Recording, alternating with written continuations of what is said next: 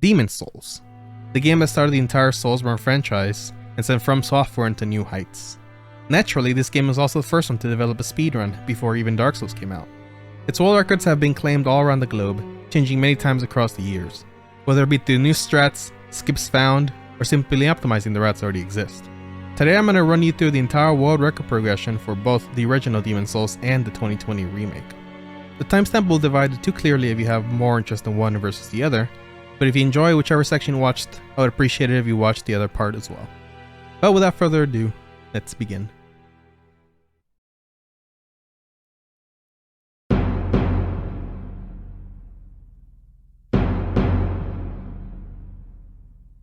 The general goal of Demon's Souls is simply to kill 5 archdemons, which are 5 endgame bosses that you'll find at the end of 5 worlds you go to: Voltarian Palace, Stonefang Tunnel, the Tower of Latria, Shrine of Storms, and Valley of Defilement. We will be discussing 80% for both of the games, meaning that any boss that is not an archdemon will technically be optional, meaning we can't skip any of those as long as we have a skip for it, as none of the bosses are skippable normally. Once you kill the archdemon for each of those levels, you'll be allowed to go below the Nexus, in which you can encounter the old one, killing the true King Allant, and deciding whether to put the old one to rest once again, or become its new pawn. Due to its layout of a hub world that connects to 5 different worlds, the route potential for this game is very vast. There will of course be primary routes that dominate depending on the version, but especially in mid to late game it could vary depending on preference of the runner. The timing method has changed a little bit throughout time, but for simplicity's sake I will be discussing all the records we discuss through IGT in game time. So generally speaking they are correlated, so if you have an IGT record it should also be an RTA record. And speaking of IGT, after the runner reaches New Game Plus, they need to log out of that character and load up to another one that has at least cleared 1-1, and go to the top of the Nexus to go to an area called the Pantheon, which you can only access in online play. There's one segment that will show you the completion time of your characters, and that's where you check your IGT. Now speedruns are actually supposed to be done offline, but this Pantheon will still record the game time of that last character you played with. Naturally, being a Japanese game, a lot of the early adapters for the speedrun were Japanese. The game came out in February 5th, 2009, though funnily enough I didn't find any speedrun of this game until after the NA release of the game, which was in October 2009. Through my scour of the entire internet, the first thing I could see that resembled a speedrun that I could find is this one by a user named Hit4, and this was in the website called Nico Nico. This is essentially Japan's version of YouTube, and was definitely very important to the early exposure that Demon's Souls had, given that it was a very word of mouth kind of game.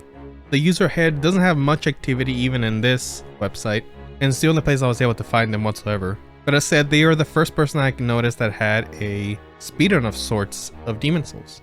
Since this run is very rough around the edges and not incredibly optimized with a lot of safety strategies, I'll primarily use this run to introduce the bosses and any tech and skips that were already found and used.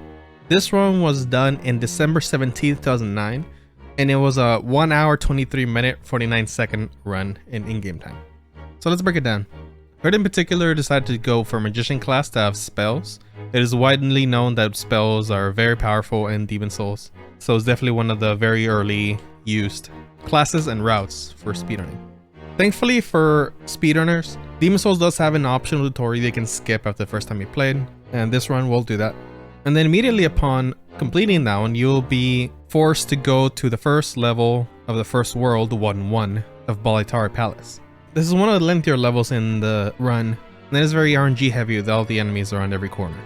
The first boss you encounter is Phalanx, which is a boss that has a lot of enemies surrounding it that will heal if it takes any damage, so your first job is to scatter all the blobs around it to be able to hurt it. To do this we primarily use fire. Throughout the level, Hid picked up fire bombs and Turpentine, which is a fire buff that they add to their short sword.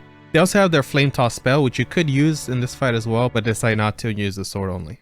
After you defeat Phalanx, you do have to go talk to the Monumental by climbing all the way up in the Nexus and having a brief discussion with him.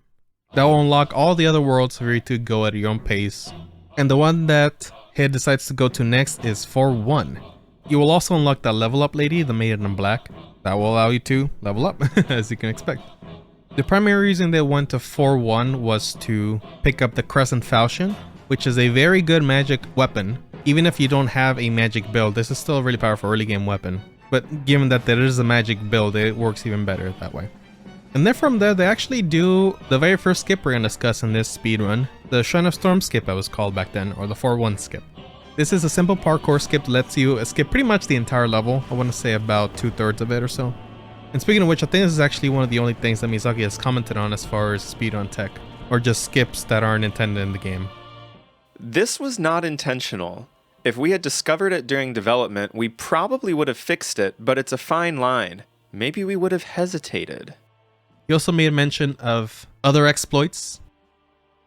No, it doesn't. It was not intentional, and if we had discovered it during development, we would have corrected it. However, now that some remain in the final game, I think that these exploits have become part of its flavor. Of course, this will be taken in consideration for future versions, especially those instances which are not exploits but bugs that prove to be a disadvantage for the players. Again, this wasn't intentional either, but for this one, if we had discovered it during development, we definitely would have corrected it. Just a nice little review that I thought would be interesting to share. Now this skip pretty much takes you straight to the boss of this level, Adjudicator. Well, there's a few ways you can defeat. You can either shoot on the head with ranged weapons or spells, or you can knock it down with melee by hitting its weak spot on the belly, and then hitting its head that has a burr that's presumably the one that controls the Adjudicator. Hit ops to go for the ladder and just knocking it down 2 times to kill it with headshots with the Crescent Falchion. After that, they go to 1-2, the second level of Boltari Palace, which unfortunately doesn't have much tech even to this day, but it is a fairly straightforward level. All it really requires is you to be able to run through this bridge without getting arrested by the dragon, and the only thing that's changed over time is how we handle the cycles of the dragon. Once you get past it, you arrive at Tower Knight, no doubt one of the most iconic bosses in the game. And similar to Adjudicator, you could go for ranged attacks on its body, which do more damage, but similarly to Adjudicator, hit goes for melee strikes on the knees to be able to knock him down to then hit him in the head.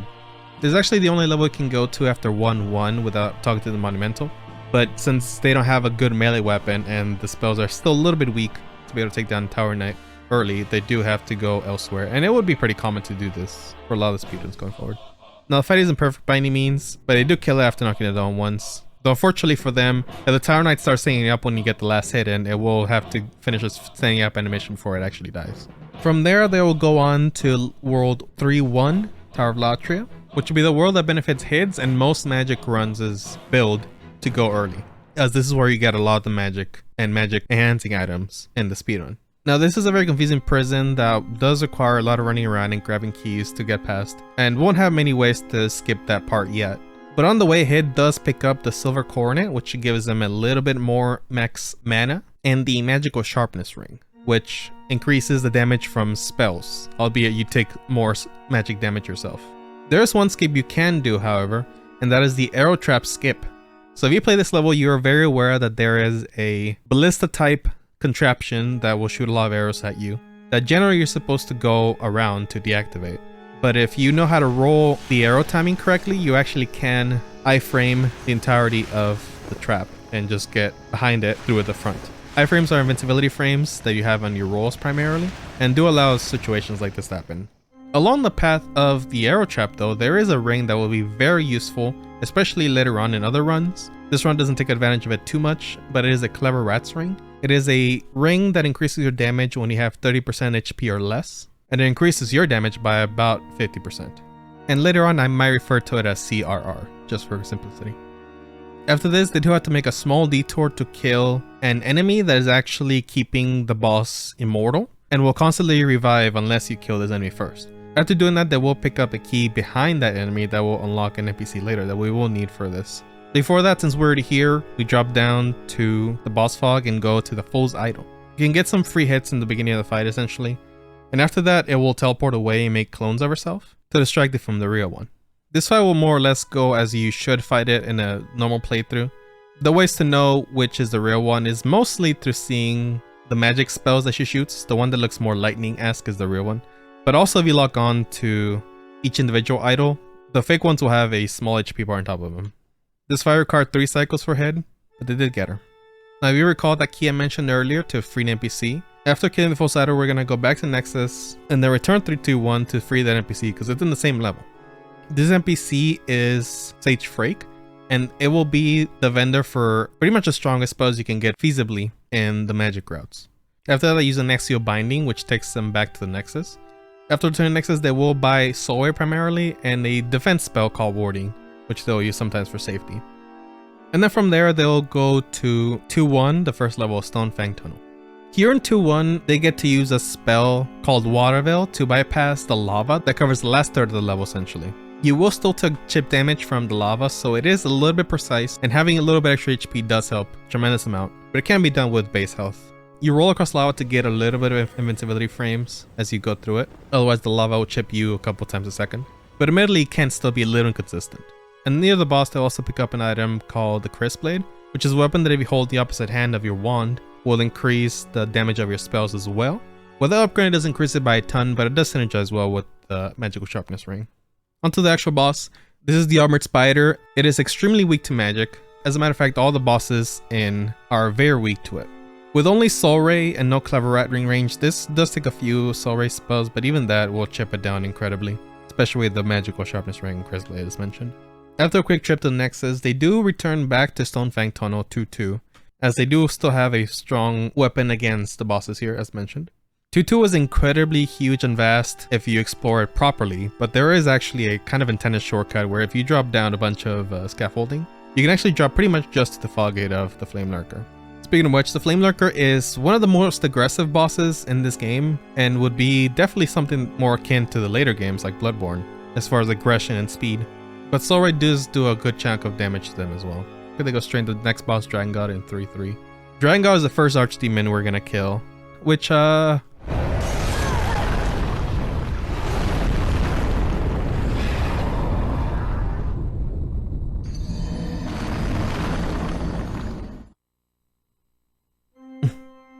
So yes, this is the first death in the run, and as you can tell, they're a little bit embarrassed by it in their post-editing. However, the next attempt does go better, and they do clear the boss. If you're unaware, this boss simply requires you to hit 2 ballistas at both ends of the room to weaken Dragon God and making it reachable with melee. There's actually a very small skip you can use in the arena, which actually lets you skip some of the pillars you have to break in the second half of the fight. And then you simply have to finish it off by hitting the chin. After return to the Nexus, they will be getting the Fireball spell, which they can get from the Dragon God's soul. Fire will be very useful for the next set of worlds we're going to, which is 5-1 Valley of Defilement. There is an intended shortcut in this level that allows you to take a bit of a dive board into some patches of grass below. The grass itself doesn't do anything, it's simply an indication of where to land. You will still take some fall damage. As for the actual boss, Leechmonger, it is definitely one of the most easy bosses when you come here later. And especially when you're using range so they can't hurt you. And especially if you're using a fireball, which it's especially weak to. From there, they go to the next part of World 5, which is a huge swamp that unfortunately doesn't have much you can do to speed it up. You do more or less have to cross all of it. This is a poison swamp, so you will pretty much be guaranteed to be poisoned here. You can offset the poison damage with the regeneration ring, which they picked up in 4-1. And all it does, it's regen a little bit of health over time. It's mostly an eventful area, but if once you get to the small segment before the boss fog, there's a little village that actually is very, very scary. You can make it a little bit better with the Thief Ring, which is now has your presence a little bit more effectively, or Cloak, which does the same thing but is a little more potent, except it only lasts 30 seconds. They actually made it pretty unscathed, albeit they are poisoned, so they will have to heal up some of that soon. But as far as the actual boss, Dirty Colossus, they'll also be using fireballs against it that is also weak to fire. They do end up getting in Clever Rat Ring range from getting hit by the Dirty, and they could heal it off if they want to, but they took advantage of it to do a little more damage with the fireball. And then immediately after, in 3-3, you go to the next Archdemon, Maiden Astraea. There's 2 ways you could kill Maiden Astraea. The first one is by physically going to kill her yourself, or the second would be to defeat her knight, which essentially leaves her defenseless. It will do the latter and cast fireballs at Garl. Unfortunately, his shield is 100% magic resistance, so even if he had one of the most powerful magic spells in the game, it will do literally nothing, so instead they use fire. And although it is a very slow fight with only being able to attack the blocking shield, Garl does go down eventually. He can potentially heal, but he definitely gets lucky here and doesn't. Then after all you have to do is talk to the maiden, and she will submit her own life. From there ahead, we'll return to World 3 and go to 3-2, which unfortunately is another uneventful second level. It is essentially a lot of straight line corridors you have to run through, You do have to knock down 2 chains that are holding down something blocking your path to the boss. But this is a 5-6 minute run to the boss, and you have to do it every time in the original Demon Souls, so I think we'll just skip straight to the boss. Man-Eaters is another notorious boss along with Flame Lurker. And regardless of the route, it's definitely one of the harder ones, because unlike Flame Lurker, it's not particularly weak to anything, and just has to be taken down with raw damage with whatever you have. It is technically supposed to be a little bit more resistant to magic and fire damage, but the fireball does do a good amount of damage to it. But of course, as I might have noticed, that's in Man-Eaters, so after a certain amount of health, the next one will come in, kind of like the gargoyles in Dark Souls 1. This fight was definitely not the fastest for Head. They had to do a lot of safety strats in order to stay alive. They even got put down to clever rattling range, which would mean they're a hit away from death. It can also be very NG heavy in that they fly away with very little you can do about it. You can, to some degree, manipulate the Man-Eaters to not fly away with your positioning, but sometimes they'll just do it regardless of what you do. So after about 3 minutes, it does take down the Man-Eaters, and then goes to the last boss of World 3, Old Monk. This one's notorious for being an online fight, so if you're connected to the internet, this will be another player that you fight. However, for speedruns, you have to fight it offline. The run up to it is a little lengthy, especially for the archdemons, but after they make their way up there, Hit simply hits the Old Monk with their Crescent Falchion. Admittedly, this boss is kind of a pushover if you are at full health, and with almost any melee it strikes, you can kind of just unlock it for a little bit, or even knock it back with some weapons. However, you were to be in clever rattling range, which they could be. This would be a little hairier. The boss is very fast, even though they don't hurt too much. As you can see, they almost got taken down from clever rattling range there, but they do have a little bit of HP leveled, so it worked out. So Old Monk drops pretty much the strongest pure magic spell in the game, the homie Soul Arrow, but they won't be getting the most use out of it given that they got it so late into the run. There's only 2 archdemons left before the end of the game.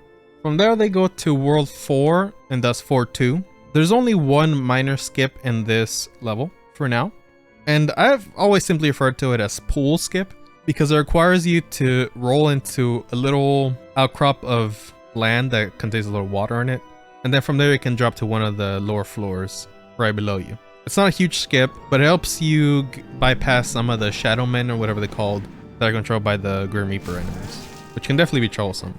From there, Old Hero is a boss fight that you can make a little bit easier by using Cloak or Thief Ring, as they are a blind boss. So with these you can mask your sound a little bit, at least in universe, and they won't be able to find you as easily, but you still have to be careful after you attack. Instead of homie Soul Arrow, Head will be using fireballs to take it down, and it goes fine as well. Homie Soul Arrow would do more damage, but maybe just wonder how strong it could be. And then from there, straight to 4-3, we got the Storm King. In this fight, you have to kill 6 little manta rays that are flying around. Only after you kill the 6, you will have the actual boss, the Storm King, come down and it start to attack you. For both the little ones and the Storm King, it will be using Soul Ray, which is pretty much the best option you have. Fireball doesn't travel nearly as far enough to be able to hit it. And as you can see, Hit doesn't get it in one cycle. They almost did get it without even CRR, so they definitely could do it with Soul Ray's immense output at high magic leveling. Even more unfortunate still, they weren't able to get a clean hit in that second pass by, so essentially they ended up 3-cycling the Storm King. From there they returned to where all started in World 1, going to level 1-3. This is another lengthy level, but much more dangerous than 1-1 was. There isn't any skips to discuss unfortunately either, so it is basically just 3-4 minutes of running and skipping a shortcut to get to the boss. The boss in question is the Penetrator, which is not the hardest boss when you have Summoning Soul Arrow, which is finally used.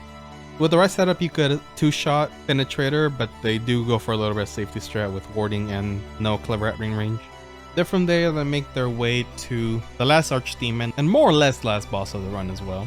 1-4 also doesn't have any skips to speak of. There is another dragon that's blocking your path, and it's a very precise run, and very dangerous as well. It takes a little while to get consistent at it, and even then it can still be a little deadly if you caught off guard.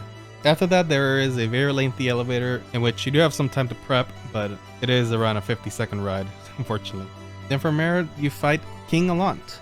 This is definitely one of the more dangerous bosses in the entire run, regardless of the route you do, just like Man-Eaters. Maybe less so for magic if you have high enough DPS, because you will still destroy it, but you have to be very careful with it, especially in clever rattling range.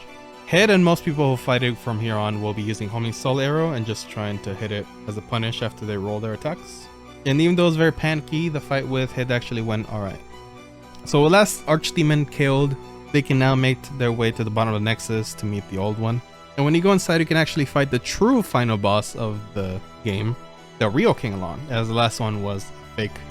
This is a very simple fight. It's not supposed to be a challenging one. So with homing Soul Arrow, it definitely goes down very quickly. From there, here you can make the choice of the good or bad ending that I discussed earlier. The good ending will require you to go back to the fog gate you came in from and wait for a couple seconds, so it is unfortunately the slowest one. The bad ending simply requires you to hit the maiden, and you will be sent into New Game Plus. So this is where the run officially ends. Now Hit will load up a different character to check the Pantheon, to check what their in-game time was. So this is what our runners will have to go through every time they finish a run. They will have to hold with bated breath to make sure that they get indeed a PB. Then after checking the in-game time, Hit has a little montage of their either attempts or practice, but I am assuming it's attempts. I should mention that all skips we talked about in Hit's run are actually glitchless. They're primarily parkour and things that don't necessarily go out of bounds or anything like that. So even at current point in time, we do consider those a glitchless run. So this run is indeed glitchless. So yeah, as I said earlier, this isn't the most refined run ever. It still has a lot of room to improve, but I don't mean that in any negative way. I don't imagine there was many resources to optimizing the speedruns back then, if at all. So it's possible they routed this run almost entirely by themselves and got a sub 124 out of it, so I'll say it's still very impressive. Anyone who can beat the game in even a couple hours is definitely very skilled at it.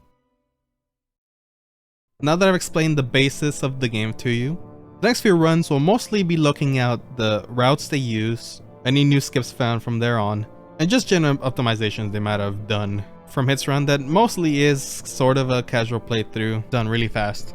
But there's definitely a lot of little ways they could have optimized, and that will be optimized from here on out. And from here on out, the next couple runs that we'll be discussing were all found in the same source.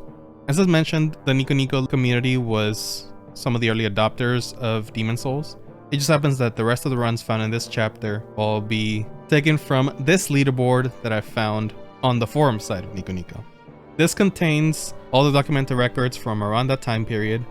As alluded to a little bit earlier, the timing method for this current period of time will be RTA, or at least they should be. There are a few inconsistencies here and there which I'll point out, and I'm definitely a little confused by them, but we'll discuss them as we get there. The first run we need to discuss from here is this run by Satoshi. It is a 1:12:31 IGT, and this is actually, funnily enough, the first run, which is a little inconsistent from the RTA statement I made earlier.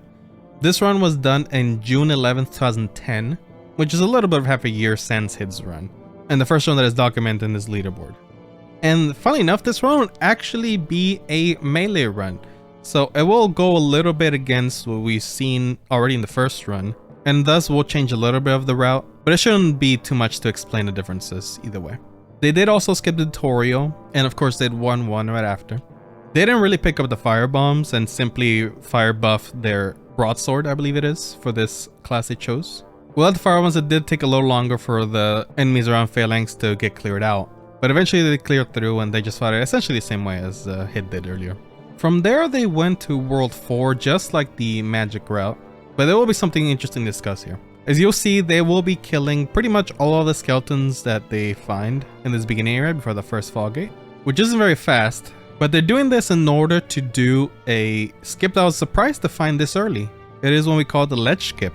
There's a little bit of geometry here you can climb by running or rolling up this little hill, and this gives you a slight shortcut to the Crescent Falchion without going to the fog gate. Now, killing those enemies definitely didn't make it faster. Ideally, you do without killing the enemies, but for safety reasons, they did that and also grabbed the Falchion that way. The run through the skeleton is dangerous as is anyway, so it is probably ideal to do that. After that, they just fight Ejika the exact same way Hit did, as they have no range options. And then from there, they do go make their way to Stonefang Tunnel. Now, another part of the reason why they did Adjudicator first was to get a lot of souls to pour into health. And this actually allowed them to do the lava skip without Water Veil. From there, they'll skip the Crest Blade as they're not going to use spells, and simply fire the Emma Spider with the Crescent Falchion. Not nearly as fast as using Soul Ray or anything, but it is still mostly magic damage. Luckily, they're able to kill it right before it does the little explosion attack that gives a lot of people trouble. From there, they go to Flame Narca and also fight it with the Crescent Falchion, of course. Which again, is not amazing damage, but it's definitely more than they could do with any other melee weapon at this moment. From there, they go on straight to Dragon God, and before they even actually get to fight the boss itself, they actually go get the Dragon Bone Smasher. And that will be their primary melee weapon for the run. They still won't use it, they'll have to use the Crescent Falchion to break the pillars and such, but the fight still goes pretty much identical to what you would do in pretty much any other route. From there, they'll simply level enough strength and endurance to be able to wield the Dragon Bone Smasher effectively. And then they make their way throughout the worlds as you kind of normally would. They first go to World 4. Nothing particularly new to discuss about the run up to them. They did the pool skip and such. But of course, they will be using Dragon Bone Smasher instead of any spells on Old Hero. And then of course, they make their way to Storm King right after. One thing I didn't discuss in my earlier analysis of Storm King is that if you don't have range to fight the boss, you're actually not helpless, because there is a weapon in the boss room called the Storm Ruler, which if you play Dark Souls 3, yes, that's a reference to this. And that will actually let you hit the small mana rays and the Storm King. Now, you won't be seeing it much in the rest of the speedruns, spoiler alert. But of course, since it was in this speedrun, I had to mention it. As you can see, the DPS with Storm Ruler for the Storm King itself is not very good, so we'll recover a minimum of 3 cycles. And thankfully for them, they do manage in 3 cycles. The next world they go to is World 3, and for Fool's Idol, they were able to do a 2 cycle of the fight, so she only teleported once. So it's definitely an improvement over the last one, and the damage you do with the DPS is actually pretty good as well in that regard. They do unfortunately get trapped by one of the spells as they're going away. Now, for whatever reason, when they went to 3-2, they actually released Yurt and took this elevator instead, which you don't have to do. There's some elevators that take you there faster. I'm not entirely sure what the plan was here. And after taking the cage down to the little swamp area here, they go up this little tentacle right here to bypass a lot of the area and just get to the next fog gate you have to get to. And while that at face value does seem like a smart strategy to maybe go to the area faster, I'm not convinced it's definitely faster to go up there. I guess I should test it if I really want to make sure. But yeah, just a fun little thing I noticed that I don't think it's done any of the runs coming up. Manias was just as difficult as ever. They didn't do clever outring or anything, so they still have full health. So as long as they play it safe, they managed fine. And just a quick note for Old Monk, the DBS pretty much just knocks him on his ass with every hit it does. So as long as you know how to time it well, this fight is even more of a joke.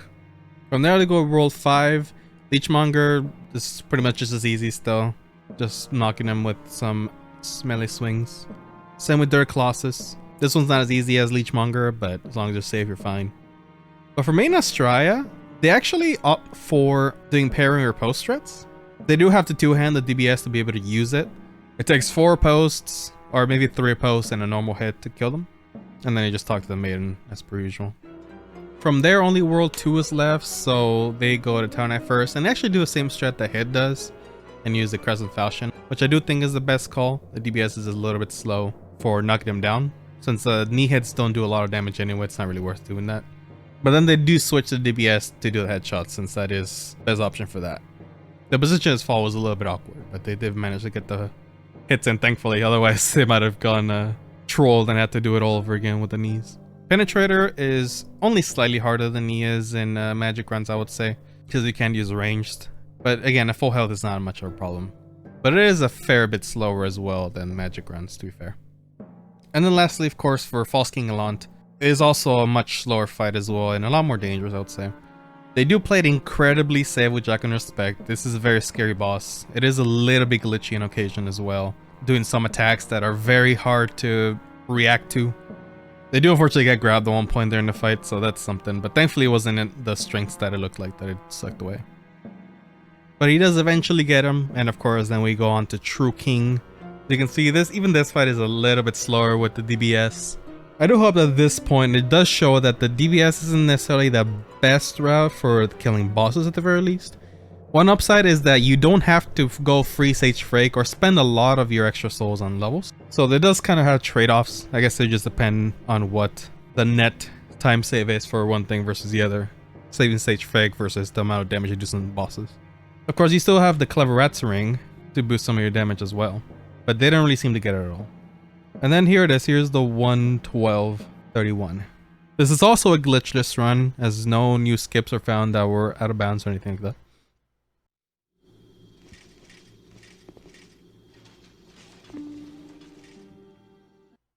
The third world record we're going to be looking at is the first sub 60 of Demon Souls. It'll be on July 1st, 2010 by a runner named Twilight.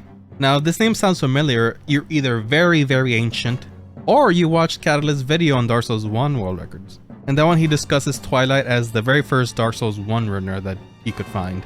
And even mentions that he did start from Demon Souls. This experience with Demon Souls would naturally lead him to getting really good at Dark Souls early on, and probably pioneering some of the runs in that game. However, even before Dark Souls came out, Twilight would be very instrumental in shaping the Demon Souls speedrun as well, as we're going to find out today. Twilight will actually bring back the magic route, but definitely heavily refine it. We're primarily going to be covering the early game again, and this early game you should really pay attention to because it's going to be a very important early game that we're going to see a lot going forward. Now, weirdly enough, he does decide to do the tutorial, and a lot of the runs coming up will do that as well.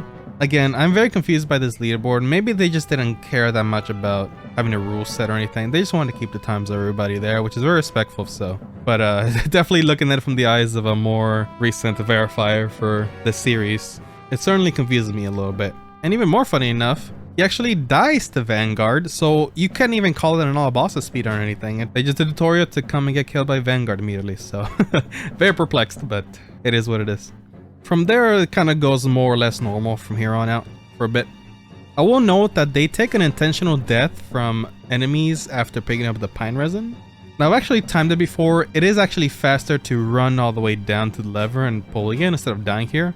They both seem to the beginning of the level, of course, so it's not the biggest time loss one way or another.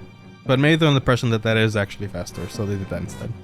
For Red Twilight, will also be killing all the skeletons, though he opts to do parry riposte strats to be able to one-shot them. And we'll do the ledge skip as well.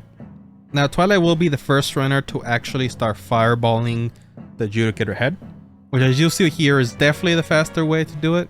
Given that you can't even one-cycle the Crescent Falchion head hits when it's knocked down, at least not with Clever Rat Ring, which they don't have yet in any of the runs. It's definitely a lot faster to just go in a good vantage point and just start shooting fireballs at it. Twilight will be using Clever Rat Ring for more situations, so as you can see here, he uses it for Fool's Idol, and is able to get a 2-cycle at the very least, which is still pretty good. But unlike Head, he won't be going back to the Nexus or to Sage Freight quite yet. He will actually be continuing through the rest of World 3, and just simply killing the bosses as he goes. Relatively speaking, he's a little bit of a disadvantage with some of the encounters. For instance, he does have to use Clever Rat Ring range to kind of match the damage that Head had for the fireballs for Man-Eaters, but it still does a pretty good amount. And the Crescent Falchion will also do a decent amount as well. And of course from there, he also will do Clever Rat Ring range Old Monk. He'll pretty much just keep it from Man-Eaters. So again, this is gonna start looking very much optimal. I would say Satoshi still did pretty decently at optimizing some things with the run that they had. But especially this early game will look very much like how even some of the latest speedruns of Demon Souls Original will start to look. And then from here, this is when he'll go and save Sage Frake for getting Soul Ray and Homie Soldier at the same time, along with Cloak as well. And then they'll run through the entirety of World 2, pretty much identically to how you do normally, except you do a lot more damage to Homie Soldier to these bosses. So yeah, you actually won't see much difference here. The only real difference is that they'll be using Homie Solero. It's sometimes a combination with Fireball to defeat some of the bosses coming up, or maybe Soul Ray for, like, for instance, Storm King. They were able to do the first one cycle of Storm King. We could clearly still do it even with hit setup back in the other run. So yeah, they finished with a 105.59 RTA and a 59.42 as mentioned IGT. So first sub 60 broken with Demon Souls after a year and a half. Twilight's run is definitely very revolutionary for the time, and especially the early game. We're gonna see that early game very consistently from here on out. Speaking of magic routes, guess what we're not seeing in the next run? We're actually going to be going back to another melee route. On September 19th, 2010, we had a 5320 by another runner named Otsunari. The English translation from Google Translate for the Nico Nico leaderboard doesn't translate this name well. I should mention that this is another run that definitely was a little bit off in the Nico Nico leaderboard, because the time shown here it doesn't match with either the RTA or IGT. But it is still a record over Twilight's run nonetheless, so we'll be talking about it, of course. Hi, どうもこんにちは. As you can tell, they have their own little commentary, which is the first we've seen so far. Pretty much all the videos have just been gameplay footage recording. and they will be for a little bit still. So stated they're going to do a melee run. They will also be doing the tutorial, and then after 1-1 we'll be doing 4-1. They will also be killing enemies to do the ledge skip. And they did take a hint from Twilight by doing riposte, but instead of doing the normal riposte animation, they actually do a little bit of a bug that's well known. But that is that if you do a running attack after parrying something and they're right in front of you, the game will actually detect that R1 as a riposte cue and will do the riposte animation on them and the damage, but you don't have to follow through with the whole riposte animation. You can just kind of keep moving on your own, which is definitely a faster way to do this and a very good idea for sure. They actually start with the Magician class instead of doing a melee-based starting class, which will allow them to do the fireball thing for Adjudicator as well. But from there, after doing Adjudicator instead of doing World 3 for the Magic Run, of course, they're doing a melee DBS run. They will be going to World 2. Now, of course, he does have the Crescent Falchion at this point, so he could fight this fighter the same way. But there was actually a skip found between these two runs, and it will be our first out-of-bounds skip. This, ladies and gentlemen, is the Armored Spider skip.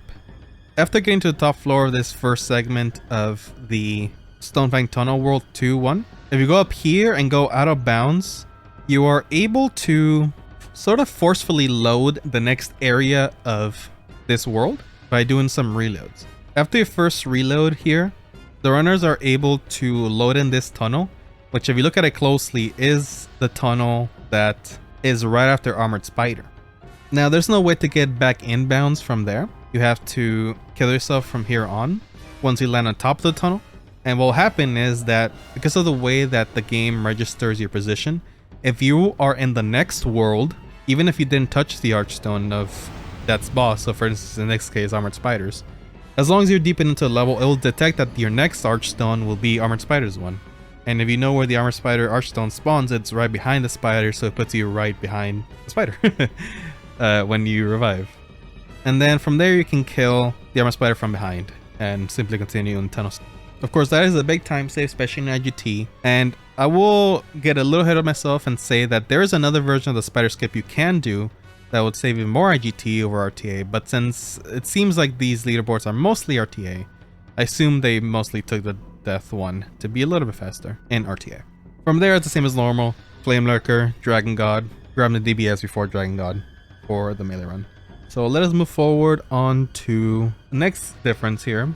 For Storm King, instead of using the Storm Ruler like the last melee run did, they actually went and got Soul Arrow. Just Soul Arrow, not Homing Soul Arrow, just the basic Soul Arrow, which is weaker than Soul Ray. And are going to use that instead for killing the Mana Rays and the Storm King as well. Conveniently enough, Otsunari actually edits in a comparison of what the Storm Ruler version of this fight will actually look like, which is very handy since he does all the work for me. Basically, I don't have to compare how much faster it would be to just do this instead. So thank you for that, Otsunari. So of course he takes out the 6 and is just able to one cycle it with the Soul Arrow, which is very, very well done. The Soul Arrow is definitely a good amount weaker than Soul Ray, and it has less range, I believe, of travel. So it would be miles harder to get a one cycle with this than Soul Ray. For 5-1, they actually go out of the way to buy Black Turpentine from the merchant there, the Filthy Woman, and use that to fight Leechmonger. I would say this one doesn't necessarily need it that much more than the other ones, but it doesn't hurt too much either way, especially ends up healing a little bit on you. From there, of course, he does use Undead Claws as well. That should help him a little bit more, especially because he's not given CR range for this, and 30 being a little more tanky as well. And for Garl, they actually do backstab strats instead of riposts, along with the Black Turpentine. And you can see it actually works out better than the other strats did. And lastly, for King Alon, they do a little showcase as well of comparison. And I believe this is Clever Rat Ring along with DBS and R2s from behind, ideally, versus no Clever Rat. Which, as you can see, the damage with the Clever Rat is actually pretty decent for Alon, so certainly worth it, it feels like. Although it is incredibly risky to fight Alon with Clever Rats, so much respect for even trying it at all. And ending it with a Flame Toss too. So yeah, with a 101.22 RTA and a 57.20 IGT, they were able to beat Twilight by a considerable amount as well, and with a theoretically lesser run. さあ、結果はどうだおー、57分20秒。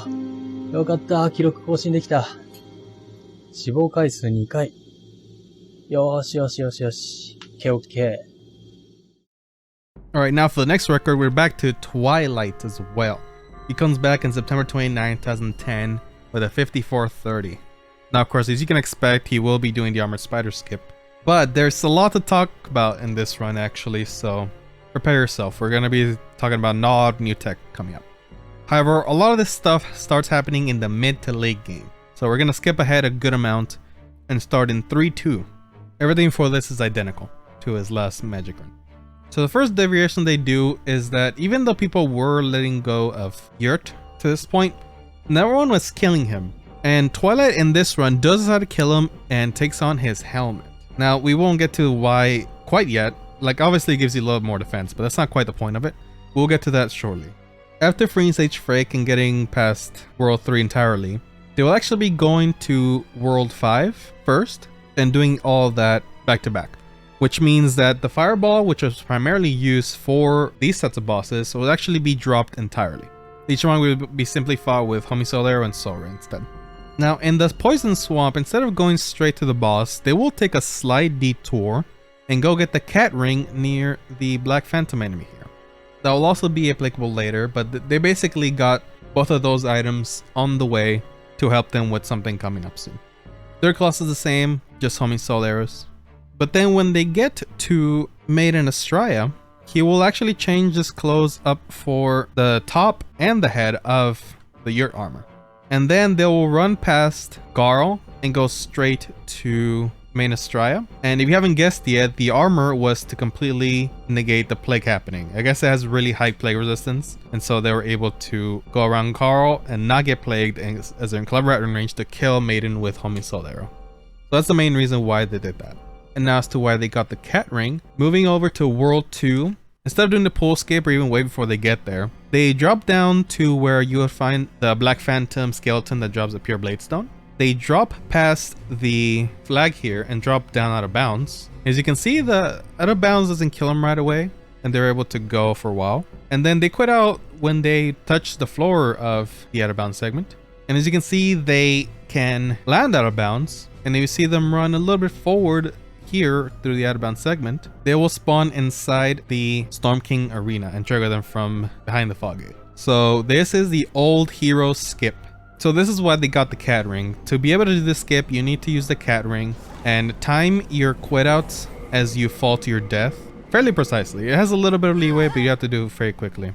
Essentially what's happening is that the Cat Ring will delay your death for a couple seconds as you quit out, but the game will still register your stable position as being down there where you hit the floor before you died.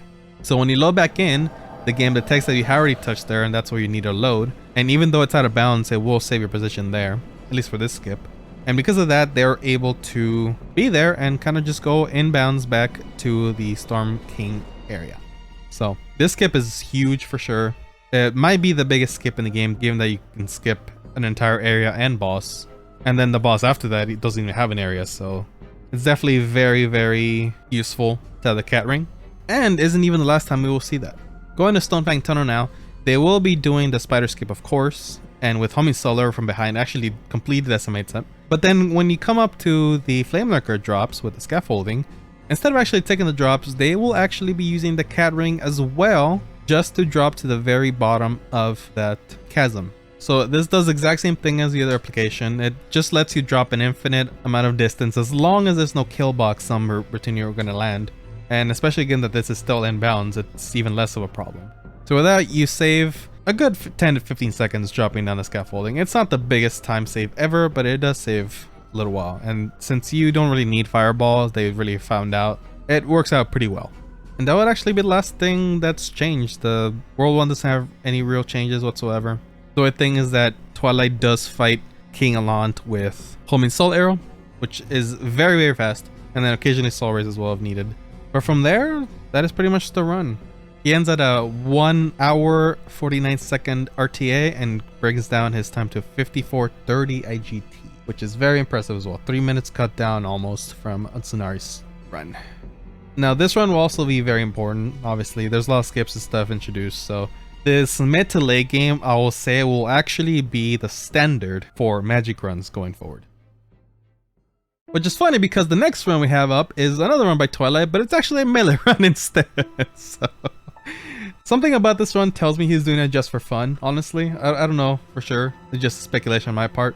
But with this run, he was able to bring down the time to 48:30 on June 7th, 2011. So actually this was a good amount later, coming up in a whole year after his last run. Thankfully for this run, they finally skipped the tutorials, at least going forward. And this run does expand kind of an Otsunari's run and just applies a lot of the skips that were found in the last couple of months.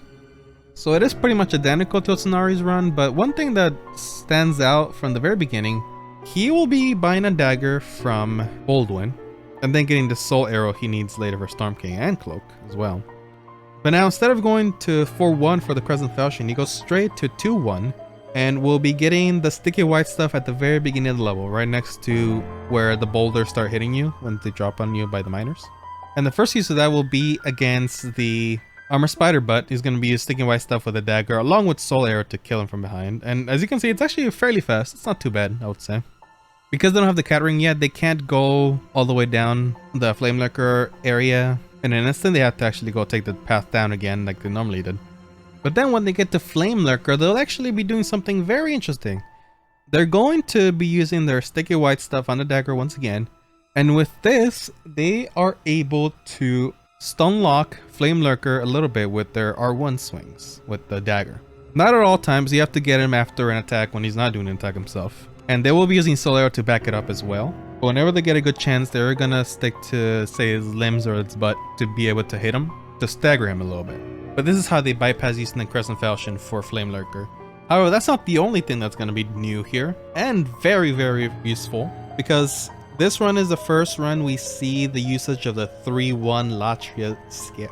And that is a skip that allows you to go from the 4th floor all the way down to the 1st floor of the Tower of Latria 3-1 level.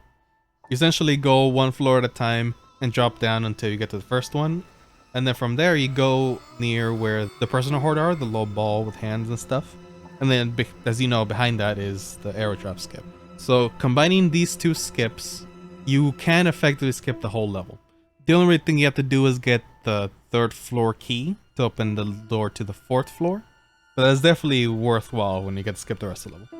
This is a slower version that we'll see later on, but it's still fairly precise to get, I would imagine, because you do have to land on railings and such for the most part, which is essentially a seam. But as you expect, it does save a lot of time.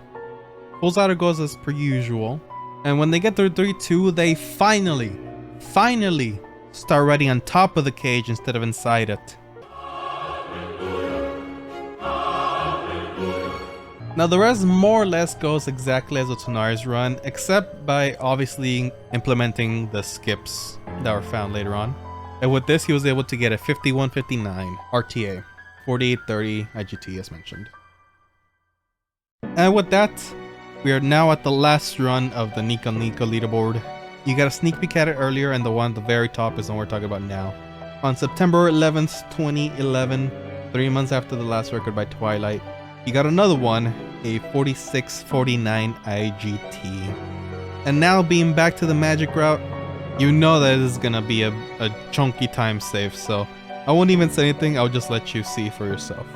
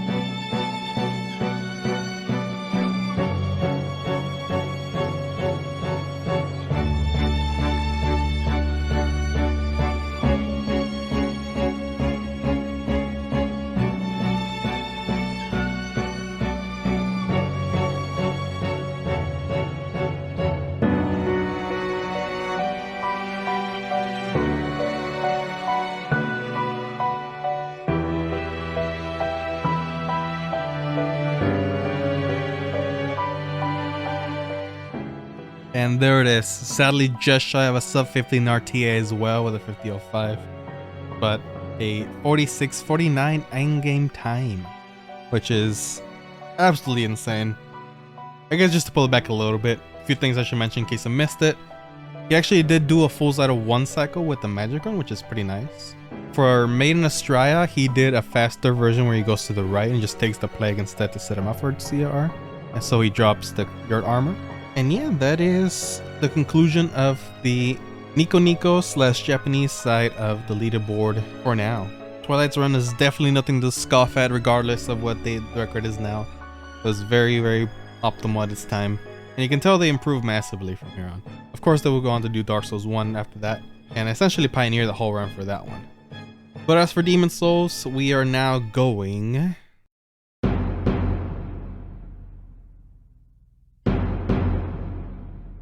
So we're finally going to expand a little bit more westward, so to speak. So far all the runs we discussed are Japanese, or at the very least seem to be centralized in some sort of Japan forums, or Nico Nico being Japanese. And there's even some runners we haven't discussed that didn't have a record at the time, like Miso from the Nico Nico leaderboard. That's not to say there wasn't any runners worldwide besides in Japan at the time. As you might have seen in my little timeline, I did label that there was an AGDQ in 2012, and there was a specific reason for that. We actually did have an AGDQ run for Demon Souls. This was in January 8th, 2012, of course, by a runner named Molotov. At an estimate of 1 hour and 30 minutes, which is pretty healthy. And I actually didn't know about this run until I did research for this video. I'm not surprised it went under my radar because it is one of the very, very early GDQs. I assume it was like whenever they're renting out a room at a con or hotel, whatever it might have been, kind of times. And Molotov, as far as I could see, wasn't really involved in the Demon Souls community or Soulsborne community. I assume he just happened to do a speedrun and ran it because someone who organized the event knew him and wanted to run it for the event. I won't go into the run too much, but I will say that this is a very up-to-date run. It pretty much did all of the updated strats at this point. He doesn't do the main strat we just discussed for Twilight's last run. He actually does something really clever that I haven't seen in the run so far for OG. He actually stands right outside of Maiden's range of explosions, so she will be healing instead. Though it actually be seen at some point later in the future, so that's really kind of weirdly innovative. And that's actually not the only thing that's kind of weirdly innovative either. He actually fights the man-eater's fight with Soul Ray, which will become potentially a strat later on as well. But yeah, there's so many little things here that would actually kind of become prominent later. Like, I'm not expecting some of the later runners to have seen this and be like, oh, that's a strat I should do for this, but yeah, it's just some strats that just happen to be kind of ahead of its time. The only skip he didn't do was the Latcher skip, which is understandable. It's a very tight one, so if you feel safer just not doing it overall, it's a fair idea. He does this spider skip. He actually does World 2 really early, as opposed to some of the earlier runs. He also does the old hero skip, which is good as well. And ironically, the only death I personally saw was for Storm King, resulting in him having to fight old hero, but honestly, it's pretty impressive. The only death in the entire run being to Storm King. First of all, if you do old hero, it's actually not the biggest time loss ever. They ended up going for the good ending from donation incentives. So the first time we see it in this video. And yeah, he got the run in 1 hour, 13 minutes, and 25 seconds. That is not bad for a marathon run, I would say. It was definitely a very safe run from what I saw. Not doing a lot of clever rat ring strats, but for marathon, that is just fine. Before we go on to some more record analysis, I want to point out that right before the next record was obtained was whenever the speedrun.com page for Demon Souls was opened. The exact date of the leaderboard opening was December 23rd, 2014. For context, Dark Souls 2 released in March of that same year. And I actually got in touch with the creator of the Demon Souls speedrun.com page, Saint Million, asking a couple questions about the leaderboard, along with some other things for later. So now that the Dark Souls 2 leaderboard was the only one that was open before Demon Souls, what made the leaderboards for Demon Souls take so long? And Dark Souls as well. I actually don't know, because when speedrun.com was created, I think it was in early 2014 that speedrun.com took off, and all speedrunners kind of universally accepted it and were using it. I would look for Demon Souls and it wasn't on there, and it was like later in 2014. So I kind of looked it up and I realized that Speed Souls was made, and it's kind of a Souls speedrunning community. And they had their own leaderboard on their wiki, kind of like how Mega Man community does and Donkey Kong Super Metroid. But all those communities had their wikis like before speedrun.com. So I was like, wait, why did they make Speed Souls when there's already SRCom? So I just went ahead and make the SRCom page, and I kind of imported runs, even Japanese runs, because I was like, there needs to be Demon Souls on speedrun.com. I think it'll help people. I actually went and checked it. Speedrun.com started March 2014. Speed Souls was made, I think, in August 2014. And then I made the SRCom page in December 2014. So it all happened on the same year, roughly. And I even made the little speedrun.com logo and Demon Souls font and everything, made it all nice. And then I didn't check it. I like stopped speedrunning for a while, and then I started getting messages from people like, hey, can we have a mod? And I was like, yeah, you go ahead, take over. So you're like the only one there for Yeah, I was like the only one there. I was like, all right, I set it all up, and just like crickets, like nobody cared. I love was it. like, okay. Then Craigan came along and he started, busting records out nonstop. So as Saint very kindly foreshadowed for me, the next record holder we got now is Craigan. If you've been following the original Demon Souls speedruns for any length of time, at least past this certain point, I'm sure you know him. He's a very big part of kind of the growth of this game I feel around this time. So his first world record was in December 23rd, 2014, and it was a 46:37. No, I'm not gonna get world record, Corpsey. Well, that didn't age well. So as far as the actual run is concerned, he didn't do too much more than the last run from Twilight. He pretty much just took what he was doing and optimized it and started getting better at those strats that he already had laid out. There were certainly no new strats found at the time. And thankfully for me, he will actually start using splits, and I think, thank God, from here on out, all the runs here have splits, which makes my job a lot easier. The main thing I want to point out that he did that was an optimization on the previous runs is that he actually did the faster spider skip. So instead of taking the death, we actually abused the loading again in a manner that will put us actually past the armored spider instead of taking the death. Now this would require 3 quit-outs minimum if you do it right. So it's possible that in theory the reason why the Japanese runners didn't do it, because I believe this was found a long time ago, around the same time as the spider skip was found with the death as well. But I do believe that the reason they did it with the death in Japanese runs is because they were going more for RTA time saves, and you only really need 1 quit out, I believe, for the RTA one, and killing the spider, especially in magic runs, is very, very fast.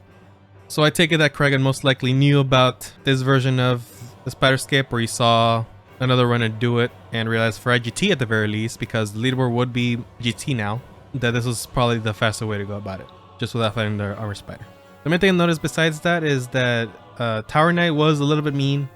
The spear seemed to pretty much eat like half of the homing cellar, so it means that the fight was slower.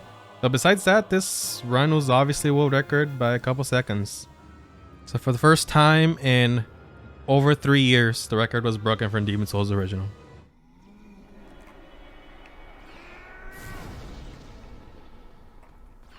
We got world record, everybody. We got it. This is something people have been waiting for over 3 years. Boom. And there it is, 46:37. 12-second time save from the previous record with Twilight, but a record nonetheless.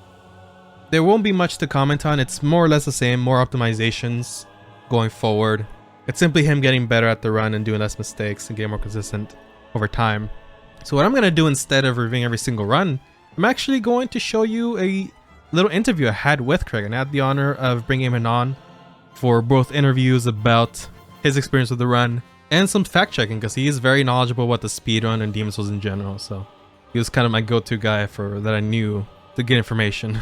So do please enjoy this footage while I have a little chat with him. What got you interested in Demon Souls above all the other Souls games, since you did say it was one of the more or less popular ones? So I started running about 2014, so at that time Dark Souls 2 had just come out, and I played a lot of Demon Souls and a fair amount of Dark Souls at that time. But Demon Souls was by far my favorite, I guess, at that time. Demon Souls just seemed like a better choice than Dark Souls for me to run. I had watched a lot of speedruns in my spare time during that period, primarily from 2011 to 2013. Because I think 2011 is when I first got introduced to it, or at least started watching a lot. Like I even watched a little bit of the Dark Souls game when it first came out in Japan. even though I would be spoiling myself. And I accidentally spoiled Gwyn. Oh Like no. on one of the first, like I just opened it up and the guy was already fighting Gwyn. I was like, oh cool, what a cool boss. Not realizing it was the final boss. But yeah, I just liked watching a lot of different speedruns, and I thought that looked fun. And for a while, I never even thought about doing them myself because I'm sure like you've gotten some questions in your chat or seen people ask like, dude, how do you get so good? I could never do this or something like that. I mean, that's kind of how I thought at first. And I was like, maybe I should just give it a try. And I was like, oh, this isn't as bad as I thought it would be. But it was annoying for Demon Souls to speedrun because like they didn't have the emulator running at that time, and just practicing bosses was a pain because once you killed it, it would be like, oh, well, now I have to find it, get a new save file up to that boss and practice it.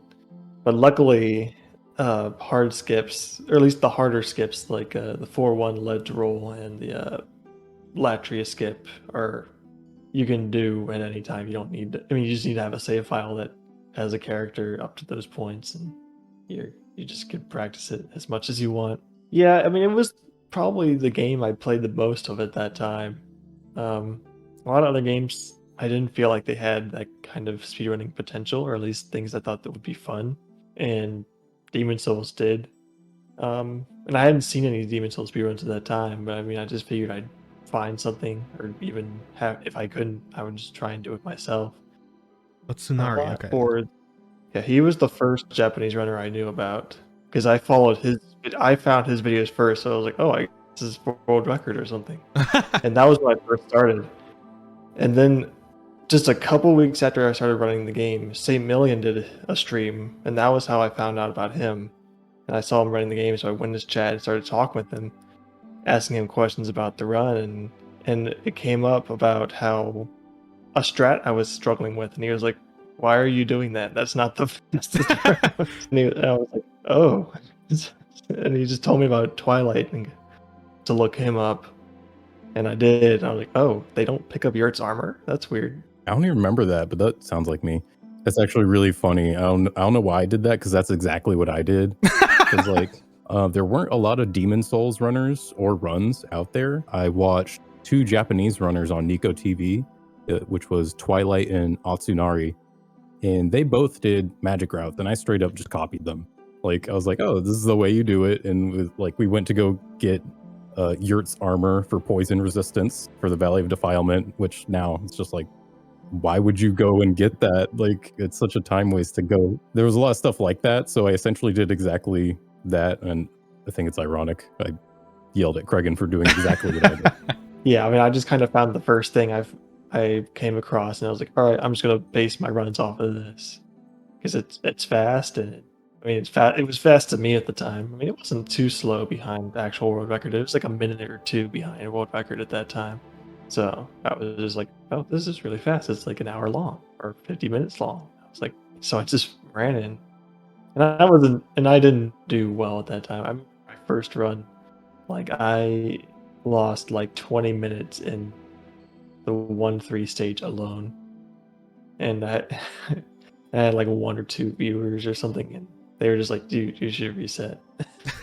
I think same. I think the first run I just died for like 20-30 minutes to 1-3 specifically.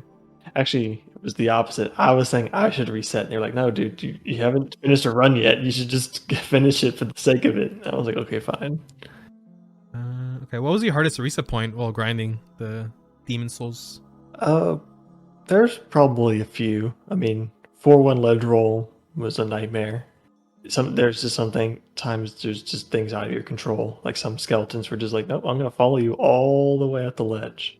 Actually, my most recent PB, the last skeleton did roll up the ledge with me, but I was just so used to that happening that I just, like, once he rolled up the ledge, I would just turn around and block him and then parry him and then just continue going to get the sword.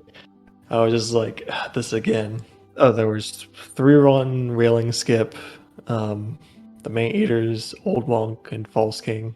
I guess if I had to rank them, I would have to say man eaters. That was probably my biggest difficulty.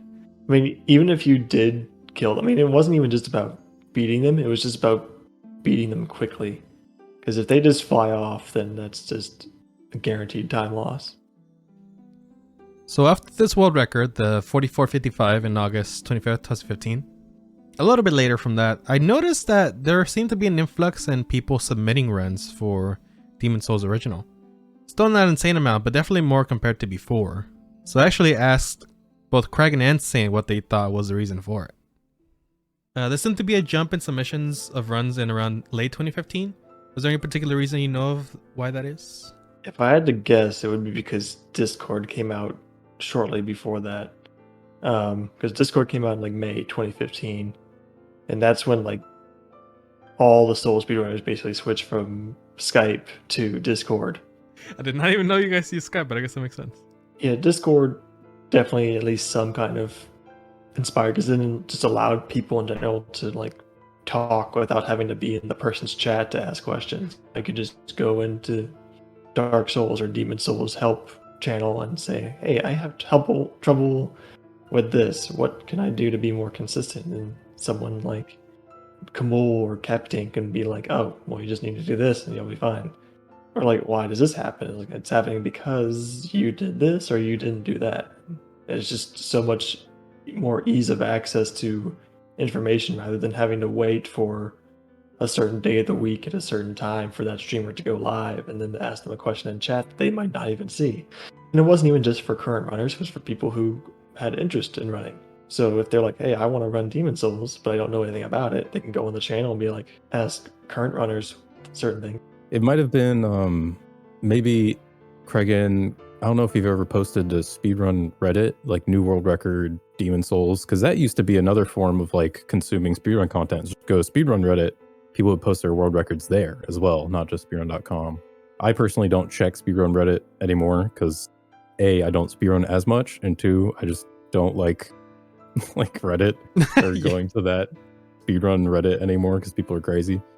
But that was a big way to see like big new glitch found or big new world record. So if anything got on there, that's definitely a big reason for people to start running a game. It's hard to say. I think I thought it was Craig personally. I was like, oh yeah, he started busting out improvements here and there. It's also because speedrunning kind of ramped up, like ever since 2012, that was kind of the spark year for speedrunning in general, because ADQ VODs started popping in everyone's recommended on YouTube. That's how I found it, at least. So as like the years go on and GDQs get bigger and bigger, people start trying to find more games to speedrun, more games that haven't been routed as much, more games that have times that people think they can beat. And I think the Souls series is like a big one for people to be like, oh, I want to speedrun Dark Souls. That's too hard, or I don't like it. What about Demon Souls? So people jump over to Demon Souls. And I think that can happen just by kind of like people finding whatever they can speedrun that they like. I mostly just chatted with Craig through his stream, and he might come to my stream. There are a couple other runners who would also come to my stream sometimes. And that's pretty much the way that I would see any new strat developments or chat with other people, is just through Twitch, essentially. I personally didn't talk in Discord a lot. I'm sure people posted updates there and if they found some optimization, but it was usually just watching stream being like, oh, he's doing this like attack for this, or he's doing this like little movement instead of this thing. So there was never really like, I guess, consistent communication. It was kind of like here and there review by watching a Twitch stream. Yeah, so I guess I would almost say that Twitch is another place where you could have just shared in strats and communicated in that case as well. Which maybe that's also part of it. Maybe Twitch is also part of it in some way. All right, I hope you enjoyed the little interview for one of the very OG runners of Demon Souls. OG. So we do have one last run I want to look at before something else we got by Craig. It is a 4318, March 27th, 2016. The first implementation that I saw, I believe, of the faster Latria skip setup. So as I'm sure y'all seen by now, the runners just carefully land on the second floor to get to the first one. But with the faster setup for Latria skip, it was a little more ballsy, so to speak. So they'll backstep into the second floor and then immediately roll into the first floor if they could. Sometimes they'll have a hard land and can't do it, but this is definitely a bit of a time save. It's around, I guess, depending, like 34 seconds if you can get it fast. It wasn't the slowest setup ever with the previous one, but it's definitely like the one we use to this day. As far as things that went wrong, the only thing I could find is that he did get bonked by one of 5-1 big goblins, the brave ones that they're called. The one at the end of the bridge. So I lost them a little bit of time, but I mean, honestly, if that's the biggest time loss I can find in the run. I mean, I have no split, so I couldn't tell for sure, but that's one of the things I noticed. Which is quite funny, actually. So yeah, this won't be the last record we see from Craig, and spoilers, but it will be the last one for a little while. And in between the gap where he got this record and the next one, Saint Malian actually got into SGDQ 2016, July 3rd, 2016. This was the first time that Demon's Souls has been in a GDQ since 2012, so a 4-year gap. For reference, Dark Souls 3 just came out a couple months prior, I believe March or April. Bloodborne, of course, came out the year prior to that. So the Soulsborne series was pretty much all out by this point. I did an interview about this, of course, as well. Here's the interview. Did you apply it with this game or any other game to GDQ prior to the Demon's Souls one?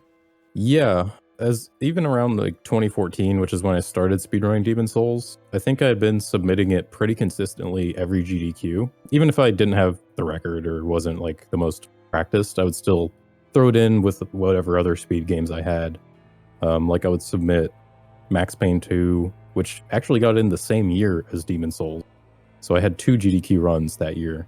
Oh, wow. But yeah, I submitted it pretty much every year. And then once Cregan started getting better, I kind of like laid off. And I think for SGDQ 2016, and my memory's hazy, but I think I was waiting for Cregan to submit, and I kind of waited till the end of the period because you can see the submissions as they come in. Like you can see what's been submitted. And I don't know if I asked him and he said he wasn't going to submit. I applied because his run was in 2016. My run was my application was for SGDQ 2015.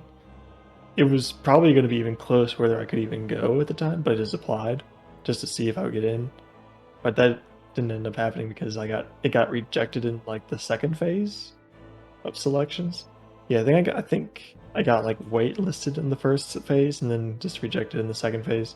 But then I think 6 months later for AGDQ 2016, I think Luna applied, and he got a little farther in the submission process, but then ultimately got rejected. And then I think SGDQ 2016, Saint applied and got accepted. But I was submitting Max Payne 2. That was like my main speed game at the time. And I just threw Demon's Souls on there as well. And then, because I was like, okay, Cregan's not going to submit. I'll just throw this on there anyways, because I would run it. And then Max Payne 2 and Demon's Souls both got in. So I was like, oh, I got to practice this. I got to get better. So how do you feel about GDQ run looking back on it now? Right. So I rewatched it in its entirety. And there's a lot of things I would have done differently. One of the major things is the high risk aspect of the run. I didn't necessarily need to always be at like clever rat spring mode necessarily, because that burned me multiple times. I think I cringed so hard every time I just let like an enemy kill me. And I'd like to blame like nerves, because it's like it was the third run of the marathon for some reason. I'm used to getting graveyard shifts for marathons. I'm like, okay, I got Demon's Souls in, Max Payne. And they're like, all right, you're the third run. And I was like, oh God, this is not what I needed. And additionally, I don't want to blame this either, but I was more fluent in Max Payne 2, and I was really going hard on that game at the time. So I only started practicing Demon's Souls about a month before the run. And I think one thing I would do differently is I would have practiced like an extra month earlier, because there's so many things that can go wrong in that game. If you don't have enough backup plans like I did, or you're not exactly sharpened enough, you're going to make really silly mistakes, which I did quite a few times. Otherwise, I thought it was a pretty fun run. My couch actually really helped me out on commentary and kind of breaking the ice. The commentary could have been a little bit better. I didn't practice commentary at all. And in retrospect, that was probably one of the biggest things I should have practiced, because there was so many times where it was just like I was just being quiet. Like I didn't even like say anything, or I just mumbled something. It might have been nerves. I don't know what it was, but there definitely could have been so many little facts I could have thrown in there. Like I was rewatching, I was like, say something. Like, talk about this. But that was probably the biggest part. I had a list of my big errors that I made. Oh no. First, not exactly the first big mistake, but the Valley of Defilement in 5.2. I died to one of the trolls. I died to Dirty Colossus. And I might have died another time, but I think I spent like 12 minutes in 5-2 or something crazy. I think I ran into Dirty Colossus and on my first try I just got like punched in the face or something. I was like, oh god. And when you're just sitting there and there's like a giant crowd behind you and you're the third run of SGDQ, it's just like, I'm a jackass. Why did I run in with no health? And I'm like, didn't practice more than a month. So there was a couple incentives for the run as well. There was a bid war for good versus bad ending.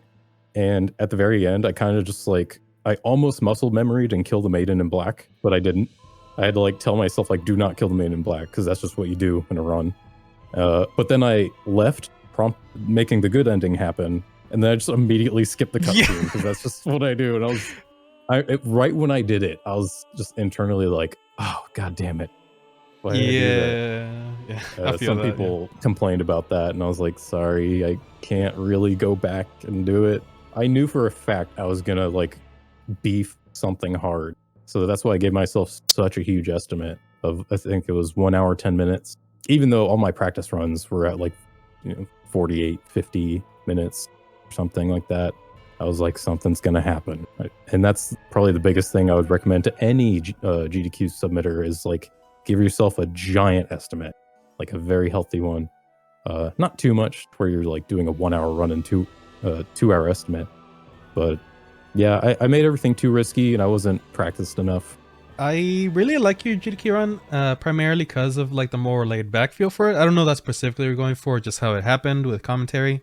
I think that comes from my kind of style of gameplay or entertainment, as well as I kind of just like to let it flow. I don't practice a lot of commentary usually, because I'm always just like, I'm not going to practice commentary. I'm just going to play and see what happens. And most of my couch are just my friends. And I was like, okay, you have never seen this run. All right, you want to be on the couch? Sure. You know other speedruns? Get on the couch. All right. Get on the couch. Yeah. Chops was there because he's just a good speedrunner and great guy. So I was like, okay, you're smart. Get on the couch. And he's funny.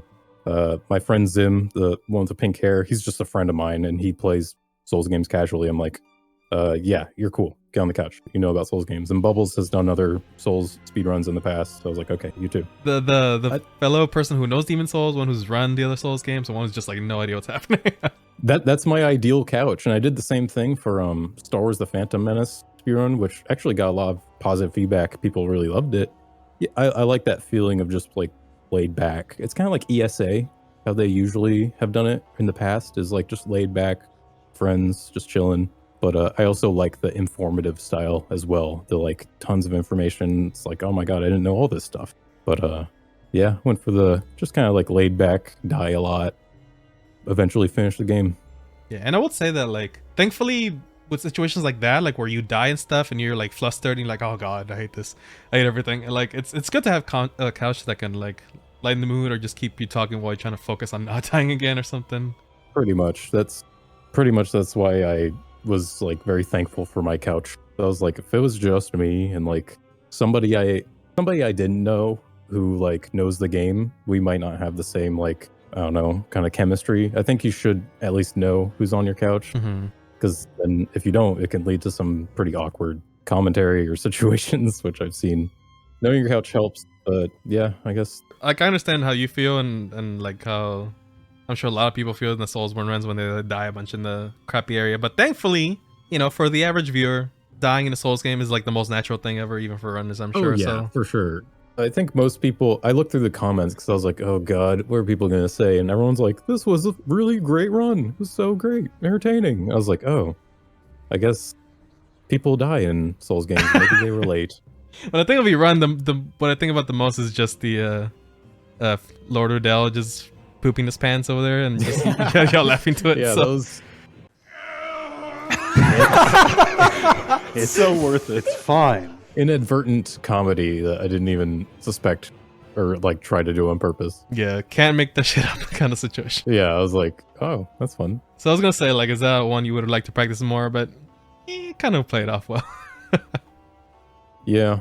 I actually, sadly, that's probably the thing I practiced the most is that Latria skip, and I still like goofed it because it's just like, again, I want to blame nerves, but I don't know what happened. It's like, oh, why am I forgetting this? Summarizing that run itself, I wish I gave myself more practice time, and I was kind of like not practicing as much because I had to get caught up on work at the time in order to take all the time off I was going to take. So I didn't account that in like starting to practice a month before the event. I really should have started a while, and it kind of shows in my run. But I think it came out pretty fun, and that's a lesson to be learned, is give yourself plenty of time to practice. Hey, if anyone got entertainment out of it, it supported a good cause, and it got somebody interested in Demon Souls, then I consider it a success. With that in mind, Oh, I don't know if you know this, and I don't know how you're going to feel about it, but did you know that VOD on YouTube is the most watched OG Demon Souls speedrun? oh, good, great. That's even worse. Yeah. Well, I guess it is what it is. Wow, I cannot believe that. Well, I guess I can. I guess it makes some sense. It's kind of, the SGQ was kind of around peak viewership. I guess the reason that that got so many views is the first time Demon Souls was on since like 2012 or something. And since 2012, GQ was only getting bigger and bigger. So in 2016, suddenly you got Demon Souls, and it's the first time since the golden age of speedrunning, I guess you could say, that it actually popped up. It could also be Dark Souls 3 just releasing not long before that. That too is probably a big thing. And so people are like, oh, I've never even seen Demon Souls gameplay. I'll click this. The only other plug I have is I have my YouTube channel. I do some Star Wars videos now. That's kind of like my main focus. I want to run all trophy at some point, so I might be doing that. For Star Wars? Yeah, all trophies Star Wars, every Star Wars game ever. No, Demon Souls, all trophies. My goal was to make like a modded version of the Demon Souls ISO to like have the drop rates for all the things you need for all trophies to be just 100%, and then just jack it up, make it a different category, and just play that, because I like all trophies, but I really hate farming. Like, I remember the first run I was trying to complete of all trophies. I was like dead set, like no matter how long it takes, I'm just gonna grind this until I get the pure blade stone. It took me 5 hours. I was like, I'm so done with this. I just want to play the game. So might do that in future.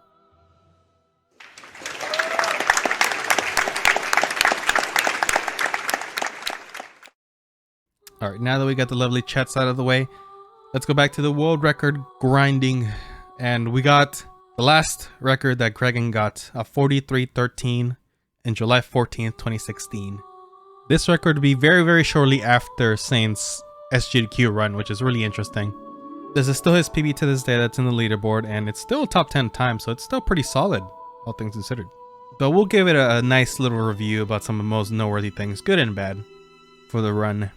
Also, just on a side note, this is actually the speedrun I watched to learn how to run Demon Souls. I want to learn a magic run to start off, and this is the one I wanted to watch. So I definitely watched this a couple times by this point to learn that. And it's definitely really nice to know for some later stuff with the remake, and also some of the magic stuff in the game overall. He did mention this early in the interview, but this is the part where he turns around and parries the skeleton to get him to back off a little bit, so he doesn't interrupt him while he's getting this crescent falchion from the black skeleton. You have a little bit of a bad adjudicator by missing one of the tosses and getting hit by adjudicator, but he makes it up totally by just killing adjudicator by landing on his head. Bird walk. The insane flexes with this man with his world record run at the time. His man-eater fight was a gold fight, which means it should be the best he's ever done. From what I see here, it is really, really good. It was a little bit scary, mind you. At some point he started optimizing, but also throwing fireballs in the middle of a fight while he's in the far away, so that's also a really good strategy to use. But the mix of the crescent falchion and the fireballs is definitely a really good way to fight the boss. And to top that off, he also got a gold monk, pun intended, which man-eaters and old monk for magic runs are some of the most shitty fights in the run, and definitely some of the most RNG heavy ones in the run, so that alone should give you a good idea of why this was such a good run. This run is going too well. I'm afraid. And then immediately after that, he also gets good maiden RNG, which I'm sure you can tell what he feels about that from his reaction. Now, one thing that definitely was really, really bad about the run was Dirty Colossus.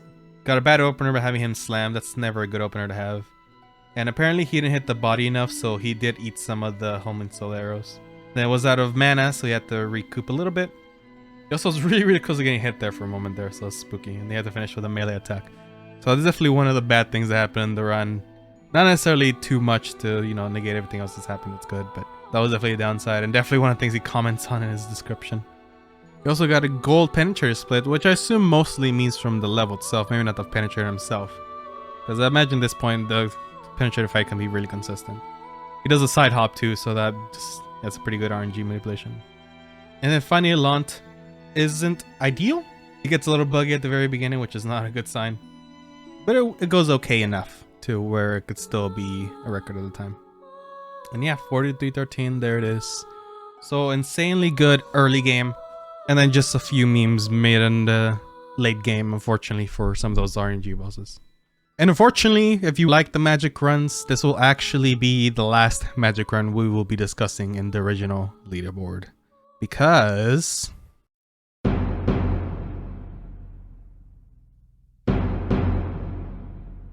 over 3 months later, Sandsto84 would break the mold that was the original Demon's Souls speedrun by completely changing the routing for the rest of the game's lifespan. If the name sounds familiar, it's because he is a regular to the Soulsborne franchise for speedrunning. Prior to this Demon's Souls run, he had only done Dark Souls, I believe. He would go on to do Dark Souls 2, Bloodborne, Dark Souls Remaster, Dark Souls 3, and a couple of the adjacent Souls-like or Souls-inspired games as well. And if you're wondering how he revolutionized the speedrun by this point, it was by making a melee run that didn't require the really unreliable Dragon Bone Smasher. This run would be November 2nd, 2016. It would be a 42:55, with definitely some more ways to improve as well. So let's break it down. So for this melee run, Sandsto started off as a hunter class. This will have the battle axe, a longbow, the same wooden shield as the magician class. And one of the nicest things about this run is that those equipment is pretty much all he will need, save for one little thing later. To take down Phalanx, he would pick up the Turpentine in 1-1 right after the lever. He would use the fire bombs like normal on Phalanx, but instead of using Flame Toss, he would just buff his battle axe and try to fight Phalanx like that instead, which wasn't a bad strategy. It actually worked out pretty well. Now, one interesting thing that happens while the fight is going on is that as soon as he has to recover stamina, what he will do is pick up one of the items that the Phalanx has dropped, the small hoplites. And he hopes for a Heartstone shard. If he gets a Heartstone shard immediately there, he will actually duplicate it at Thomas. So this dupe, the storage dupe with Thomas, I'm sure most of you know about it if you've seen OG Demons before, played it before, and just wanted to use it yourself. We have not used it in the speedruns so far because it's just not really that necessary for magic runs, unless you want to play it safe in one way or another by getting more spice or more sort of ephemeralize or more healing. But it's not crucial to a speedrun. You don't even need the levels you get from maybe duping a boss soul, for instance. So I'll wager most of you know how to do it, but if you don't or don't understand how it works, essentially what's happening is that you use a parry to kind of queue up an action while you use the Nexio binding, and then open the menu as well. And then you hit start on the Nexio binding prompt to make it go away, but not completely deactivated it. And then pick an item they want to store into the box. You must not have any items in the box to be able to dupe it. And it'll actually show that you actually withdraw an item. But if the box is empty, you should know that that's not possible. It's getting from 0. Once you open the box, you can actually see that there is 1,023 items in the box. That means that there was an underflow going on. So if you know how, like, say the bike locks work, if you go backwards from 0, you go to 9. So essentially going to the max number because you do it at -1. But since the game can detect negative numbers, it actually go to the highest number they can have an item. Which isn't even technically true because the highest you can have for a lot of the items is 99. But the game will just bug out and think it's 1,023. Once you withdraw, it will be fixed to 99 for both your inventory and the storage. But yeah, that's essentially what's happening. It's just an underflow dupe, and it's very powerful. It's one of the most powerful dupes in the entire series. Now, Sandsto does it to dupe the Heartstone and get a better X +3 this early on. You'll also get a dagger, and of course talk to Monumento as you usually do. You will then go to World 2 as per usual in the DBS runs even, although possibly forgoing World 4. He'll pick up the sticky white stuff on the left immediately, because you will need it a couple times later. Of course, performs the spider skip, and the proper spider skip too, where you actually want to bypass the spider, because it's not really fast to fight it either way. Once he actually gets the spider skip, he's actually going to do a different type of dupe. So we're finally implementing all kinds of dupes there is in this game, really. This one works by queuing up an action of using item on your hotbar, but instead of using that one, you open your menu and mash X to use the top item of inventory. So in this case, Sandstill will use the sticky white stuff and dupe it onto his dagger, and instead of consuming the sticky white stuff to use up one of the two, he will use up one of his crescent moon grass in his inventory. Meaning he'll still have the 2 grass, but it will consume something else instead. This can be used with an extra binding as well to technically not lose anything, kind of how you can do it in Dark Souls, where you can use with Estus. That's technically infinite.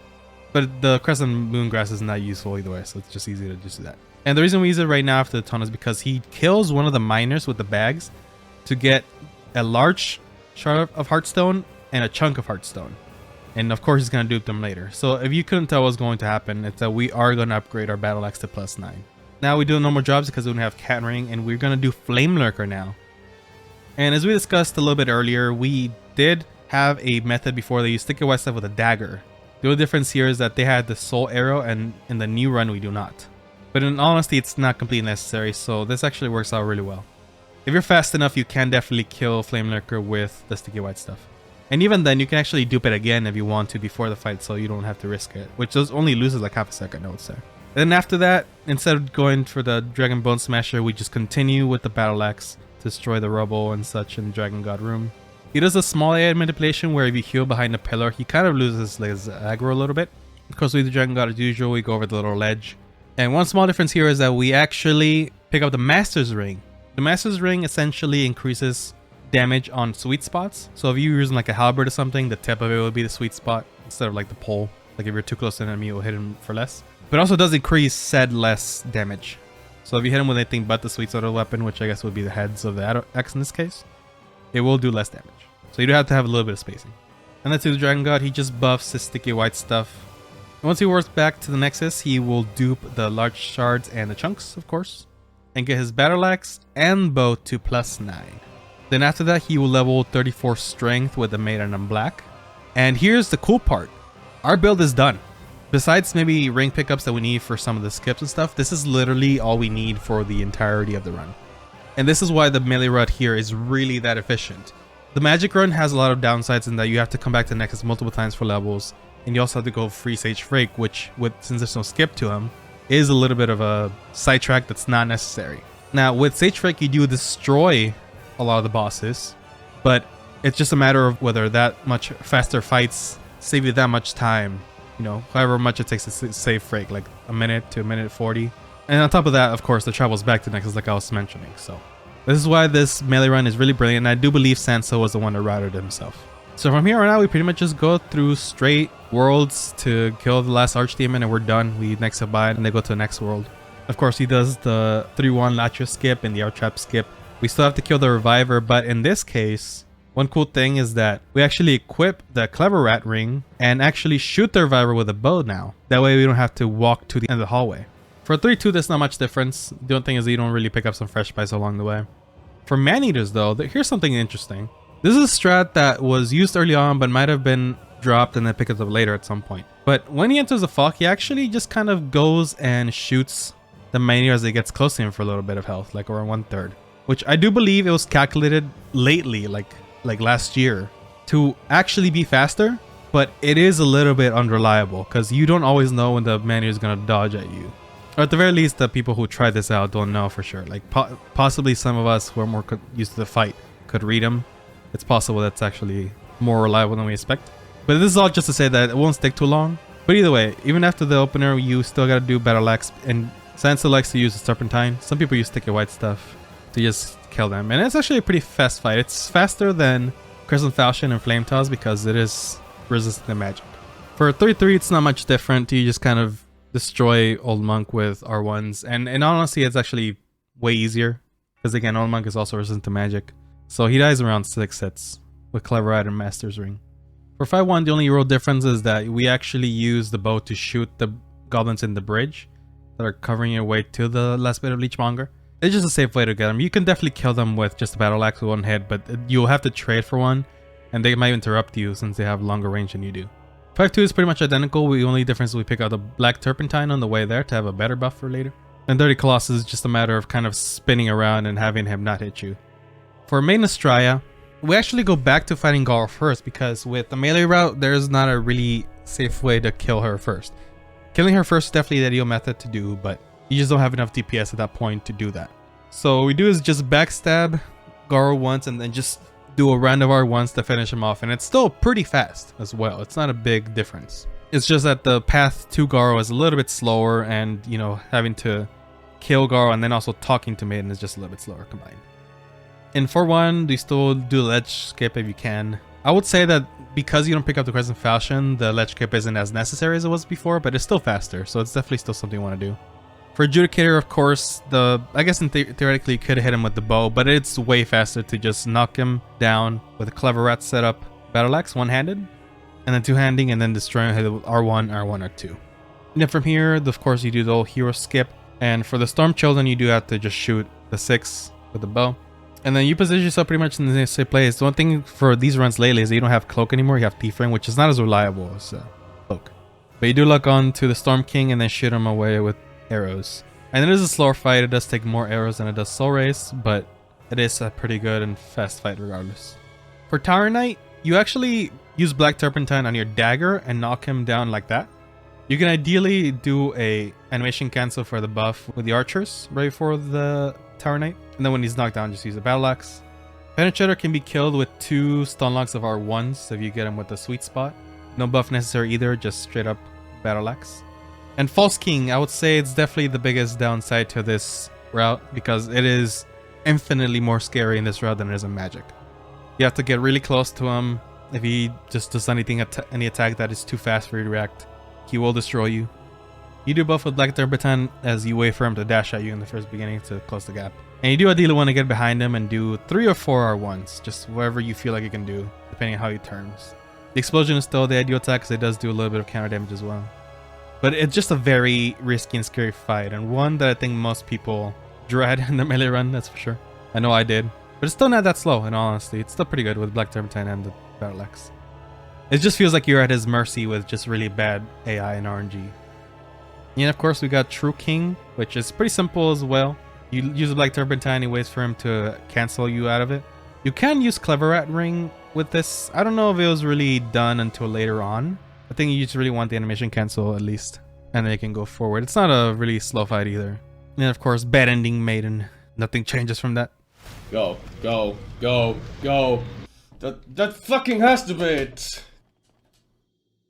Yes! So with that, we got the first melee run that got a world record since some of the DBS runs before the run was super optimal. The gap is closing, that's for sure, as far as how optimal it can get so far. And this will remain the record for a little while. On June 1st, 2017, we will have another record coming for us from soypaste, a little bit of a returning player to the Demon Souls game. And I have mentioned before, but Berta, you say, you haven't mentioned anyone named soypaste. Well, I kind of have. It was miso. Soypaste is the literal translation of miso. And they went by miso up until, I want to say, 2019 or so, or 2020. And just did the little translation for their username. So we'll be referring to them as soypaste from now on. But just know that they are miso. They were around doing runs of the Nico leaderboard since 2012, it looked like. So miso did learn the melee route for Demon Souls and started to apply it. And with it, got a 4239, as I said. But there are a few noteworthy changes that he did or different things that happened that I do want to mention. So after the 1-1 stage, he actually doesn't do the dupes for the Battle Axe because they truly are necessary. They just help a little bit with the Dragon God. He does still get the dagger, of course, and he will be getting the Heartstone upgrades as well. So during the Phalanx fight, he didn't seem like he was going for the Heartstone farm. He had a couple of different Heartstones he could have picked up, or Sharpstones, potentially. But he decided to get them. And that's okay because you can actually buy them in the beginning of 2-1 from that merchant right above Ed. So if you ever were to miss a Heartstone, because you can't get Sharpstones with Phalanx, it's actually not a big deal. It will lose you a little bit of time, but you can just buy them from the merchant there. So you can continue runs. It's not a farming route like a Black Knight Halberd or something. The routes to follow is the exact same thing. Besides that, you just have less damage in Dragon God. So it does take a little bit longer to kill, but I think it's only like maybe one of the little cycles with the head. So as a Dragon God, he goes and dupes everything at once. So he dupes the Heartstone, large shards, and chunks. And then upgrades his battle axe and bow just like Sansa did. And then he goes to 3-1 just as usual.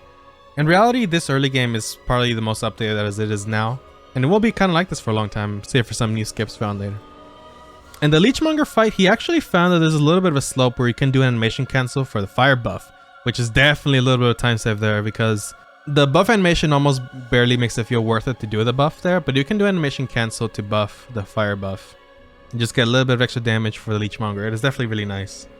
So I believe he was the first one to implement that into the runs. He actually does fail the ledge skip first try and then doesn't retry because his skeletons are just too much on him. But like I said earlier, it is kind of a non-issue really, or at least less than it is for Magic Run later, since it's, you know, not too much of a time loss.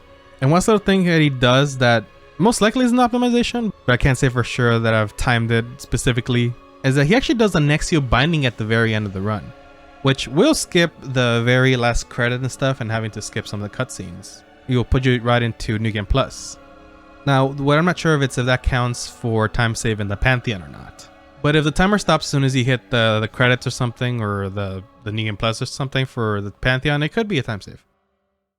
Now, the next record is a little bit unfortunate. This was a 42:23 by a runner named Haganoid. It was achieved on August 2nd, 2017. But the runner did delete their entire YouTube channel and this VOD and everything related to this channel and just went off the grid pretty much. So we have lost this run. There's a screenshot of the Pantheon time, and surely it was verified a long time ago and it was fine. But unfortunately, the only records of this run is this screenshot and this Reddit post on r/speedrun talking about this new world record. I did check those links on the Reddit page and none of them work for the actual video, so it is unfortunately lost to time. So yeah, that was 2 months after Soy's run, and actually, as much as I don't like to get ahead of myself, this is still 3rd place in the leaderboard currently, so it is still a really good run for the time, and yeah, mid 42 is really solid. Fortunately, I never saw it. Pretty sure it was gone by the time I even joined the speedrun community. For the next run though, we have our boy soypaste back, and he got a run in February 17th, 2018. So a little over half a year since the last run from Haganoid. There isn't much to comment on that I could see. The only difference here is that Soy actually started farming the Heartstone from the phalanx enemies, I noticed. The only other difference is that he actually drops the bow strat. I'm assuming that he might have tried it enough. I believe he does it in his last run, but just didn't like how consistent it felt. And just side note, he also uses sticky white stuff instead of the pine resin, which I would assume it's for the fact that you can't see the boss too well with fire. Whenever you hit the boss with the fire buff, it definitely covers him a lot, so it's hard to see what he's doing most of the time. Usually can still figure it out, but it's definitely not as comfy. The sticky white stuff doesn't leave any particle effects, so it's just much better to do. And honestly, it probably doesn't make much difference either way. Yeah, he would get a 42:05, so getting really, really close to 41 threshold now, which is insane to think about. This is definitely when the run's starting to get really tight here. Just a small side note, after soypaste's run here, I believe that's when the official servers of Demon Souls were shut down for all the versions. So that was a little spooky for speedrunners, but within time, there was a private server that was set up for everyone to use freely by UV. So with that, we were able to go back to the Pantheon and check our in-game time, thankfully. Because otherwise, it would have been a real pain to figure out what to do with the Pantheon times otherwise. And on September 15, 2018, a new challenger approaches, and one that will be very mighty. If you've been on the Bloodborne leaderboard prior to this point, you might know the name In Silico. I would say he made his mark in the Soulsborne community by getting a record in Bloodborne. I believe he's had a record in 80%, all bosses, all achievements. He made his rounds. And I guess he eventually turned his eye towards Demon Souls as another console from software game. So a little bit under 7 months after soypaste's last record, he comes into Demon Souls with a 41:46. As far as what he brought to the table, the early game is pretty much identical from what soypaste just did for his runs. The first thing I noticed though was that he actually does a more efficient full side of 1 cycle. He does an R1, R1, R2, R2, while every other run was pretty much just spamming R1, which got the job done in 1 cycle, but it's not as fast as this little optimization he did. So not a big thing, but he just realized that doing R2s in the latter half would actually do her over with 1 stamina bar. For Old Monk, he actually started applying a backstab to the boss itself. So you must have noticed that getting a backstab on the old monk actually made the death animation way faster. It's the same if we kill him with fire or magic damage, but as far as the quicker way to do it with just a melee weapon, it's just a backstab. He's also the first one to implement the 5-2 slope quit-out skip. And this will be the first slope quit-out that we talk about in this game. I do believe it might have been found in Bloodborne or something before this, but this is the first one using Demon Souls. So essentially what a slope quit-out is, it is kind of like the cat ring drop, except use a slope in the environment to delay your death instead of the cat ring. The game will kill you a lot faster if it detects that you hit the flat ground as opposed to a slope. And it achieves a similar effect as cat ring, but it's just a very particular spot in the map that you can do. So for the 5-2 skip in particular, what we do is use a bunch of wood that's at the bottom of the cliff area right as you get to 5-2 swamp.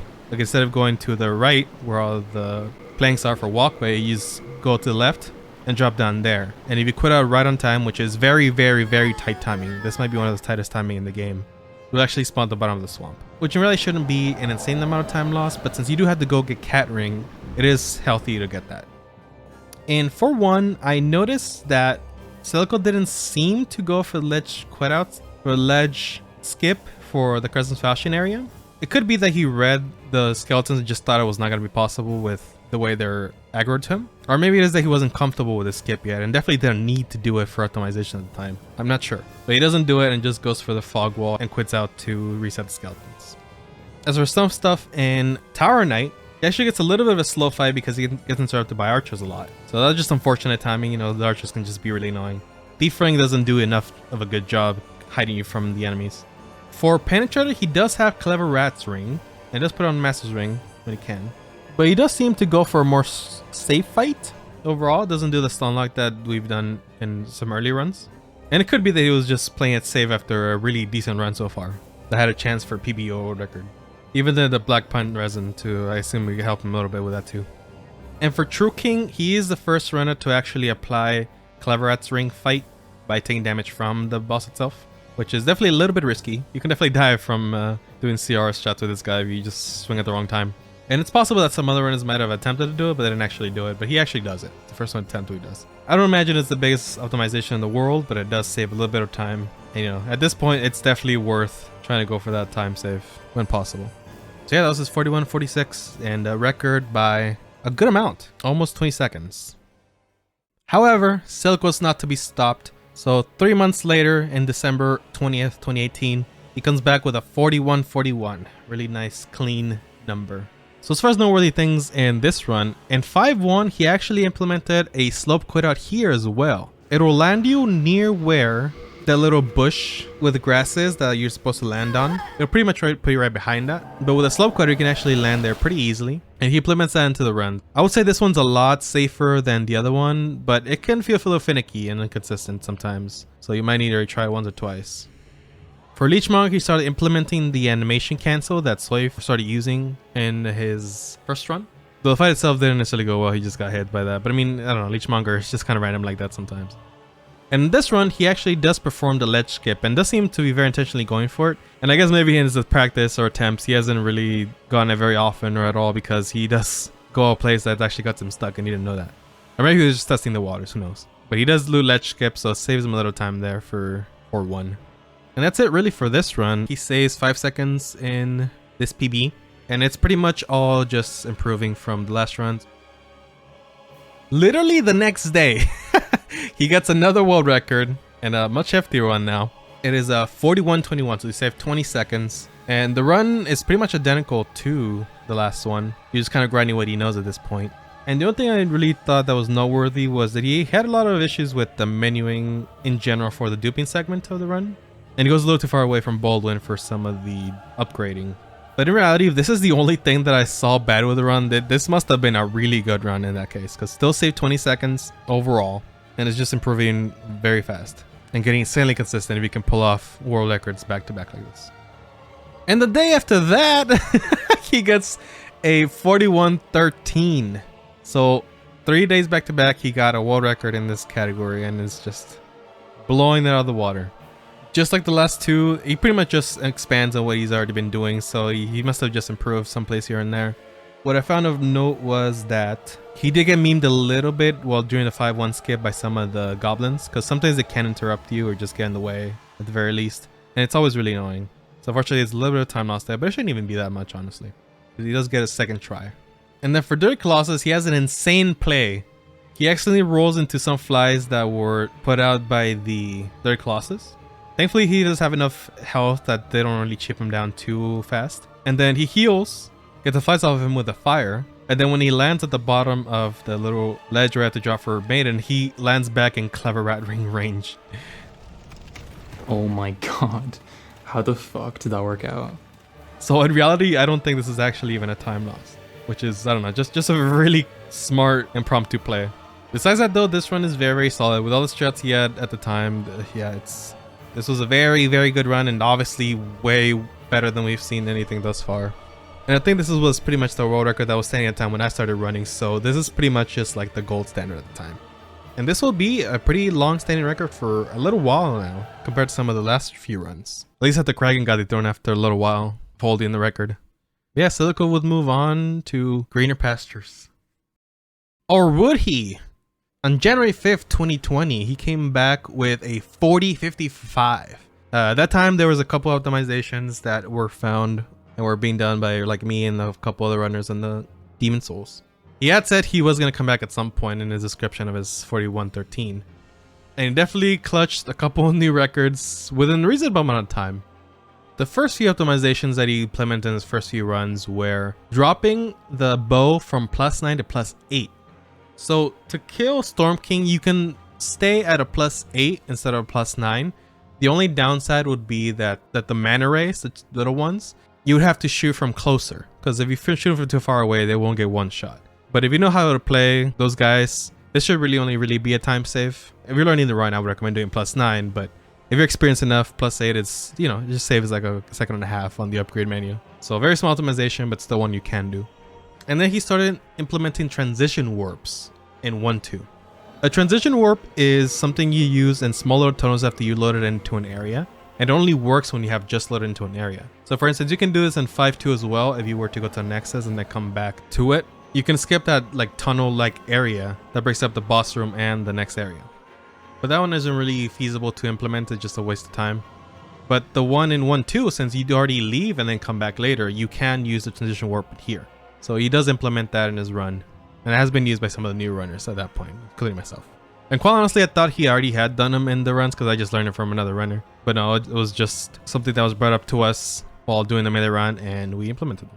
And yeah, so after a year of hiatus, he comes back to Demon Souls and snatches another record with a 4055. Showing us that there's still a lot of leeway when it comes to the run, even besides the few optimizations we implemented here. Wow. Okay. Well, I'm still gonna run this more. That's pretty cool. So as he said, he was gonna run more, and he sure did. On February 7th, 2020, a month later, he brings down his record to a 4050. And he does bring a couple new strats to the table. He doesn't pull it off in this run, but he does attempt to do an animation cancel on Dragon God similar to the one for Leechmonger, but with the sticky white stuff now. There's a little bit of a section where you can kind of slip and have an animation cancel on your buff, which is really, really nice. Unfortunately, he does fail in this attempt, but he does give it a shot. So instead, he just has the Dragon God actually cancel him with his Fire Breath. It was actually pretty smart as well. It was actually not a bad strategy, because before we used to just buff somewhere after the Ballista, more or less. Now, the next thing I'm going to mention is not an optimization per se, it's just a quality of life kind of situation. So when he's running up to the Reviver, he will actually turn his camera speed down to a 1 while he's waiting for stamina to recover. This actually helps him a little bit in getting more control over the bow aiming for the Reviver in the back of the room for the Fool's Idol.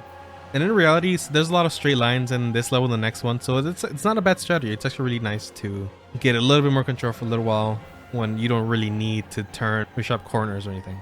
And if you're wondering when he turns the camera speed back up, it is in the first elevator in 3-2. Before the first set of chain enemies, he just brings it back to his 4 in that elevator.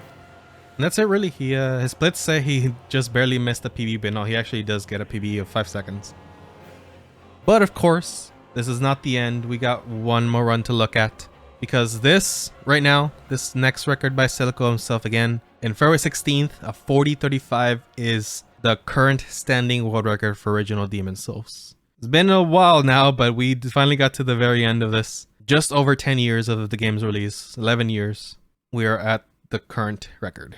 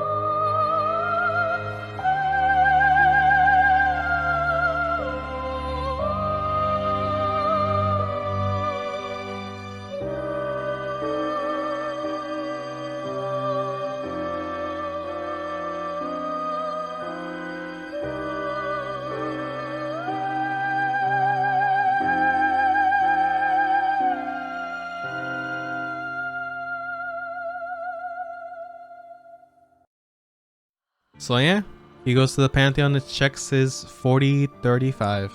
Still holding the record right now with this single PB.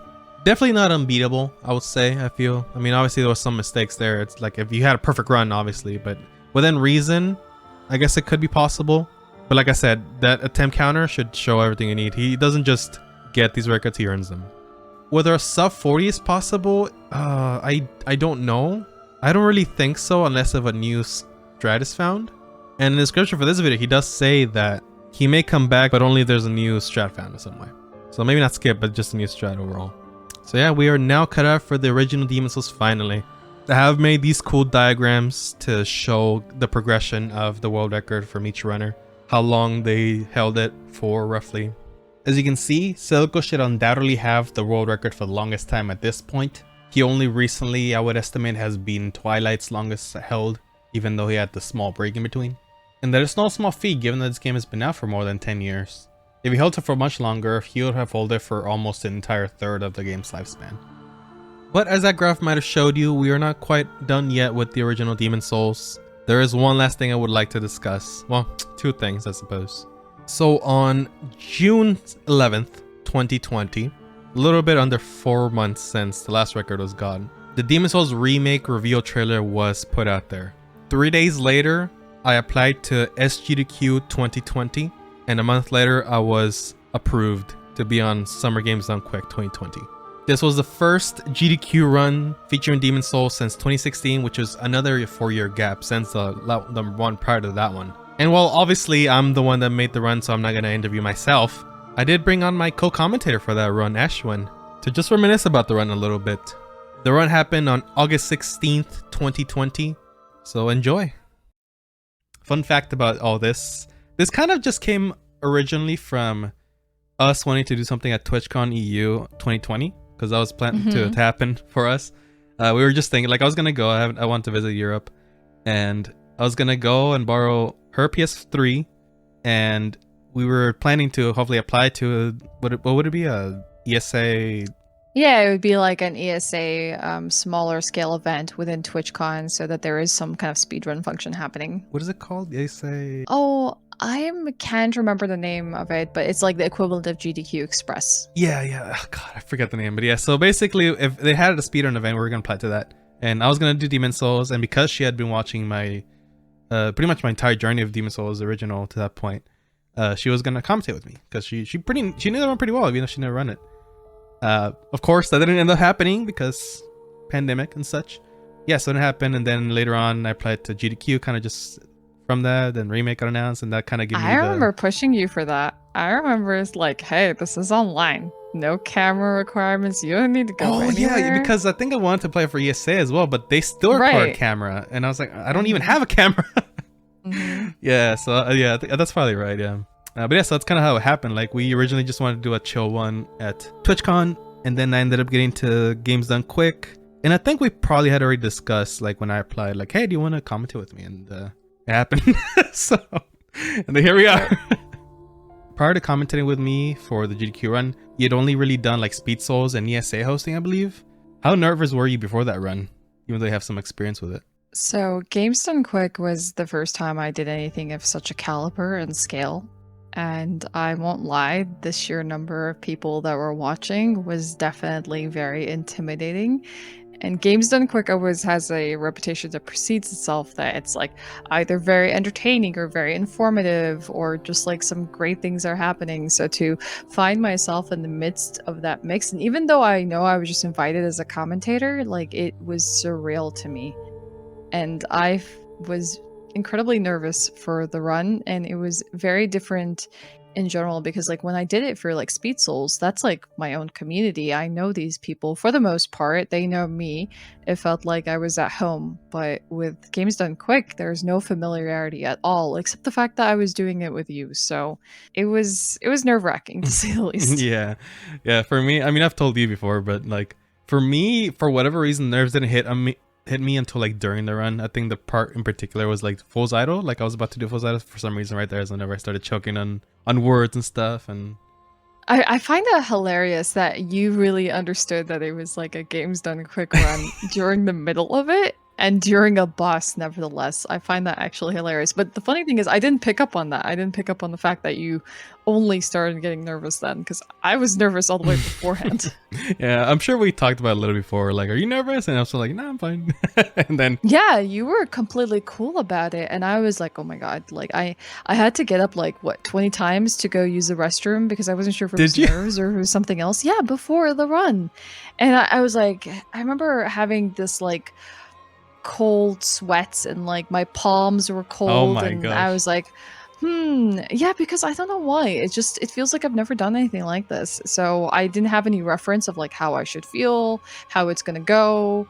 And I really just wanted to do you justice and the run justice, and I didn't want to be the person that like stumbles over her words as she was trying to say something. You know, I didn't want to do that like, oh, I get like in the middle of the run, you know, the word vomit.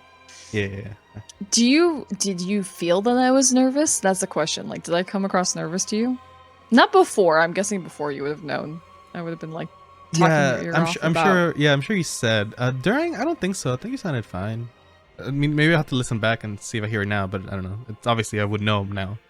But yeah, I mean, I guess something we haven't mentioned yet is that this was the first run of SGDQ 2020. So I think that added on to the pressure because like it was the first time GDQ was online. We had never seen an online instance of a GDQ. There were tech issues associated with it. There was this like era of unfamiliarity for everyone involved, like hosts and us. And we were the first run to kick off GamesDoneQuick. Like, how many people can say that they were the run that kicked off the show? I was nervous for you. I was nervous for me. I was nervous for the fact that this is the first online event. And it was showing those signs because I feel like we had a delay in that stream or our runtime at the very beginning because we didn't start off just on schedule. We were a little bit late. yeah, we were both late as far as like time of the schedule is concerned. Like I think we were like 20 maybe minutes late or something. Maybe not much, but yeah, so it was late. But also whenever we got put on air, I don't think they gave us a proper cue that we were on air. So even our host didn't know when to start. So we just had like 10-15 seconds of silence at the beginning, which is like, oh god. Yeah, which you can go back and hear on the YouTube video and you'll understand what that silence was. But yeah, we were just like, okay, someone's going to tell us that we're on air. And generally the producers do that. But I think the producers were putting out the technical fires that it just kind of happened. Yeah, it's very understandable those issues, especially being such a huge event and first time online to that capacity. Yeah, so I think you basically mentioned it. So we figured out after the run that your voice or your voice capture for the stream was a tiny bit like ahead of mine and like delay wise. So it almost sounded like we were about to like speak over each other in the actual stream. Like during our call it was fine, obviously, but I guess I just had more delay on my audio. So it almost sounds like we're talking like immediate, like I'll talk and then you immediately talk right after, which has sounded like, it doesn't sound that bad, I guess, but I noticed it afterwards and yeah. Yeah, so what you're actually talking about was something I remember not wanting to sort of panic you about before our run, but I had realized that our streams that we were watching had delays. So you were like 7 or 6 seconds ahead. And I was watching this feed late, and I'm supposed to be commentating on the feed that I was watching. And we didn't have Discord streams at that time. I was watching a Twitch feed, which had its own delays. And I didn't want to worry you, so I just kind of played along. And so there was an element of acting that I had to put on for that run, not because it wasn't genuine, but because I had to anticipate both from your reactions, what could have happened on screen 6 seconds into the future, or what is it that you could potentially be facing as I like saw you running so many of these runs, and I know what your practice looked like, what potentially could be happening. And so there were times where I would like feign a kind of reaction that I knew was going to happen because I didn't want it to sound like so unnatural, like someone just sits there and 6 seconds later it's like, oh my god, you died, and you're like, yeah, I know I died.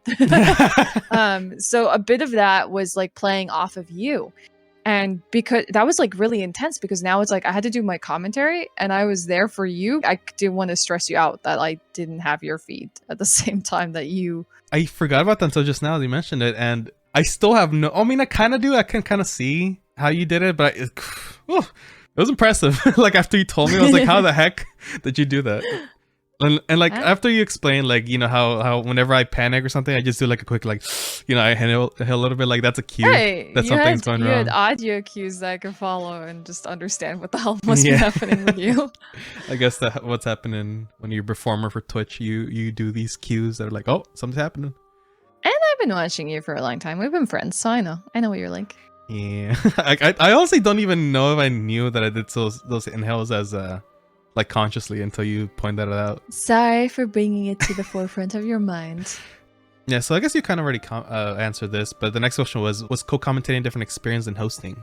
Yeah, it's very different. I think co-commentating, it comes down to the style of the runner, and you had a very particular way that you wanted to do this GDQ run, especially since it was Demon Souls for the first time at GDQ in a few years, and you were running it, and you really wanted to showcase this game, a game that you love, and from a place of passion. So working with you, I had like certain rubric or guidelines or standards I wanted to follow for what the commentary was supposed to look like. And it's not like hosting where it's like, hey, you know, I have some donations to read, or maybe playing off some of the runners to provide some banter. Like, this was a more structured form of commentary.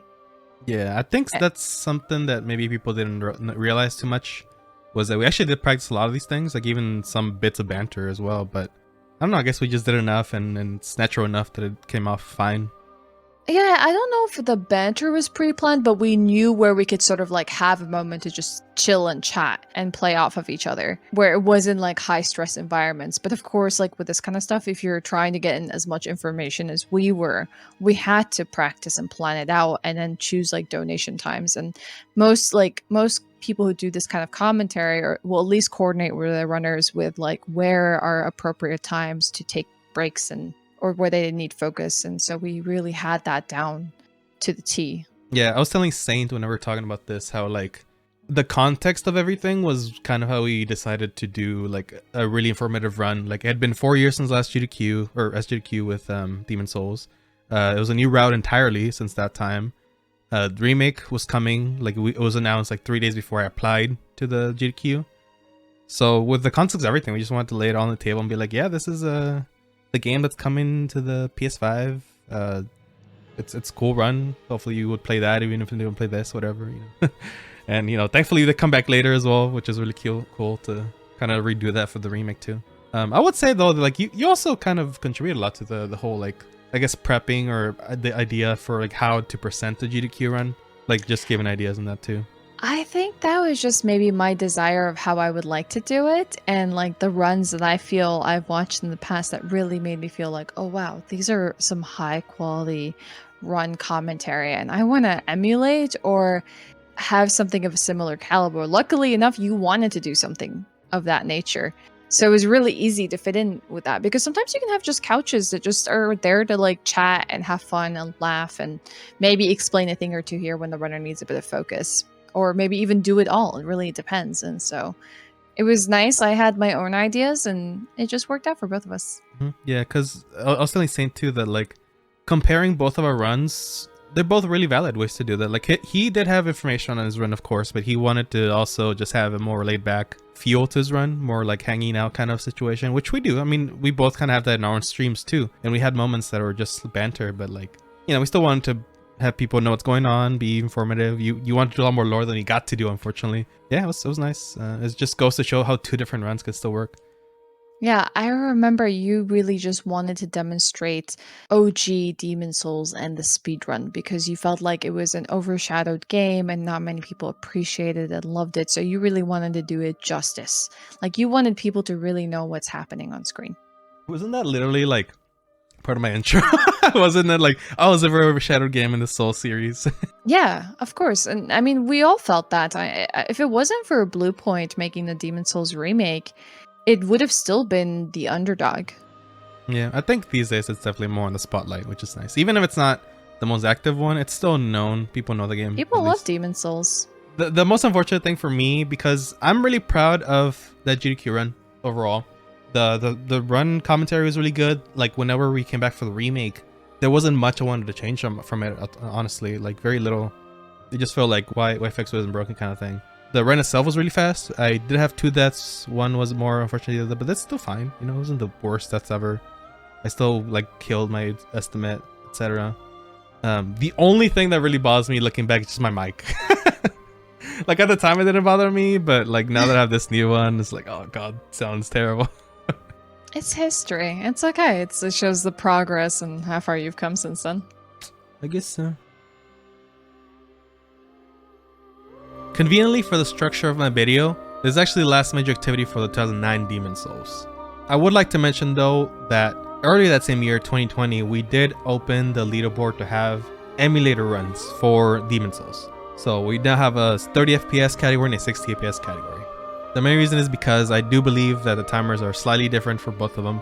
And 60 FPS does kind of kill some of the skips you can do in the run. So if you know how Dark Souls 1 has DS fix and how that getting 60 FPS will actually not let you do some skips because of the faster gravity, meaning that the gravity will actually make you fall twice as fast because of the double frame rate. That's the same for this. So the spider skip and the Lotcher skip aren't possible in 60 FPS. So that does mean that the route is switched for that. And while both of those categories do have their own records, even the 30 FPS category, which should be almost identical to the console one, hasn't been the world record from Silico. Marchi has gone really close. No one even has reached the 40 mark yet. My best time so far is a 42 in the console. But yeah, that is all for the original Demon Souls for this video. We are not going to talk about the 2020 remake.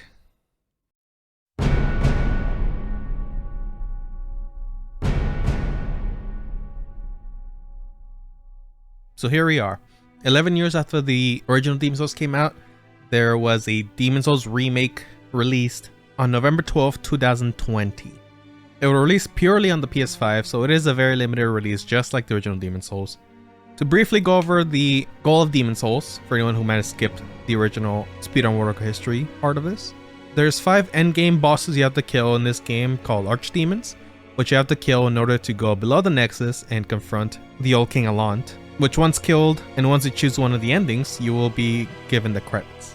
For any percent, any boss that's not an Archdemon will technically be optional, but it will require a skip to be able to skip them, as they are not intended to be skipped normally.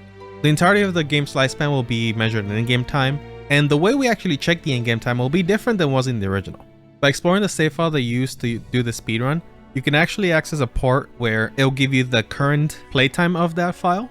So normally what you will see is people getting to the cutscene after the chosen ending or the credits, and then do a force quit, and then check back in their file to see what the time is. We believe the time doesn't run if you are in a said cutscene or credits, so that is where we usually decide to stop it. However, there is a small time between where you hit that cutscene and the time you make the choice, where the timer is still running. But the second you make a choice, that is when the game registers that you are finished with this playthrough. So the most accurate way to go check your time is by going to the Pantheon, which is in the highest part of the Nexus. And if your time is within the top 15 fastest completion times of the entire world, it will show up there, meaning that this game actually has its own leaderboard that can only be accessed when you go online. The runs that are done offline are still registered as long as you are connected to the internet. And due to this, you could go check the Pantheon literally right now on your PS5 to see what the current world record is.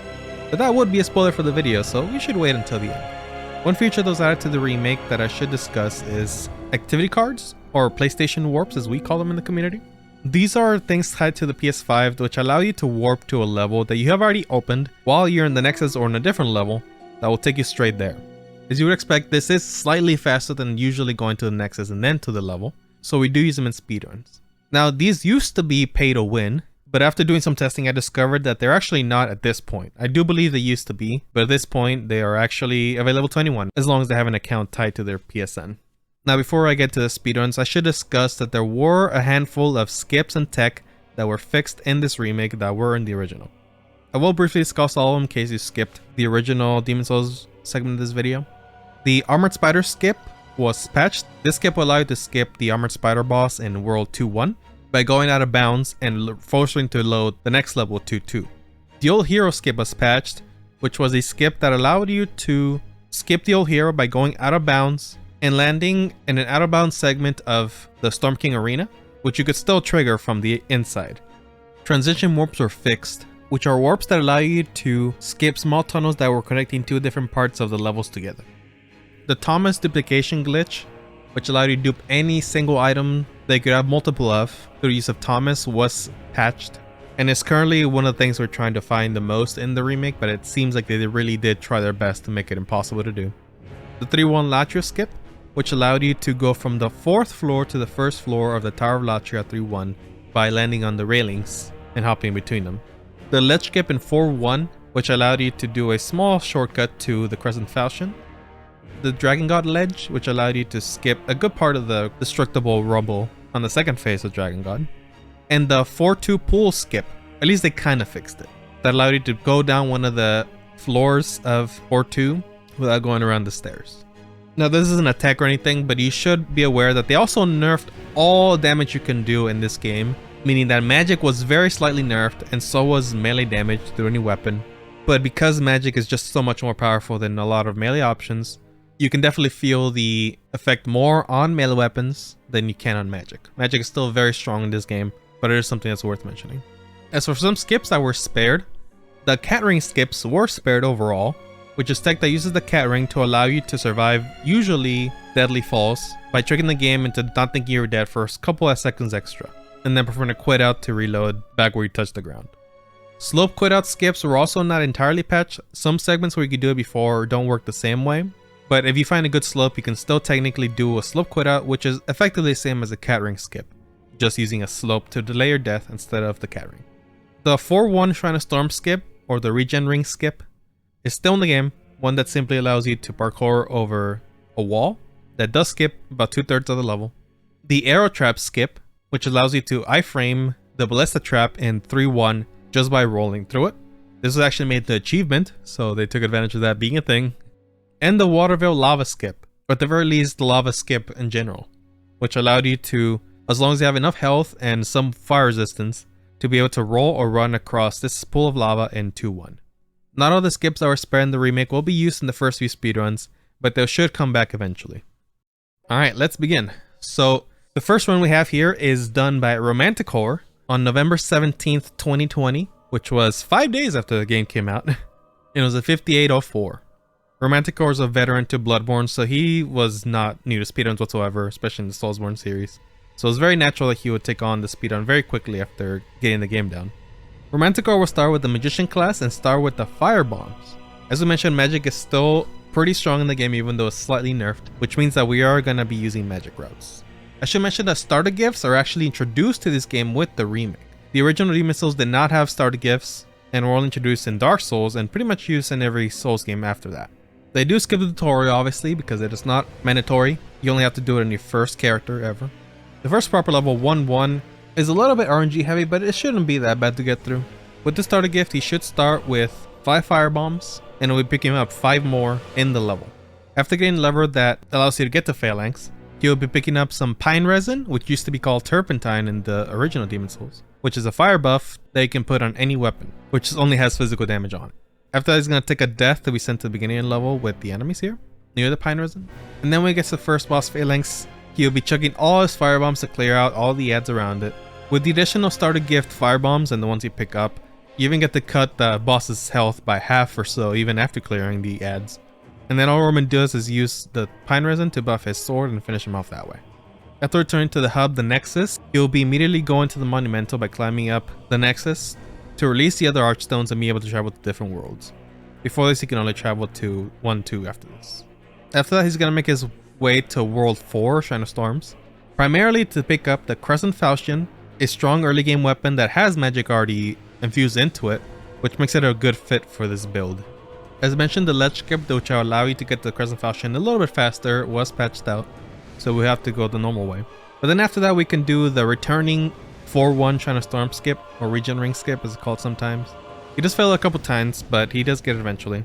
He will be picking up the regen ring for safety, a ring that recovers HP over time as long as it's equipped.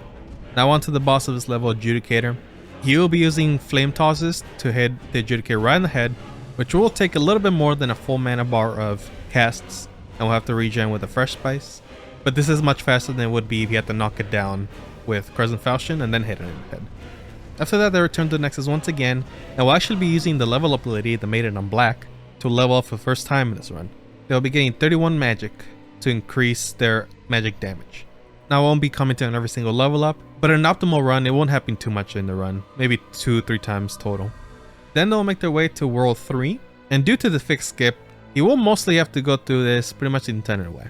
However, one thing of note is that once they get the 3F key to get to the 4th floor, they will actually be using Nexio Binding and then using the PS Warp to get back to the world a little bit faster.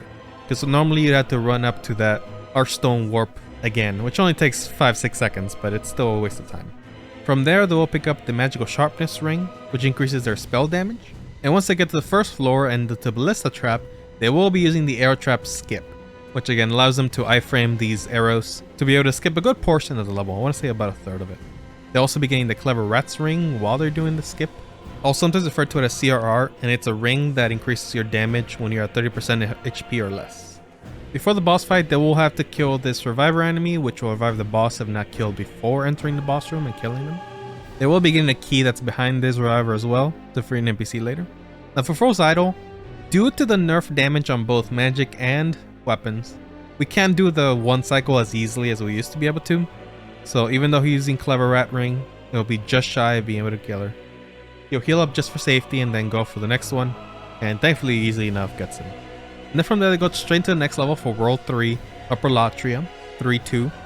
If you watch this segment of the video that discusses the original Demon Souls, you will know that this is one of the longest run-ups to a boss in the entire game. But thankfully, I am happy to report that a skip was found that lets you get around the heart that blocks your way to the Man-Eaters. So this is the heart skip. All you simply need to do is run at an angle towards a wall at the corner of this part of the wall to keep yourself on the floor and not fall off. And then by doing this all the way around this tower, you're able to climb up behind the heart leg that blocks your progress. So with a simple skip, we're able to chip down about 5 to 6 minutes from the run up to the Man-Eaters here. From here, they're going to fight the Man-Eaters with Flame Toss at full health just to be safe. Skip or not, they're still very dangerous and can kill or run very easily if you're not very careful. So the Man-Eaters are one of the most RNG heavy and hardest bosses in the game. So just before they go more confident at it, they just decided to stay at full health. The fight went pretty alright with both of the Man-Eaters. Of course, due to it not using the Clever Rat Ring, it's not as fast as it could be, but that'll just be for now. Immediately going to the next level, they make the world to Old Monk in Clever Rat Ring range, which is a little bit scary, but with the Falchion, you have a good amount of range where the Old Monk can't necessarily hit you, as long as you space out correctly. But you do have to be careful not to get hit by the homing soul arrows that it casts as well. It can also be stunned like a fair amount as well, so it's not too bad. The Old Monk is normally a PvP fight with an online player if you're online, but of course we're running it offline, so you won't be seeing that. The Old Monk will actually be the first Archdemon we kill in this game too, so it's 1 out of 5 complete. After that, they'll return to Nexus and use their souls up before warping to 3-1 again to free Sage Frake. This NPC will be the primary vendor for the strongest spells used in the speedrun, and then they'll use a Nexus binding item to go back to Nexus at the cost of their souls. That's his Fricks. They will buy Cloak, Soul Ray, and Homie Soul Arrow. Homie Soul Arrow will be the primary damage source. Soul Ray is a little bit of a backup, although occasionally it will be the primary as well. And Cloak is simply a stealth spell that will help them in some situations. Then they make their way to World 2. Again, due to the fixing of Spider Skip, they will have to run to the majority of the level. And Roman actually won't be using the Waterville Skip either as of yet. It is a very inconsistent skip that's definitely a bit of a wrong killer, so I assume they maybe weren't comfortable enough to do it, or maybe they just didn't know about it yet. So they pretty much are going to run through the entire level and cooling off the lava normally, and then making their way to the Armored Spider. They will be picking the Crisp Blade, which is an item that increases your spell damage as well. And for Armored Spider, they'll be using just Homing Soul Arrow. Even at full health, it takes off even half of its HP just in one of those. They also won't be using the Cat Ring to drop down to the Lurker quite yet either. They'll be going normally through the scaffolding that's around the level. And for the boss Flame Lurker, they'll primarily be using Homie Soul Arrow. He won't be fighting with a Clever Rat Ring range, but Flame Lurker is a very aggressive boss, so certainly don't blame him for not even risking it. It still goes down pretty easily with full health with Homie Soul Arrow though. After that, they go straight to the next boss, Dragon God, which is the second Archon we're going to fight. This fight requires you to hit 2 ballistas at both ends of the room to chip down Dragon God's HP and allowing you to hit it when it's chained down for the last chunk of HP, which is pretty defenseless for that part. You just have to be careful not to get killed by his fire breath. After that, there's one small change I haven't mentioned yet, and it's that after you kill the first Archdemon, the game will allow you to warp to any world from the Archstone, so you don't have to go back to Nexus if there's no need to. So with this, they're going to go straight to World 4 after Adjudicator for the next level, 4-2. This is normally where we perform the old hero skip, but as mentioned earlier, was patched. So we are going to have to run through here normally. Unfortunately, as they make their way, they actually take their first death in the run. But thankfully, it's relatively early, so it's not a biggest time loss even. Once they make it to old hero, they'll be using cloak so the boss doesn't aggro to him as easily. This boss is supposed to be blind, so it helps with his aggro. And then they'll be using homie soul arrow. They will be at full health, but they do get close to dying in the fight from casting at the wrong time. One thing I should mention is that homie soul arrow's range is very deceptive. It can fire off if you're not in range of the actual boss, which is very annoying. It means basically that its aggro range is longer than its actual effective range. But after playing it safe, they're able to chip down old hero once again. Now for the third archdemon of the game, Storm King, immediately after old hero, they will be using soul rays to kill 6 mana rays they have to kill before they aggro the actual boss. They will be using cloak as well to not get overwhelmed by the manta rays, which is both a good and bad idea because that means that sometimes they'll be just out of range since they're not flying to you. I should mention as well that Soul Ray's range was slightly nerfed, I believe, from the original. But again, you won't be overwhelmed either. So at this 6, of course, the big one aggros. Inside the middle-ish of the arena, they do just miss the one cycle of this Storm King and have to wait for it to do another pass. But they're able to take it down in the second pass. That's 3 archdemons down. From there, they make their way to World 5. They'll be taking an intended shortcut, which allows you to land on some grass from a dive board. And then when they get to Leechmonger, they will be using Cloak to slightly have them not be as aggressive as they could be. And killing them in Homie Soul Arrow, which does a huge amount of damage. They do get the almighty Leech Pants. Amazing. Then they make their way to the Swamp of Sorrow, which is a poison swamp that we'll have to keep in mind as they traverse it. There already wasn't a lot of tech in the original Demon Souls for this area. And the one skip we did have, the slope skip, in the beginning of this was patched out. So this is pretty much just going to be a normal run through this area. One thing they do to slightly boost their speed is toggle the weapon between two-handed and one-handed, which if you look at the stamina bar, does slightly regain their stamina as they run through the swamp. The swamp does slightly inhibit your movement, so it's really nice to have that extra bit of speed. Before they make it to the boss, they're going to cross this very treacherous village, which has a lot of enemies that can kill you, especially in clouding range, but they will be in full health. As you can see, it does get a little bit hairy, but they have some heals to be able to top off. They did heal their poison right before crossing it, and as you can see... And I got poisoned again. Isn't that just awesome? But once they get to the boss, the Colossus, they will have to do a couple melee swings to be able to clear some like armor that it has. That will block spells, so they try to do that first. But then after that, they will get their homie sorrows out and destroy them. To cure before the next fight, they do reload the area with the Archstone, which you can do in this game as opposed to the original, where you have to warp back to Nexus to do this. And for the fourth Archdemon, Main Estrella, you will be first killing her Knight Garo of Vinland. And to do this, they're gonna be casting Homie Soul Arrow and then baited them to attack by getting closer. So they drop their shield because Garo's shield has an 100% magic resistance. So any spells that gets blocked by it will do no damage. And they simply do this until their HP is down. Garo can heal, so it's a little bit risky, but luckily didn't. Then after that, all I have to do is talk to Main Estrella to finish the boss. From there, he goes to the last world, World 1, back when we started. There's not much to discuss in 1-2, all they have to do is get through this dragon by running through its cycles correctly. They do get arrested a few times from enemies messing up the cycles, but they make it out fine. And then they make to the boss, Tower Knight. With Homie Solar, this shouldn't be a hard boss, but I will say in the remake, he is vastly more annoying because his spear can also block the Homie Solar pretty effectively. I think it still could in the original, but not as much as this one. And then obviously the shield can block it entirely as well. But only after a little trouble there, we'll take it down with a couple Homie Soul Arrows. It still does a lot of damage directly to the body. From there, they can get to 1-3, which you can't normally access unless you kill one Archdemon, which is a good reason why they usually leave this world to last, or at least later on. 1-3 never had much going for it as far as skips, so it is just a little bit of a lengthier level. It can be a little bit dangerous, but at full health, it's pretty alright to go through. Before the actual boss, there's 3 knights that can be very deadly, even at full health. But by using Cloak, you're able to kind of sneak by him a little bit easier, although it does seem a little bit RNG heavy as well. Penetrate is pretty simple when you have full health with Homie Soul Arrow.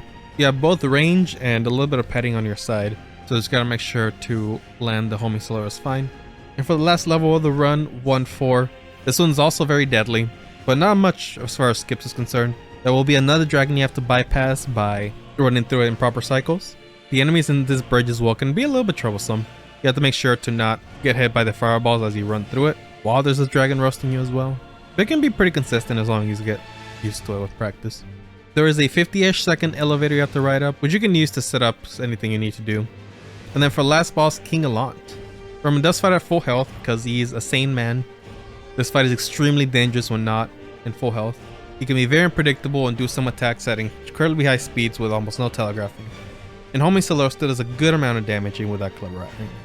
So after only a little bit of memes, they are able to take down King Allant. And the way to the bottom of the Nexus is now open. They can now confront the old one and true King Allant, as last one you fought is a fake. Clever or no, this fight is pretty simple. Homie Solero will do all the job. It's not supposed to be a hard boss, it's pretty much just a gateway to the ending. And for better or for worse, the bad ending is the quicker one to do, so expect to see that one pretty much for the entirety of the video. And yeah, they exit their game, load up another character online to go to the Pantheon, and they get their 5804.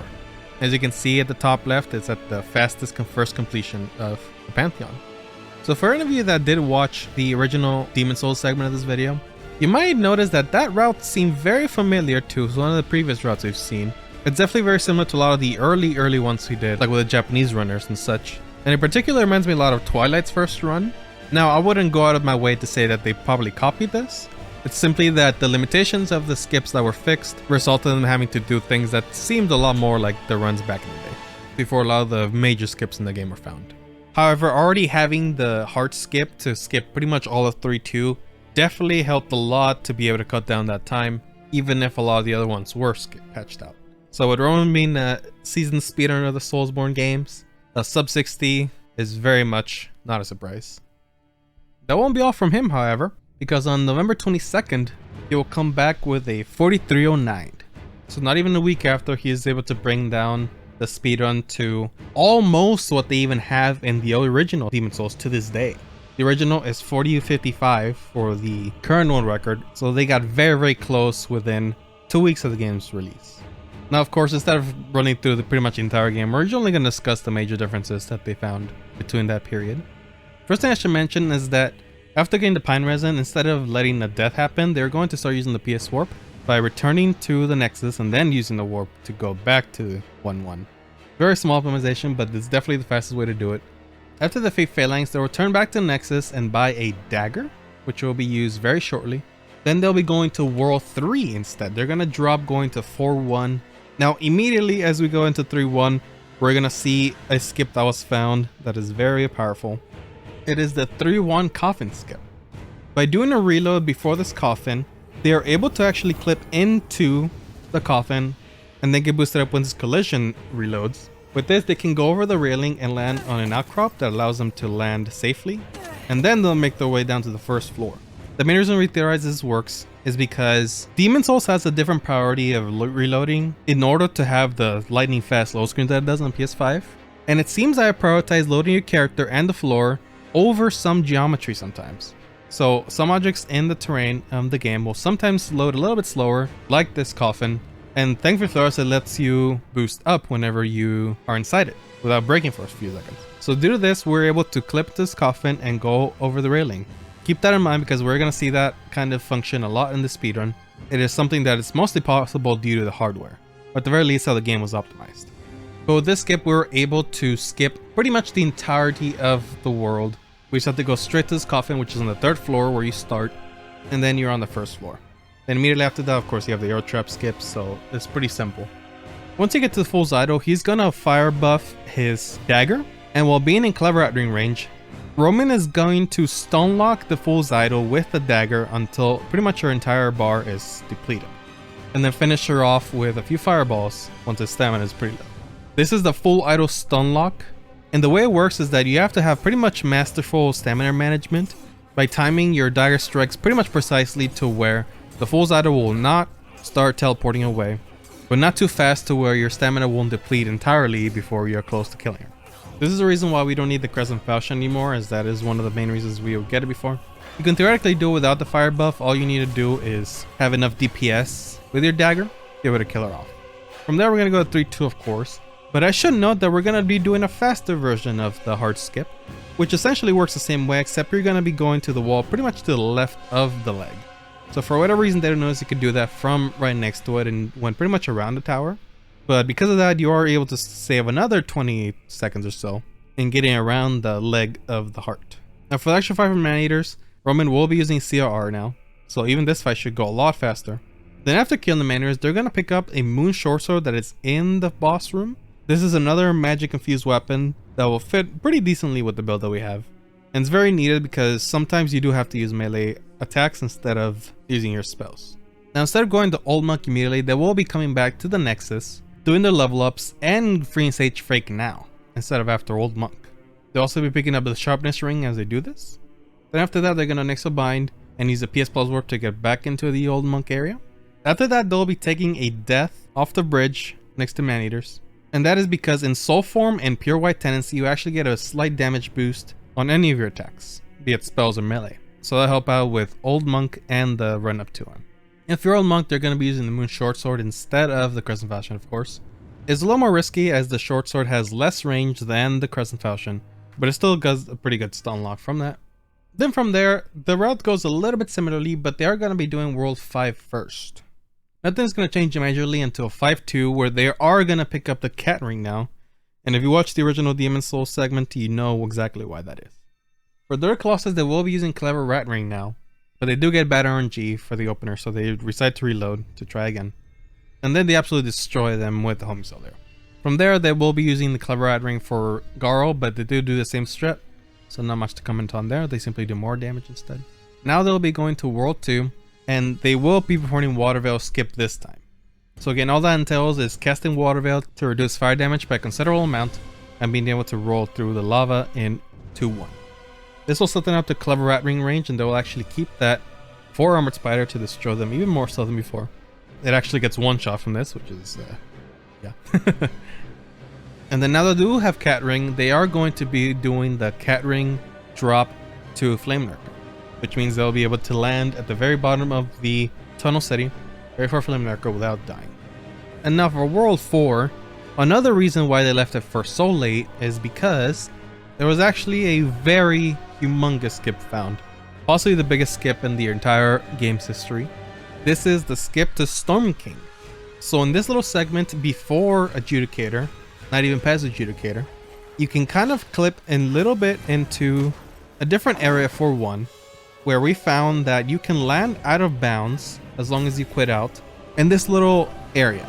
And then by running off at a particular angle and quit at the right time with the Cat Ring, we're able to land inside the Storm King area and then drop into the actual area inbounds. So that's gonna sound very familiar because it is essentially the same thing happens for Old Hero skip, except we can do it before we even kill Adjudicator, which means we haven't killed any boss in World 4. We're only going to be killing the Storm King, which is the Archdemon. So it is a very powerful skip, but I should mention that it does have very hard potential for soft lock, and the only way to fix the soft lock is by PS warping to another area. But luckily for Roman, they are able to get it first try. From there, they will take a few hits from the little mana race to be able to set up Clever Rat Ring to be able to one cycle the Storm King, which he almost misses, but he does get it. And then from there, pretty much the entire rest of the run is the same. They will still be at full health for the rest of World 1, just for safety. So they do get set up to CRR range from King Alon's attacks, and they take advantage of it a little bit. A little bit scary, but worked out. Huge jump from the last world record he had, and getting very, very close to beating the OG Demon Souls' time. Now, as I'm sure you've noticed, in the little runner cards that I have in the left of the screen, I also mentioned the patch that this run was done in, and that is because there will be patches to this game, but only now they can become irrelevant. So that same day that Romanticore posted his run, the 102 patch was released. Although for speedrunners, there actually was nothing that was fixed for this. It might have been a multiplayer fix or something of the sort, but it affected none of us for that. However, 2 days after that, on November 24th, the 103 patch was released as well, immediately after pretty much. And that one did affect something. They actually patched the hard skip that we found in 101 patch. However, that won't prove to be much of an issue for now, and we'll get to that in a second. I should mention as well that these patches all actually reset the Pantheon time. So if you were to go to the Pantheon after that patch, Romanticore's run would actually not be there. So for what they're trying to achieve, I guess it makes sense if they're really trying to fix all those glitches and get people to run quote-unquote legit for the leaderboard in the Pantheon. Though we're not really going to care about that. We have our own leaderboard in speedrun.com for that reason. But next up is our next runner, who you might have noticed is especially missing so far. It is Distortion 2. If you're around at all with Soulsborne speedruns, even Elden Ring at this point, I'm sure you know Distortion 2. He's an absolute legend when it comes to speedrunning. Not only Souls games, but around a lot of games. So I'm sure he needs no introduction. But if you don't know, go check his catalog, it's insane. If you're wondering what they were doing before this, Distortion was just busy breaking the game absolutely and utterly within a couple weeks of the game's release. He actually was able to get a run that was under 20 minutes for Demon's Souls Remake. However, we're not going to discuss those because they break the game in a way that kind of requires it to be in a separate category, which we had labeled 80% force quit. You could also maybe call 8% wrong warp. But if I was to focus on those runs for the rest of the video, this would be a very short segment. We'll pretty much be done in the next 10 minutes. So instead, we're going to ignore those runs under 20 minutes. And if you'd like to see me do a video on those, I would actually be okay with discussing those in its own video. Do let me know if you'd like to see that. But for now, he actually will be doing runs that don't require those wrong warps. So on November 27th, 2020, he will come to this category of speedruns with a 39:07. For the first couple minutes, the run is going to be pretty much identical. The only thing that's going to be a little bit different is that this is going to be using Flame Toss to kill the phalanx after the fire bombs instead of using the buff on the weapon. But then the rest is the same until after the full Zyro stun lock. After that, they'll be using the levels and they will be returning to 3-1 to free Sage Frake now instead of later on like Roman has been doing so far. There are two main reasons why that's going to be. The first one is because Dist himself actually found a skip that will allow him to get to the very top of the Tower of Latria prison from the 3rd floor, so immediately to the right of where you enter the world. And then from there you can actually drop down to the 4th floor of the other wing, which by going down one flight of stairs, that is where you would find Sage Frake. So this is the Sage Frake skip. It works by abusing the same thing we've been using with the coffin skip, except with geometry in the walls and some of the cell bars. This skip is extremely tedious, it is a little bit RNG heavy, and it does require a handful of quet outs before you can load up to the top. And even after that, there is a part where you kind of have to run across a seam. It's not quite as thin as a seam necessarily, but it's still a little bit precise. So this is one skip that definitely takes a while to get used to and take full advantage of. But this does stop you from needing to get any of the 4 F keys and just going straight into Sage Frake. After that, they're going to go back to the Nexus and pick up Soul Ray, which they're going to be using for Man-Eaters. So now we're going to make our way back to World 3.3.2. And as I alluded to earlier, even though we did have the original hard skip patched from the remake, this actually found another version of that skip pretty much a day later. This skip simply requires you to clip into this torch and run over the leg instead. So instead of going around the left wall, we just go pretty much on top of the little meat that the heart leaves behind. One thing I should mention too is that you do need to be in cinematic mode for this to work, which is the 30 FPS 4K version of the performance options, because some geometry doesn't deal up properly unless you're in cinematic. So yes, our attempt to patch this failed pretty much, and Dist was able to bully them further by getting another skip here. Now for actual Man-Eater fight, this is going to be using Soul Rays along with Clever Rattling range to be able to hit them from fairly far away. Soul Ray does have more travel than Flame Toss and does do a decent amount more damage than it does, even though they're supposed to be more resistant to magic. And they also be doing this strategy where they kind of walk backwards and then do a sharp turn to be able to land their Soul Rays while still making some space between the Man-Eaters. You'll see this a lot going forward. The fight goes pretty well. If you know what you're doing and how to manage them, this Soul Ray strategy is actually very consistent. This will also be picking out the Moon Short Sword since their Crescent Falchion is pretty much dropped by this point. Now for Old Monk, he's also going to be using Soul Ray, but he's going to be doing an interesting strategy, and that is to bait the Old Monk into hitting chairs as he casts Soul Rays. Normally, Old Monk will pretty much dodge the spells if you try to use them in front of him, but if you bait them to attack the chairs, he's pretty much left open for a couple seconds. They can take advantage of to kill him.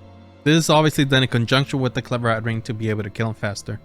After this one, he's gonna be getting Homie Soul Arrow from Sage Frake, of course, because Homie Soul Arrow is gotten from Old Monk's Soul. But as you might have noticed, he never actually went to get the Sharpness Ring. So what he's gonna do to get it instead is killing Sage Frake after he gets Homie Soul Arrow, because Sage Frake actually has a Sharpness Ring himself, which you can see Chad did not like. From there, he's gonna go roll 5 as we've done so far, and the rest of the actual riding will be the same for the most part. But I will point out that they actually do a slope quit out skip in 5.1 that I actually don't see these days. If I had to guess, it might be a little bit RNG heavy, So that's why a lot of the runners later didn't do it, because it does seem pretty fast and simple to do at face value, but it might actually be a little tight. So then after Leechmonger, they're actually going to do something akin to the 5-2 slope quit out in the original Demon Souls, but much easier, and that is the Swamp of Sorrow drop. He does get a little bit weird in this run, so it won't be able to showcase it as best as he could, but essentially just a drop that lets you take advantage of geometry to the left cliff side of the swamp that lets you drop all the way to the bottom of the swamp without dying. It can take a little while to get consistent, but it's definitely much better than the original version of this. Then from there, something different. He does pick up the Thief Ring to use in the village to make it a little bit safer to run through before Dirty Colossus. But then when we get to Maiden Estrella, instead of fighting Garo, he will be going to the right as we used to do in OG runs. And from near full health, they will be getting plagued and going to Maiden Estrella herself. He is going to keep his distance so he doesn't get hit by a Wrath of God's explosion attack that she can do. But he will be casting Homing Soul Arrows at her as his HP goes down to Clever Rat Ring to get a bit boost of damage, and eventually killing her. This will not work in the original Demon Souls because Garo Vinland is a lot more aggressive in that version, and it seems that they pretty much nerfed his aggro, because there is actually a trophy as well for killing Maiden before Garo. So I think for that reason they nerfed his aggro a little bit, allowing you to do this. Now World 2 is pretty much going to be identical, except that when this is going to the Fog Gate for Dragon God, he's going to quit out, he's going to switch to Semac in this tech as well, then go in as soon as he loads back in, and he's going to phase through the pillars in phase 1 of the Dragon God segment. And as long as you're careful that you don't get hit by the Dragon God, it does mean you don't have to break any of the pillars in the first phase. By the time you get to the bottom, the pillars will have loaded in fully, so you can't phase through those unfortunately. You have to get there a lot faster to do so. But it still makes the first phase a little bit easier and faster. So the rest of the fight goes the same. Now a slight deviation in the route. He's going to be warping to World 1 instead and doing Tower Knight now. But when he touches the Archstone for Tower Knight, he's going to be traveling to World 4 instead of going to 1-3. The main reason I believe this is, it is because you have to touch that Archstone to be able to unlock the 1-3 door. And so while he's going to do that anyway, he's going to take a moment to just warp to World 4 from that Archstone and then do that segment. One thing I haven't mentioned so far, because I don't think it's been relevant, is that if you have Clever Rat's Ring at the end of a world after you kill a boss, you can actually keep it if you PS warp away to the other world. So after Storm King, this will be using the PS warp to get to 1-3 again, and he'll be keeping that Clever Rat Ring range. So that's another reason why they do this at this point. Clever Rat for Tower Knight is not necessarily the most ideal, but after Storm King for 1-3, as long as you're very careful, you can keep it all the way to Penetrator. Although before we get to Penetrator, I will mention that there is a skip that was found for this level, which is a godsend. There was nothing for this even in the original Demon Souls until now. So this is the 1-3 gate skip. If you reload and go to cinematic mode at this corner right here, you are able to clip into this geometry, and it'll push you all the way up to this statue, which is pretty much right before the Penetrator. It is a little bit risky when you end up on top because the enemies will be there, but it's almost certainly worth it to do that, as this is one of the longest levels with no skip that we had so far.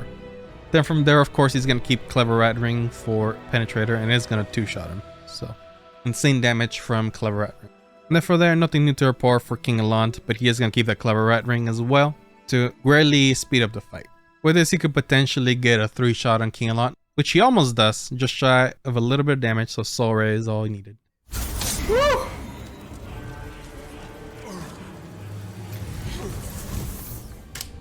Let's go, dude. A legit run. We did it. With all the skips. We did it. And there we go. There's a 3907. You do realize what that means, right? It means that 15 days after the game was released, they were able to beat the original Demon Souls' fastest speedrun. And that is a game that's been out for 11 years. And that speedrun that we mentioned was done earlier that same year.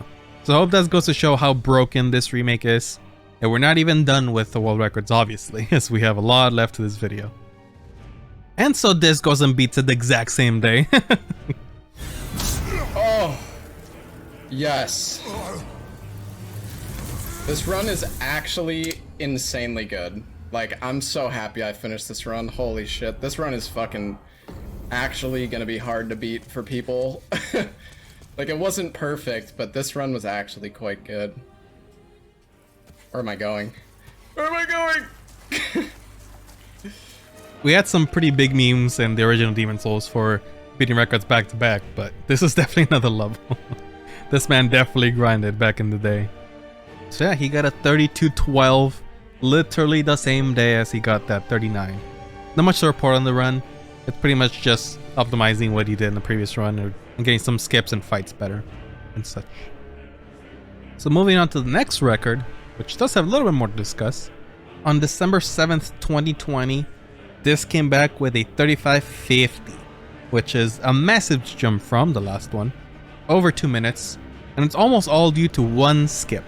This himself actually put up a bounty for an armored spider skip, because he had found a way to get out of bounds similarly to how you do in the original Demon Souls, but he was unable to finish that skip off by actually getting anywhere, and someone did eventually find it.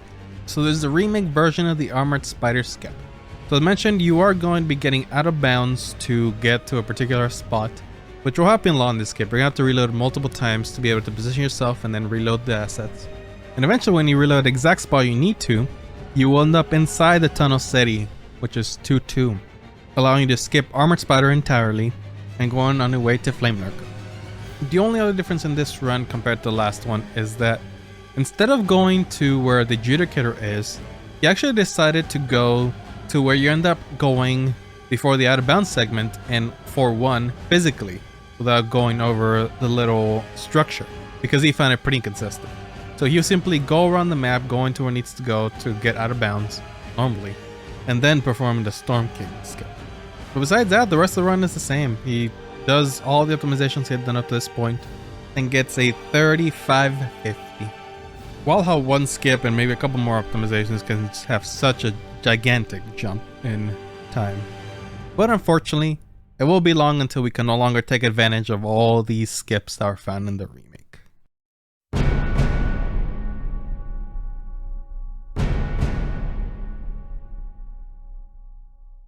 So thus far, the patches that were released for Demon Souls Remake have been a little bit of a joke for us. The only skip they attempted to patch whatsoever. Swiftly had another version of that same skip found, but eventually, as we all feared, Doomsday would arrive. On December 14th, 2020, patch 104 was released, and this had a big hit on the speedrun community. The second heart skip variation we had found was patched by this point, which would be the lesser of our worries, as you'll see soon enough. For the skip I mentioned earlier that might be the biggest in this game, even the original, the skip to Storm King, was patched as well, meaning we could no longer skip Adjudicator and Old Hero to get all the way to Storm King. In the same breath, the 1-3 skip that skips the gate was also patched, and the more unfortunate thing about this one in particular is that this skip is actually, for whatever reason, not possible in the 1.0 version of the game. If you have the disc version of the game, you can downpatch the 1.0 and do the other skips that were patched, like the skip to Storm King, meaning that this skip would actually be lost indefinitely. The only way that this skip is doable by anybody is if they never uppatch from 1.01 to 103 to the current patch.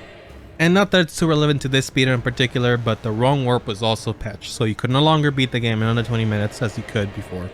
Now, as for why they decided to patch these skips and not any of the other ones, for example, Coffin Skip, Spider Skip, I don't know. You could assume maybe Spider Skip was found too recently, they didn't have time to fix it. There is one upside though, however. For whatever reason, now when you die in an area that is a little bit further ahead than the level you were at before, you actually would spawn in the Archstone that would be that area's, instead of landing all the way back where you warped from. This functions very much so like the original Demon Souls and how some of the skips in that game are possible. But we won't discuss how this helps us quite yet. It'll be a little while, just keep that in mind. To put any of you who are unaware at ease, this will actually be the last patch that Demon Souls Remake ever got. For whatever reason, they only did these 4 patches and just dropped the game entirely. So we will have no further interruptions from the typical AAA dev from now on. Of course, as you'd expect, and I kind of hinted at earlier, this does mean that the run would very much be a lot slower now. So for the sake of this video, I'm just going to on December 18th, 2020, we'll have the first ever speedrun world record of Demon Souls Remake. No one even tried to speedrun this game since the game came out. It's weird, I don't know why. but it is by a speedrunner named Gidano. He got a 49.46.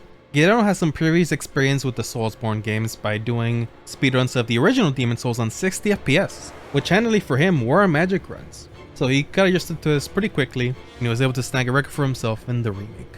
The beginning of the game won't be changing much from what we've seen so far. They'll be doing 1-1, 3-1 with the Full Auto Stunlock, then doing the Sage Frag skip to get Frake early for the spells, namely Soul Ray. But then after Frake, instead of going back to World 3, they will be going to World 4, primarily for the extra souls they get from Adjudicator and such. Since you can no longer skip all the way to Storm King, they simply went to go get the Crescent Falchion and also the Adjudicator's soul and such. One thing we haven't shown so far that I want to discuss real quick is the death quitouts. So for whatever reason in the remake, if you pause before you actually die, and once you hear a character scream and then quit out, once you load back in, you actually come back at full health and just completely be able to nullify that death. Now, something similar to this happens in the other Soulsborne games, where if you ever quit out the second you die, like we're talking pretty much frame perfect, you will come back at full HP. But again, that is a frame perfect thing. The menu is forced closed in the other games, when this one, you can just kind of keep it open.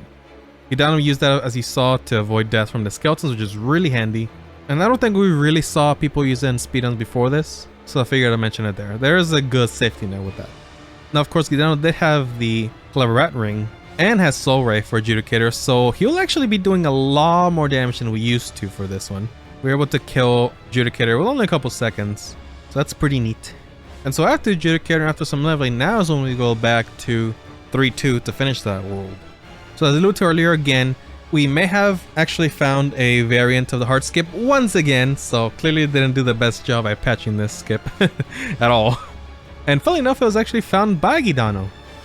They simply put up an invisible wall pretty much in the outskirts of that railing, but not big enough to where it would actually not let us even go inside the torch. You actually can still go into a little bit, and as long as you're moving and stand in a particular spot, you still can remain there and do the vault again. So they didn't do the best job at making this not possible. It's really weird, but that's what happened. And alas, we're still able to skip 3-2 to this day, thankfully. From there, Gidano will be doing Manny's the exact same way that this has been doing with the Soul Ray and the back strafes and all that. Nothing has changed from there. But given that he has the Crescent Falchion now, he's not going to pick up the Moon Short Sword, because it is slightly better, both in moveset and damage. And he'll still be fighting Old Monk with Soul Rays, just with the added Crescent Falchion in case he wants to take a swing at him every once in a while. From there, World 5 is exactly the same, so we're going to skip onward to Spider Skip, which in my explanation earlier, I did fail to mention that the Spider Skip is actually very, very precise, especially in this segment right here. It seemed like it essentially came up to RNG whether you actually got it or not.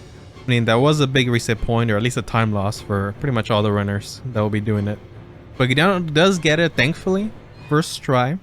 From there, Romanticore is the exact same as it was, and the Cat Ring Skip is still available for us. But Bluepoint did do a little bit of a change to the way that Fog Gates load up. It doesn't seem like you can enter the Fog Gates immediately after you quit out, which a lot of people thought it was because of Dragon God. They didn't want us to do that skip anymore. But after testing it more, it seems like all the Fog Gates act this way. So it was probably just an intentional side effect of something to do with the programming. Because of that, the pillar phasing Dragon God strat almost seems random now, whether it even works or not. But you do have to delay your entrance a little bit. But you can see Gidano here struggling with that just because he wasn't aware that this was going to be different at all. As for 4-2, we obviously had to run through it again as we normally did because of the lack of both the old hero skip from OG and the skip to Storm King from Remake. So of course they had to fight old hero and then Storm King. And then skip forward, unfortunately they did have a death to Alant with his insta slam attack, which I can't blame him. That's one of the attacks that just come out of nowhere and just you can't really react to. But then they were able to take it down in the next attempt. So with that, he ends with a 49.46 of scores, as we mentioned. Since Gidano had done run in 103 and such, he wasn't necessarily proud of this run. So we'll move swiftly on from this one, but it won't be the last time we'll be seeing him. For now though, we need to move on swiftly to the next contestant, which will be a new runner. It will be Soldi, a Dark Souls 1 speedrunner and no-hit runner. He will be getting a 47.40 IGT in December 19th, 2020, so a day after Gidano. Except, they weren't necessarily competing against each other. because the interesting part about this run is that it was actually a no PS warp run. So back when we first came up with this leaderboard and we were under the assumption that PS warps are always going to be pay to win, we did split up the leaderboard into one with warps and one without warps. And Soldi was running a no warp category, which would be a record at its time as well, of course. But as I was doing research trying to find out which would be records at the time, this actually turned out to be a record over a PS warp run, which was impressive in its own way for sure. There will be some very slight deviations in the speedrun due to the fact that you can PS warp, but I won't be going over them. They're very minor, and you can see it in the splits if you want to see yourself what the difference would be. The run will pretty much be identical strat-wise as Gidano's was, and just runners was trying to get used to the current patch route. Eventually, this handsome man does turn on his cam. Some noteworthy things that happened was that he unfortunately did take a death in 4-2 to the Reaper, as he got caught in between the Shadow Man blocking their path. Fortunate to get the pressure play before that, so they opened the door to make it not that big a time loss, but as you can see, that's been 2 deaths that we have in that segment in the remake speedrun so far, so it's definitely a little bit tricky. He will be doing a small optimization where he takes a cat ring drop to the floor below the top floor of this section, similar to the pole skip you used to do in the original speedruns, except just using the cat ring instead. Now going forward to the armored spider skip, he actually won't even be trying to do the version that I was telling you is a little bit hard to get past. He'll actually be doing his own version, which actually takes a death by falling out of bounds when the title card says Tunnel City, which, as you know, it's the level name for 2-2. So when he takes a fall death from there, he will actually spawn behind the armored spider inside the boss fight. That sounds very familiar, doesn't it? So this is what I was meaning earlier, and that taking a death whenever you have the next area loaded in will actually put you in that area. This functions similar to OG Demon Souls, but it only happens when you're doing a skip. It doesn't actually happen when you are simply going to normal levels. But that does mean you don't have to do the very tedious spider skip that has you going through a bunch of steps that could go wrong in a few spots, and seem RNG heavy. Not to mention with homing Sol Arrow, you do destroy the spider from behind, so it's not really a big deal. So those are the only differences that I found while reviewing the run. He of course ends the run in a 47-40. Yes, baby, let's fucking go! Dude, I'm so excited. What's my time? What's my time, man? Please be sub 49. I want a 48. Guys, I can't. If it's only like a 50 or only like a 49, 50, or if it's not sub 59, 49, I'm actually sad. Let's fucking go! Yes! Again, with no PS warp whatsoever. This is all within the game's engine. Shit, could have been sub 47 without the super stupid death I had. So not long after, 4 days later, Gidano would come back with a 45-53. He does still keep improving from his other run. The only change that I found noteworthy is still a pretty decent one, and that is that he implements Soldi's cat ring drop that he did to get one layer below, and then after that he does another skip that was found a while ago, but then Gidano rediscovered as it was not useful until this moment, now that the Storm King skip was patched out. And that is one where you use the cat ring to land in a very particular spot of the old hero room that will land you inside it. This little spot right here is the only part that we can find so far that actually will make you be detected to be inside the room without putting you up ahead, because boss rooms generally will kick you out of wherever you landed on and put you everywhere else if you land somewhere you're not supposed to. But this little sliver right here actually does allow you to stand on it with a cat ring. Now this skip does have a lot of soft lock potential as well. If you land in the rock spot in this pillar, you will get soft lock and have to warp out. But he gets a first try and is able to fight old hero earlier as a result. So not all is lost, there are skips to be found still. Yeah, I said that's the only thing that's really different from the run. He will still be doing the old version of the spider skip since he did learn it pretty well and does get it more consistently than every day, that's for sure. So well done Gidano, reclaiming the record. And then 4 days after that, not sure what the 4-day thing is going on right now is, but on December 27th, 2020, our last run of the year, we had a new runner named Lil Zero with a 42-43, another new contestant to the leaderboard. And the main thing I want to point out for now is that the adjudicator split is way later than you normally would see, at least in the last few runs we did. meaning that they won't be getting the Crescent Falchion or the few extra souls you get from Adjudicator in the beginning like a lot of the other runs have done. Besides that, the run is pretty identical for the most part. One thing definitely confused me a little bit, since they obviously did learn from the other speedruns so far, is that they actually do the just normal intended version of the 5-1 pathing instead of doing the slope skip. So maybe they're just not comfortable with it yet. I'm not really sure.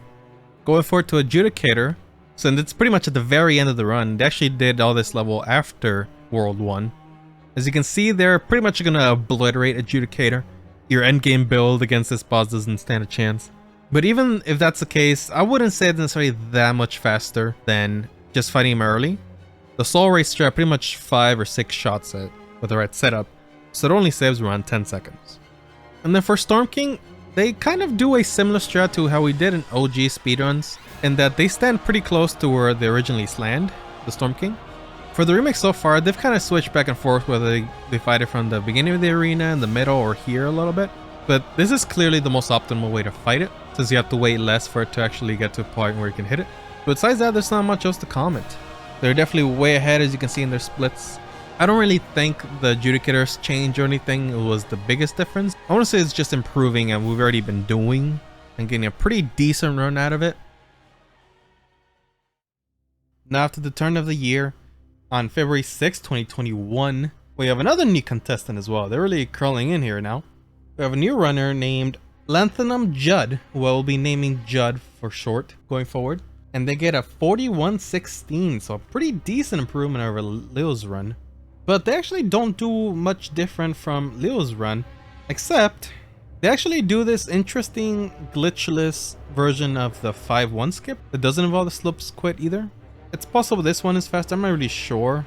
But it's definitely very interesting that they did that instead. They also were doing late Adjudicator like Leo. And funnily enough, this run made me realize that I actually really like the Japanese voiceovers for this game.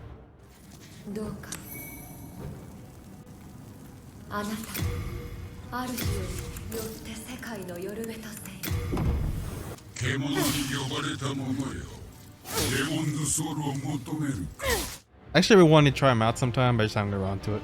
Just a personal side note, of course, nothing related to the run from that.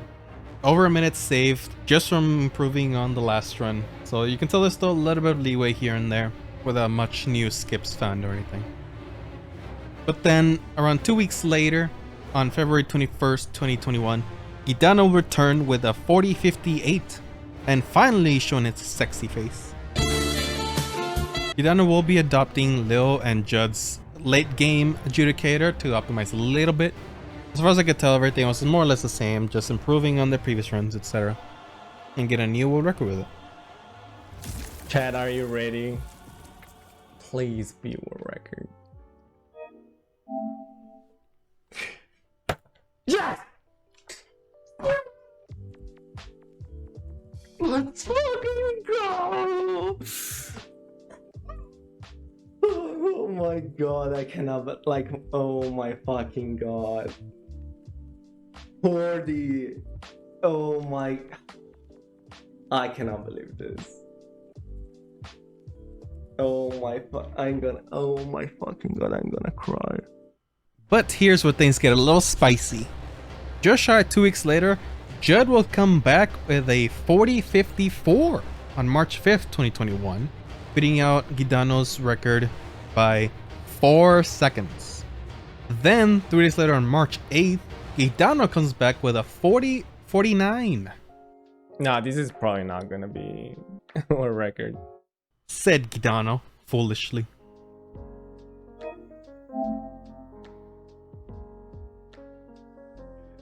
It is a record. Now, the time doesn't match in this screen, but he does go and check the Pantheon to make sure that the time is more accurate.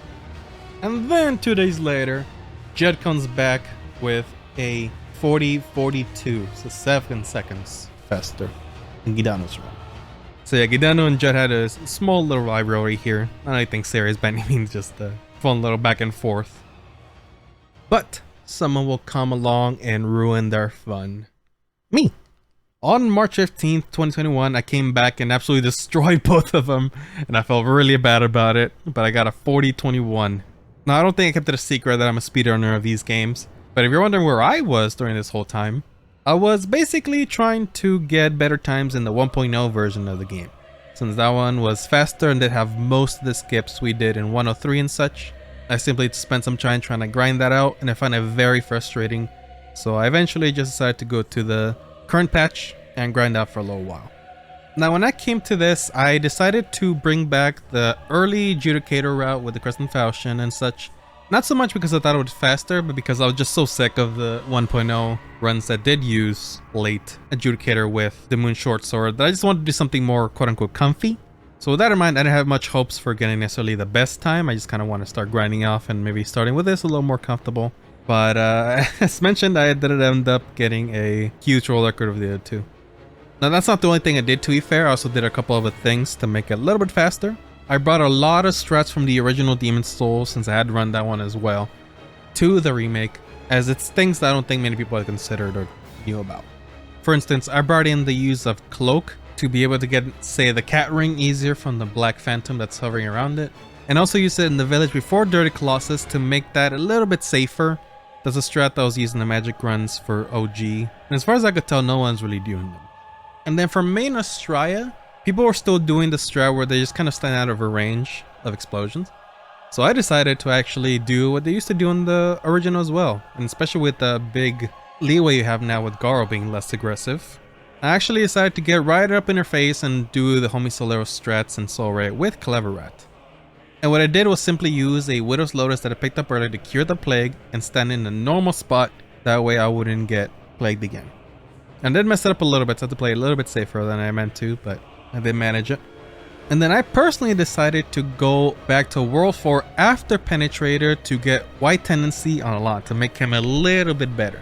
I'll certainly take any help I can get for King Allant. Okay. Are you fucking kidding me? That's my 1.0. That's my 1.0 PV as well. God damn it. That's exactly the same as my PV for 1.0. I missed the PV for this category, but fuck. I'm just stuck on the 40-21. So yeah, I was trying to get a sub 40 with 1.0, but I just couldn't, so I just moved on to this one, and I got the same time. But of course, since I was going for a sub 40 in the other time, I figured if it seemed possible, I might as well go for that in this category. So with the exact same strats on March 18th, 3 days later, I got a 39-12.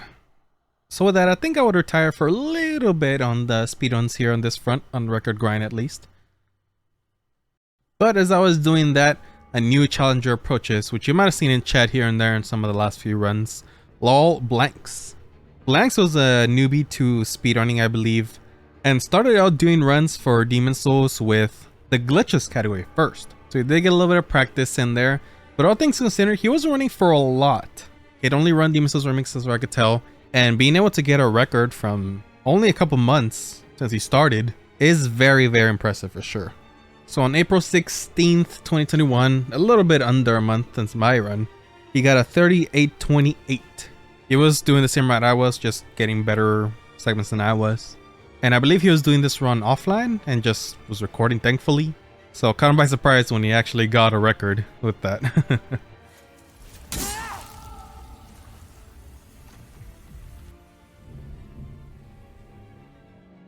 Guys, my hands were shaking right now. Oh my god, this time. Oh, I messed up the final fight. Oh, that sucks. That could have been like 5 seconds faster. Oh my god. Okay. I know it's PB, but it's a world record. Oh, it's so... Oh, it's world record! Oh! Yes! Let's go! World record holder, baby. That's me. Oh my god, my heart is pounding. Oh. Thank you so much for watching. Oh my god. What a wholesome boy. But of course, we gotta move on. But don't worry not, he will reclaim it at one point or another. On May 3rd, 2021, we have a returning player, but not from the remake, but from the originals. We have Soypaste. He is back to try his hand on the remake. And well, he is even currently second place in the original Demon's Souls, so As you can expect, he had a lot of skill to bring to the remake as well. He still followed the route that we've been using thus far with the Crescent Fashion. I think at this point it will be standard. So yeah, with its mad skills, he obviously had a record in the bag after not too long. Okay, yatta! Yoshi, kita! Yatto hashiri kireta. 38分6秒. He's been playing the game for probably like 3 times longer than I have, so probably makes sense. Original at least. But he wouldn't be done quite yet, as he would get another record on May 12th, a 37:57, so a sub 38, which around that point we really didn't think was anywhere near possible. This was definitely a big mountain to climb over at the time, and this would actually be the longest held record for a while, at least so far. As far as current patch at least, the longest before that was Lil Zeros, who had just over 2 months held, and soypaste will hold on to this record for around the same amount. And then the 2 months-ish later, as I mentioned, lolblanxz would come back with a 37:45, reclaiming his throne. I know he really grinded his ass off after soypaste's run, as you can see from the attend counters, reaching on 1,000. And who's to know that's accurate or not, maybe he had more than that even on different splits. From my understanding, he really just dropped a lot of safety strat and really improved a lot of crap that didn't need to be the way it was. So he definitely earned it. Guys, we did it. We did it. The grind, it paid off. Who's the first fastest demon? Huh? That's me. But the thing is, while lolblanxz was getting this record back, I was busy doing something else, and that's why I couldn't get the record back myself. No seriousness. For about a month at this point, I was actually practicing a lot of no reset runs because I got into SGDQ 2021 with Demon Souls Remake. So I was able to bring it back pretty much the exact year later after the remake came out to show off the remake at SGDQ, and pretty much the first time the remake was showed to a big audience like this. And I had the pleasure of doing so. I assume because of me being the host for it the year prior with the original Demon Souls, I was able to bring it full circle with the remake as well. So SGDQ 2021, my run happened on July 10th, 2021, and I brought again my host Ashwin for that. So just like the original Demon Souls, if you missed it, I'm going to have a little interview with Ash just to reminisce on the GDQ run, a little bit over half a year later. So do please enjoy. At that point, you had done a lot more overall. You had hosted more for Speed Souls and ESA. I think by that point you also, you're doing like Break the Record Live already now. So how was the nerves then compared to the first time? Absolutely non-existent. Ooh, nice. I had the confidence that, we got a lot of good reception for the first run. There's so many people that found us from them. There's so many people that praised our runs for just quality of run, for commentary, for our chemistry. And we clearly knew we did something right the first time around. And it was really nice to just be able to go through the YouTube comments, through Twitch chat, and just have a bunch of people come our way and say, hey, you did a great job. Really enjoyed it. One of my favorite kind of runs on GDQ, which is really honestly high praise to have people say this is literally one of my favorite runs at GDQ. We nailed it, and I'm really proud of both of us. So we had a good idea of what we wanted to do the second time around. We had lessons we learned, we had a different approach, and we practiced as usual, and we had an idea of how we wanted to present the remake. I wasn't nervous at all. I felt like we were ready, we were there for it, and I didn't feel any nerves at all. And I think the multiple events, having done GDQ before, knowing it went well, there was nothing to be afraid of. It was fun. For some context, my run was, I believe, the last bonus. Yeah, because it was very towards the very end, right? Yeah, so it was the very last bonus run of the event, which was a little bit scary and a little bit I don't know, because bonus, if you don't know, basically means that you have to meet a donation goal to get the run met, which theoretically means your run could not get met, but it's very rare that it doesn't happen in GDQ, and it's also very rare that a Souls game doesn't get met. We're not just talking about any game, we're talking about a series that's beloved by many. And even if Demon Souls was an underdog. With the remake, everyone was stoked for it. So of course, the first time it ever was going to appear at a marathon, the GamesDoneQuick snagged up the Demon Souls remake run, and we were the first to show it off in a marathon of that size. I think.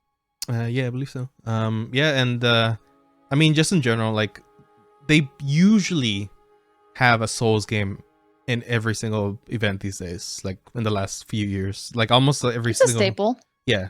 I'm almost surprised it's not like a Souls block at this point, honestly. But like, yeah. So with that, like, I was pretty sure it's gonna get mad, but it's still like a couple hours before it did. Okay, so the run prior to ours was Dark Souls 3 by Mattpocalypse, which is a buddy of ours, and he even shouted us out a little bit and encouraged people to donate. So, with that in mind, like being right before another Souls game, I was pretty confident that it was gonna get mad, but there's still a little bit of that nerves, But honestly, just with the hype of it getting mad and stuff, which was a new experience even for me, even though we have done GDQ before, I think the high of it just kept through the whole run, because I also wasn't nervous almost at all that I can remember. I don't know if maybe that kept from being more nervous, but I think I did fine. Like, I don't remember getting nervous during the run. Like, maybe there might have been a small gap where I was before, but... Right. I don't remember you being nervous at all. And I think we had like the support of our communities and everyone knowing that we were going to kill this run. Oh, there's a bingo card too, which is fun. Right. Yeah. Like just checking off things that could have happened, things we might have said during the run. I don't know if anyone ever got bingo, but I thought that was really cute. Is there anything you wish you could have included in the runs that you didn't get to? There's always stuff that we could have covered. There's so much depth to these speedruns, there's no way that we can do them justice. Like, we didn't do enough like shout outs to people who had discovered things. We didn't go into full depth of just how things worked. We kind of glossed over them. But you know me, I'm a stickler for lore, and I thought like the best way to sort of bring people into the fold of these runs was also to appreciate the lore, because who doesn't love Souls lore? And I wanted to weave it into the story, and I wrote so much lore for the kind of commentary I wanted for it. So much. And I even cut it down to like 20% of that. And even with the cut to 20%, in our practice, we just didn't have time to fit it in. So I had to cut the 20% to like 1%. And so we only had like lore at the end and at the beginning, and that's about it. Maybe I made a comment about Made in Australia, but there's so much fascinating lore about Demon Souls, and I think that's the thing that I feel most sad about. Like, we could have done an event where like literally people could have unlocked the ability, an incentive for us to just do a lore commentary, like nothing else but lore commentary. And that would have been a really cool run to see, because it would be like live lore commentary, not something that you go digest off of YouTube. It is unfortunate. Like, I think we even stated that we would like to have more lore in the second run as opposed to the first one, but the run is so much faster too. So that there was no load screens, there was no downtime. We just had to go. Yeah, like I think we tried to even like maybe do a run where you just included more lore overall, but even with that is so yeah. Unfortunately, not much of that. Even though the bits we did have, like we got a lot of praise for in the first one, even though it was just brief. And I imagine the second one too. I don't remember right now, but. Do you have a preferred run from the two? One. I think one just was a really special run for the both of us. It's like, you can't get that first like experience back. It was fun. It was new. We did a really good job with it, and it will always be special, like how much practice that we did for it.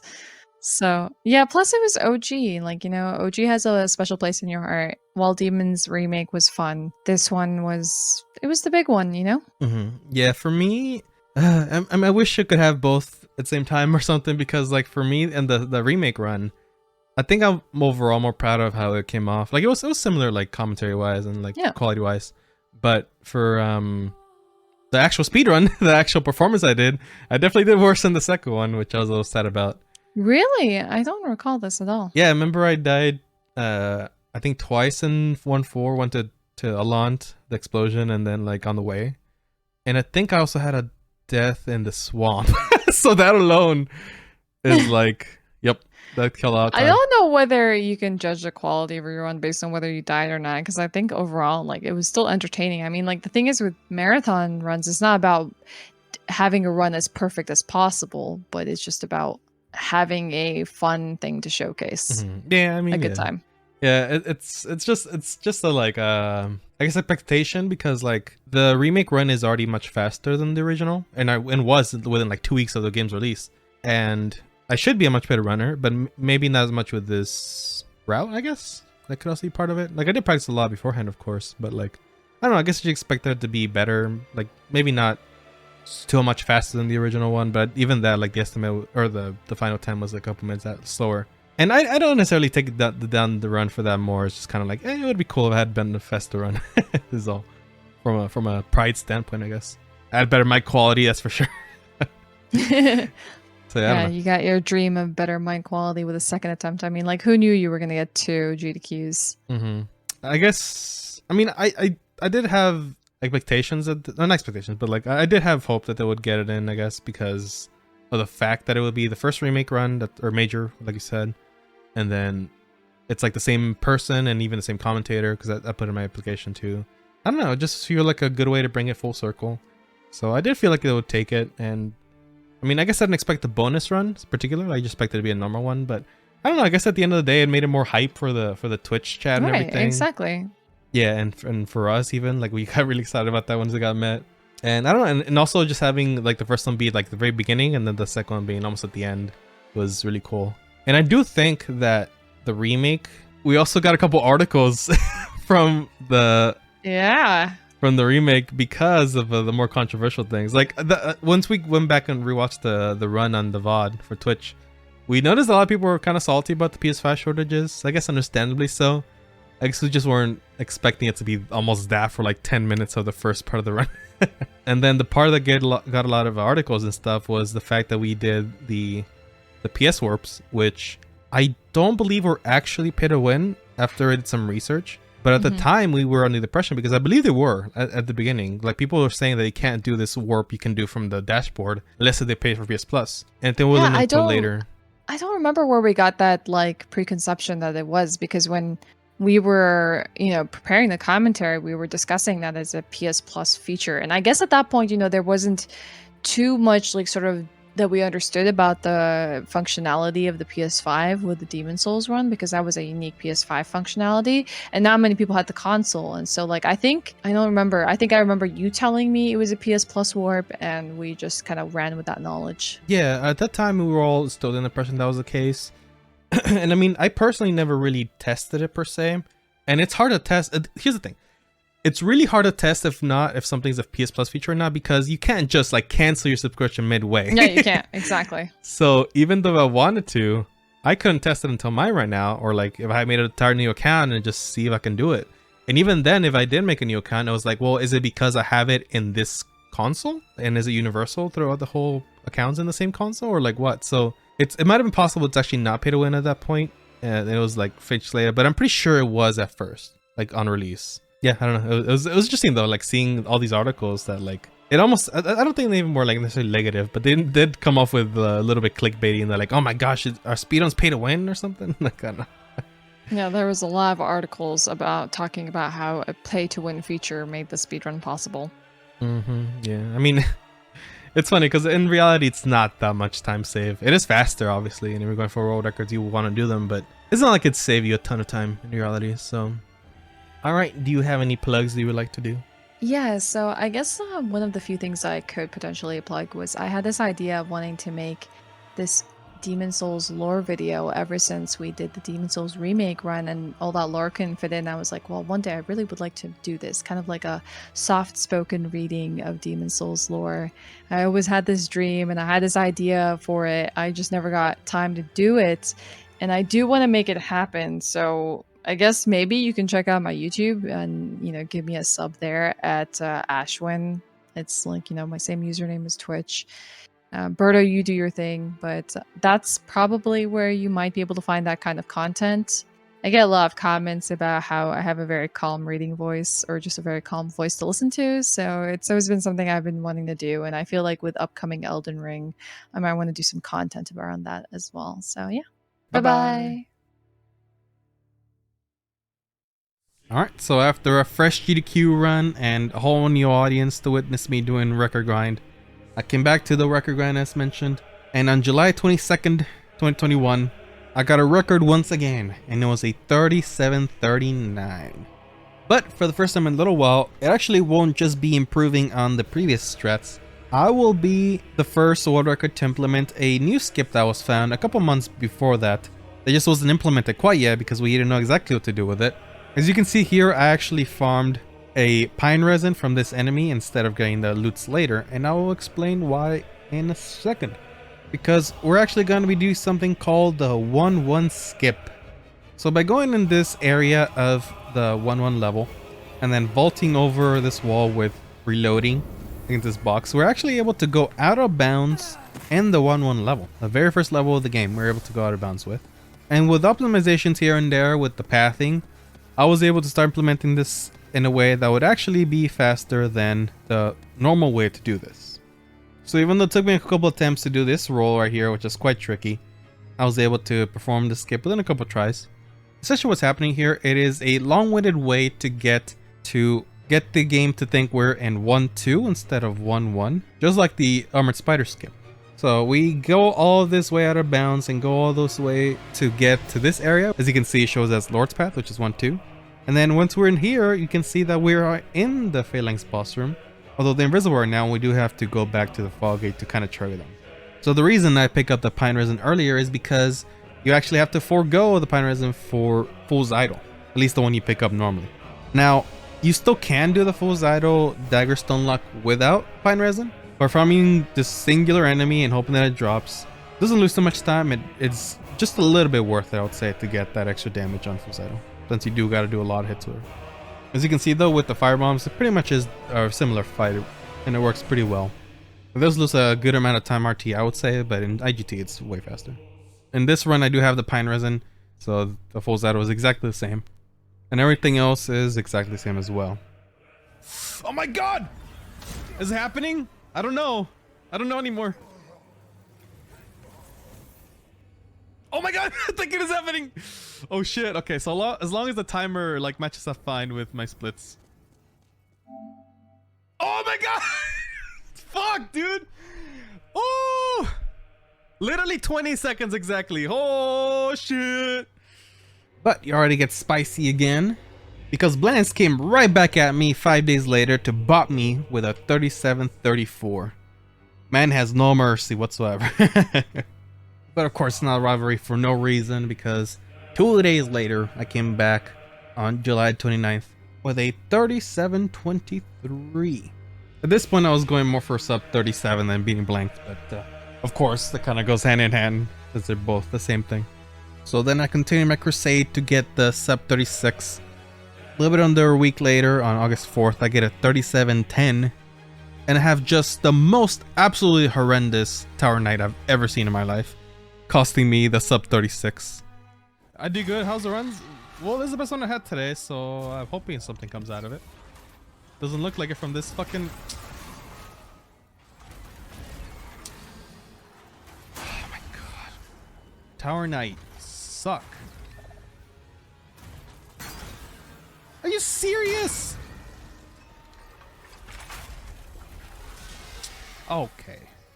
Rude. Look, I'm here at the foggy. At this point, I started doing Rat Ring Tower Knight with Cloaked, which isn't insanely faster, but I was able to one-shot it where prior we couldn't. So it's quite nice. But then I got a Tower Knight like that, so...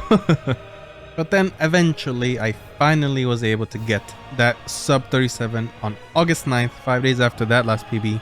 I even did a little recap of the last couple runs, showing the progression of all the records going between lolblanxz and I before my sub 37. Of course, since I just recapped, I'm not gonna show it all, but just the gist of what it was. Yeah!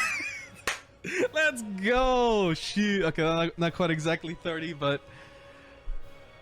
Ooh! And with that, this will now be the longest held record for a while for the remake now. And I gotta say, it's definitely one of the runs that I was most proud of that I've done ever, I would even say. So it felt good. I felt really rewarded. And I moved on to do other things. I don't remember what I did, honestly, but I savored this feeling for about 3 months. But luckily for us, the route was about to improve much, much more.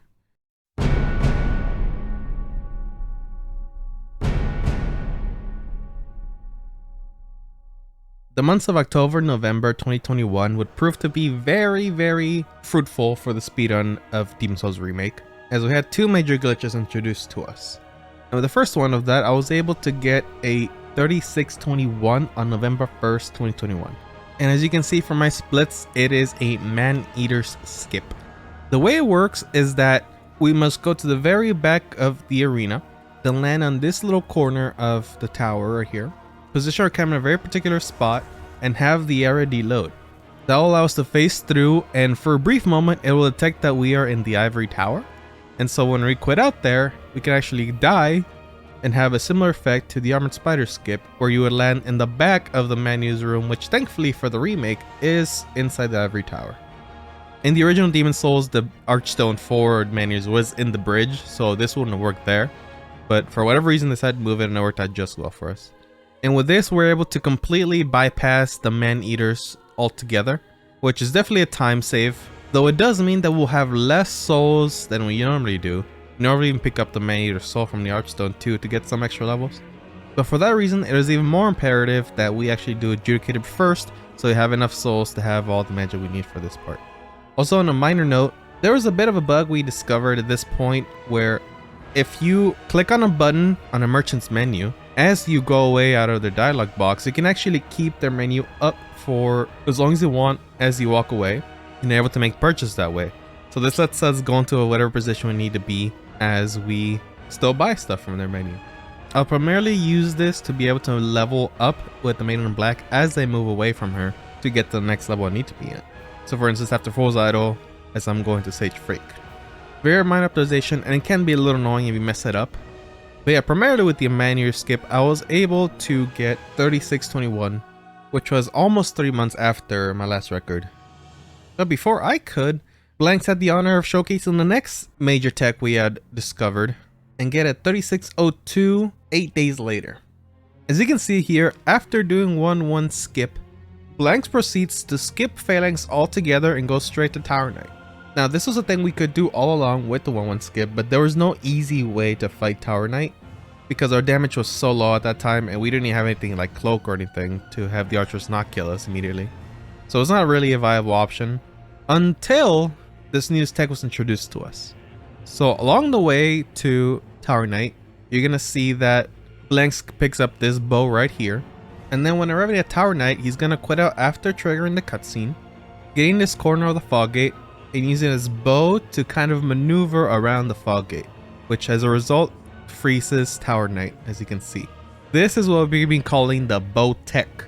Apparently when you use a bow through fog gates and even through the multiple walls that you can do in the game, you can regain maneuvering with your character and redirect your movement to wherever you want it to be, as your hitbox seems to not be necessarily activated during this movement. It actually works very similar to how usually Cheat Engine works. And with this, we're able to sometimes go around the activation line of a lot of bosses and such. So with this, we are occasionally able to freeze bosses, and Tower Knight is simply the first example of us doing so. This tech theoretically does have infinite potential to do a lot of things, but for other circumstances, for instance, some bosses do aggro with your proximity to them instead of having an activation line. Not all bosses will be freezable like this, so the run is not going to be necessarily boring by any means. But with this Tower Knight skip, you're able to get more souls than you could with phalanx and such, so it actually works out fairly well. After these fills, you still have to be careful of the archers as they're still aggroed, but if you position yourself well, you can just use fireballs and kill them a little bit slowly, but it's still faster than it would to do phalanx and Tower Knight together. So it's definitely a time save. One thing I should mention as well is that the game breaks a little bit in some of the progression cutscenes. So for instance, whenever you get to the Nexus after the final Archdemon, the glass that breaks in the cutscene to go below Nexus doesn't break in this one. It just doesn't play the cutscene. And you can even walk over it, but the maiden will still take you there. Which actually saves a little bit of time given they can walk straight over instead of going around it, which is really nice. But lolblanxz was not satisfied, and he will go on to grind until he got a sub 36, which he's very, very close to, so very obviously he was gonna try his best to do that. And 3 days later, he would get a 3548. So he wouldn't get the first sub 36. He actually got a PB/world record sub 36 right before this run we were about to show. But then he realized that it wasn't quite sub distortion for the 103 time a year prior. So he decided to keep going and push it a little bit further. And as you can see from his little intro, literally the next run would be the run.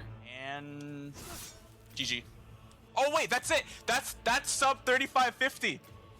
That's world record again. Back to back, a world record, sub distortion, patch 1.003 by 1 second. You all realize what that means? It means that finally, after almost a year, the current patch is finally faster than the 103 patch or below, which was before we had the skips such as the Skip the Storm King patched out. So this run right here is definitely a benchmark for the current patch, and means that it officially was faster than the prior patches. Now this run wouldn't do anything new from his last run, he would just be improving on the last run he had. Sub 36 submission and sub distortion time in 103, which is a huge milestone for us. He also did this all during a chunky raid, so he was definitely off the adrenaline of that, I imagine. Up to this point, this is where we decided to split up the leaderboard in 2 parts to distinguish the runs that use no boat tech and the ones that do, given how big this could potentially be. And we decided to merge the PS wars because at this point we realized that they were no longer pay to win. Since the ones that do use boat tech obviously are the faster ones, we are going to be going forward with that only. And then on November 22nd, 2021,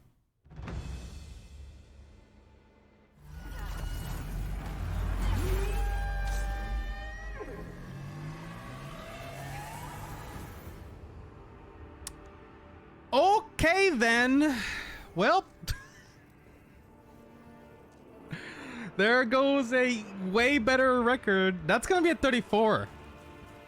Oh my god, chat. Holy shit. Hold on.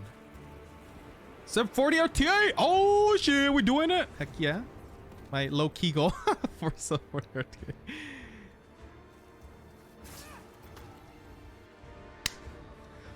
Woo! Okay, so that should be sub 40 or sub 40. Sub 35.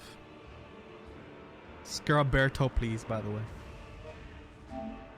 Oh, what the fuck? Why do I keep doing that? I hate that shit. I got, well, dude, my sub 17 for Force Squid was 1659. And then look at this bullshit.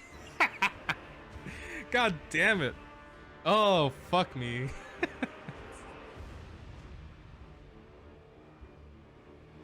So if you're wondering how we got so much ahead from the last run, it is because we were able to implement even more of the boat tech into the run, allowing us to go even further beyond. As you notice from that intro, we actually do Storm King last, and we'll get to why that is very shortly. This was a 34-39. But you will see from the splits, the Adjudicator is not there early on in the speedruns anymore, which does mean there is no falchion again, unfortunately. As a result, we are gonna be having less damage on Old Monk, but as you'll see very soon, it is very, very worth it. The first bow tech I try to do outside of Tower Knight is one for Leechmonger, which unfortunately I do fail. Now this is one of the smaller time saves that you can do for this. It's not a big deal that I missed this. Although as a result of not doing Maneaters or Adjudicator, we are going to have less damage for Leechmonger, as I'm only going to have 4 Homie Soul Arrow balls. But to make up for that, I do set up Clever Rat's Ring myself in every run before Leechmonger. Then after that, now that I have a couple extra levels from Leechmonger, I actually do go back to the Nexus to level to 31 magic there. Since we normally touch the Archstone anyway to heal up after Leechmonger for the swamp, it doesn't lose that much more time to do so, but obviously going to Nexus is a little bit of a deviation. But if I do get good Maiden RNG, it means that I can not waste as much time as I would normally. And we can PS warp back too. So after Main Astraea, I personally chose to go to World 1 in order to warp away from the Maiden faster. So instead of going to the Archstone, I simply did a PS warp to the only Archstone we can warp to immediately after, which is a little risky if we ever encounter a situation where we can soft lock, but in optimal runs, you know, obviously we would want to soft lock anyway. And then from there we get to flex the next boat tech we find, which is definitely the most convenient one for a run which this boss is nightmare on occasion, and that is King Allant. By going to the left here and just being very precise when you start moving camera to the right, you're able to freeze King Allant in current patch. Theoretically, this fight can be slower because you do cause counter hits whenever he does the explosion and such, but it also makes it much less RNG heavy, so it definitely is worth it at the end of the day, I would say. Now I should mention that you can theoretically freeze Flame Lurker as well, but it is another fight you have to go into the Fog Gate and then quit out to do the freeze, so it actually isn't worth it for us in the Magic Run since we destroy him so fast. Either it'll be slower or just about the same, so it doesn't really matter. If you do want to cut the RNG for your attempts, for PB attempts without world record in mind, you could just freeze him if you want. At some point in the run, I actually picked up the Wing Spear because it actually helps us do a replacement to the ledge skip that you could do in the original Demon Souls. Now this requires a lot more setup than the other one does by using Cloak and Summon Cellar to kill some enemies. And again, it uses the Wing Spear as well. And you have to get it within 3 attempts or so to get faster than just going around. But you can skip to this Crescent Falchion by doing this as well. Although at this point in the run, we don't really need the Crescent Falchion, so I don't pick it up at all. And as for the reason why we do this so late, it is because we have also implemented the bow tech to do a adjudicator skip. But not only that, we are also now able to drop all the way down to where the game detects that we're in Altar of Storms, the 4-3 level. By clipping around the adjudicator boss room, we can drop down to the tunnel below the boss room and then maneuver our way across these out-of-bounds segment to land this tunnel, which is said tunnel that leads to Storm King. So whenever you die in the Storm King, as you know, the Archstone for Old Hero is inside the boss room. So that means we'll land inside the boss room once we die, and we can activate Old Hero this way. Which you can probably guess is way faster, even though we do have to give up some souls from Adjudicator early on. I should mention this skip can also potentially soft lock, but if you know what you're doing, it's not too bad at all. There's a lot of steps to this fight too. I also use a Stone of Hermelize personally to set up Clever Rat Ring without him killing me during the fight and then having it for Storm King. So it's a little bit scary and it took a lot of people to get used to, but this is the mad strategy that I came up with. So of course after that we do Storm King as the last Archdemon, and you know, after many years of doing this one goes pretty simply. So there we go, 34-39. Big jump from lolblanxz's run. But I actually will hold this record for just a little bit over a month. And I will say this is another one that I'm very proud of myself. It wasn't perfect, but I don't know, just something about how much I was able to optimize with these skips and pull it off, mostly for the run. The only thing that I got wrong was Leechmonger, I suppose. Unfortunately, at this point, I had run out of PS Plus, so I couldn't check the Pantheon. But either way, I was really proud of this.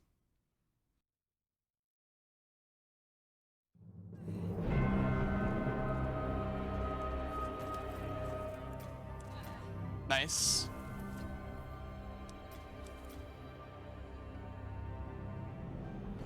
What?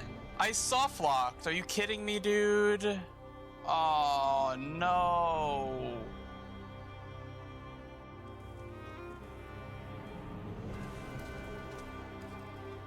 No! No!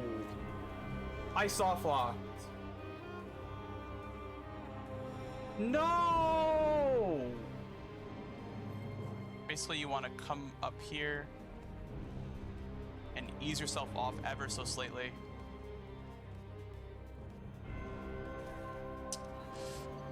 And I messed it up. I threw the run. So as you can see, lolblanxz is struggling to get it down as well, which is definitely very tricky. I think it did take a while for me to understand how it works. And even some people taught me how to optimize it myself. But alas, lolblanxz would come back on December 29th with a 34-19 to reclaim his multiple time record holder status. lolblanxz would get the successful Leechmonger AI freeze, unlike me, so this is how you would do it. And this is how the actual fight looks, so it's pretty funny actually. Just a little blob in the center of the arena. But as y'all probably know by this point, he was not satisfied. So it will be a while until he gets the new one, all the way in the next year on January 19th, 2022. Or he will get a 34-14, 5 seconds off of his last world record. Now there's actually something to discuss here that's new, because our resident runner Ducklear was actually the finder of a minor duplication glitch that you can use on some soul items. But they're restricted to non-boss souls, and you can't dupe them and have 99 of them. You can only dupe them once. But this alone was able to optimize a little bit of a segment in the run that I had mentioned earlier. The primary place where they dupe is after Man-Eaters. While they have some of the legendary soul items from the back of the Man-Eater room, for instance, they would actually choose to dupe that legendary soul right there to get a couple extra levels as you try to get through the old monk run-up. So this lolblanxz is able to get a handful more souls by duping this and a renowned soul they picked up earlier. And with that, he's able to cut off the segment where I would go back to Nexus after Leechmonger, which is really nice to bring it back to just being a seamless transition to the next world. If you're wondering how this works, it's very similar to the Q dupe in the original Demon Souls. So for instance, when you use Sticky White Stuff in the original to dupe that one time additionally when needed, you simply have to roll, click square at the precise time to be able to dupe it, and then go to your menu and select the bottom soul, which is the one you should have equipped at this point. Now, one thing that we didn't find out until way later is they actually have to have at least another item equipped in the inventory. If it's the only item there, it actually won't work, and the main reason I couldn't learn it for a long time. So yeah, with this small optimization, he was able to give myself a little more leeway. It's not the biggest optimization ever, but it is a nice little thing to have when we don't have the dupe they did in the original, which definitely would help the remake a lot. And I would say that dupe, the Stockpile Thomas type dupe, is something we are currently looking for. So it'll be very valid for this speedrun in a lot of ways.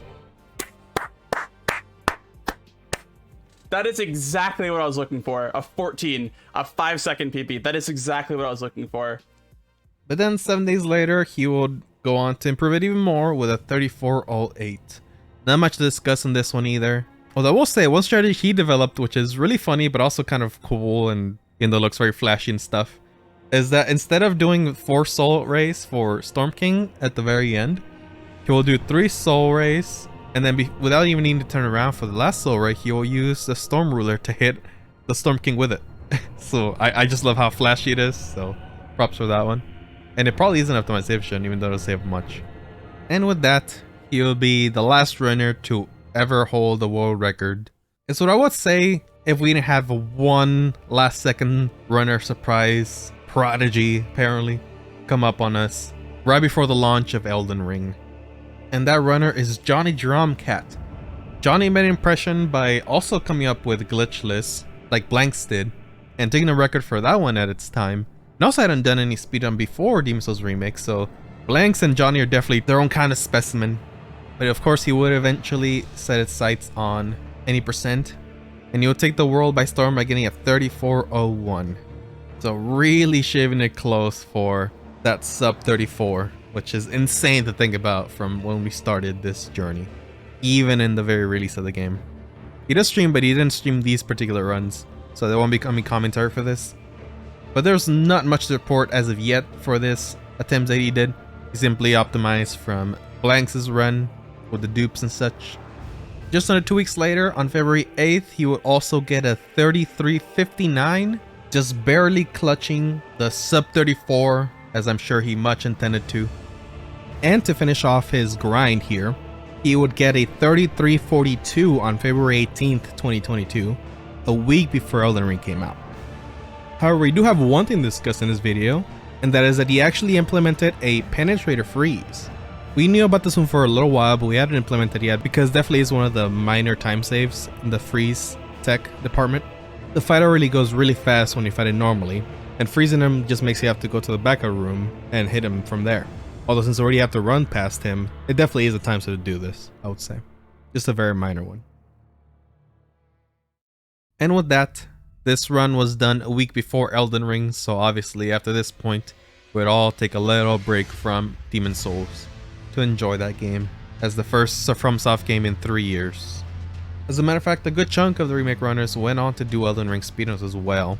For any future runs that happen, as you can see here, we did decide to do one final merge of the leaderboards, and that is to remove the versions. So whether they're current patch or 1.0, it doesn't really matter anymore, because current is now faster than 1.0, so if anyone decides to do that to be competitive or so, it shouldn't really matter.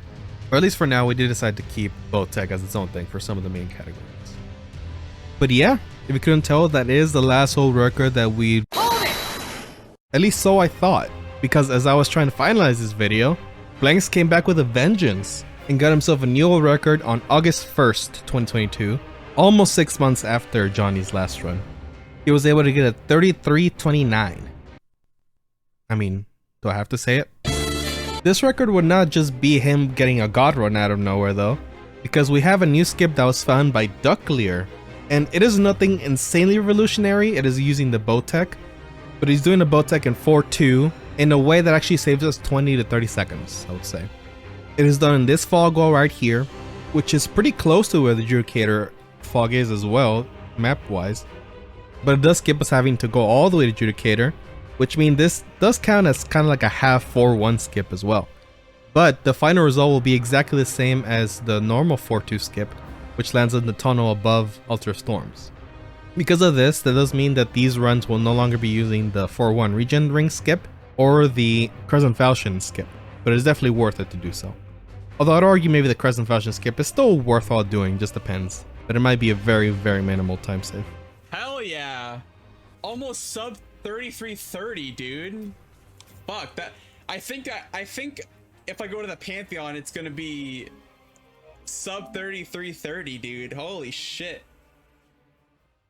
But then, of course, because he saw still more time to be saved, he will do one final run. On August 7th, 2022, he'll get a 3313.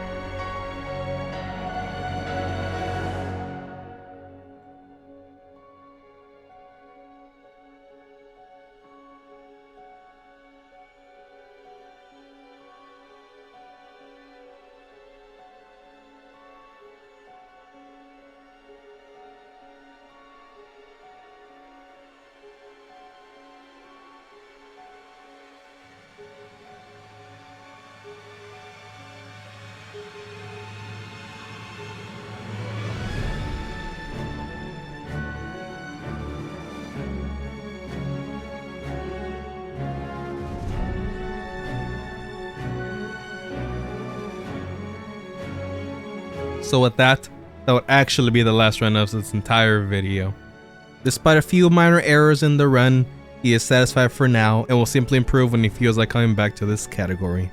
And of course, here's a graph showing how long all the record holders had their world records. It has a couple of divisions through patches. And by the time of the release of this video, I believe, through my estimate, Johnny will be the one holding it the longest by now. And for Distortion, it does have his 103 record kind of faded out a little bit to indicate how long he held that record until it's being in current patch 104. So if you want to make an argument for his 103 record for the 3550, you could make the argument he had the longest so far, but it is now beaten since lolblanxz got his run on. Of course, if you go to leaderboard right now, you will see this run and all the previous runs in the leaderboard right now. And as mentioned earlier, if you go to the Pantheon right now, you can check the in-game leaderboard as it is right now as well. As for any future things that could be runs to optimize, a while back with the bow tech, it was found that there is a way to do the 1-3 gate skip again, though it seems incredibly inconsistent, borderline RNG where you can get this. So we had decided to actually not use it in speedruns whatsoever. But if any madman would like to grind out this run and just attempt to do a run with that, they could. It would just be very toxic indeed, honestly, until we find a consistent setup.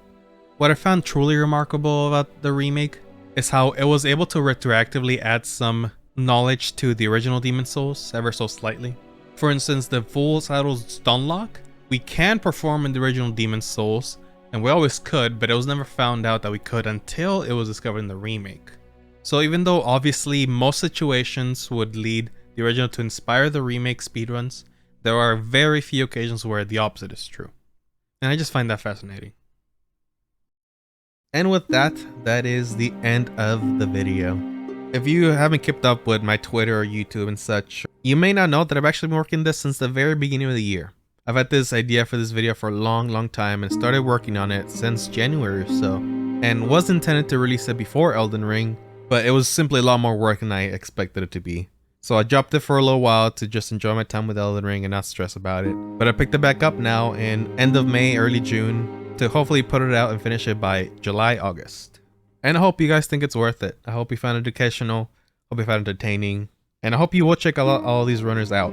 I will link all of them in the description, of course. Whether they were active or not, it's gonna vary. Some runners only did their one run and never came back to it again. But I will make sure that all the runs are accessible for y'all to view on your own as well. I would like to thank all the interviewees that I had. I had a lot of fun doing all the interviews. We had a lot of good chats. And of course, I had to cut down a lot of them for this video. But if you'd like to see the full interviews, do let me know. I will maybe be willing to put an enlisted video out there of those as well. I do want to clarify that I did ask for every single runner's permission to use their runs and talk about them in this video. At least all the ones I could physically contact. There's some that I just could not for the life of me find any way to contact them, so there's that as well. And that would include all my Demon Souls Remake gang, all my brothers who ran alongside me for the last couple years. You've been wonderful. The Demon Souls Remake segment of Speed Souls is very wonderful space, and I love them. So thank you all for the runners who I did discuss today. Thank you Carter for doing his Carter Zaki read for me earlier in the OG Demon Souls. A big thanks to Argesh for giving me a rundown on how Demon Souls really looked in the OG back in the early 2010s, and explaining how the scene looked back there for me. A lot of the runners I had to contact were non-English speakers, but with a little help of Google Translate to understand what I was asking, and gave me their blessing to use their runs. Not all of them were Japanese, but a good chunk of them were. So especially to them, thank you very much. Domo arigatou gozaimasu. And speaking of Japanese, a special thanks to Very Carry, Kitch Towel, and the Zen Archer for helping me translate some of the subtitles you saw today from Japanese to English, so you understand what some of those runners said in their excitement for their world records. And lastly, special thanks to Lenny for providing a lot of support as I was working on this video ever since January. It was definitely a very stressful process, but she helped me get by and reminded me to not overwork myself, so thank you. And yeah, that is all. Again, I am Berto, please. Demon Souls lover. If you enjoy this game, I think you will find a lot of content you will like in this channel. So do consider subscribing. And yeah, I hope to see you again. See you all around. Bye-bye.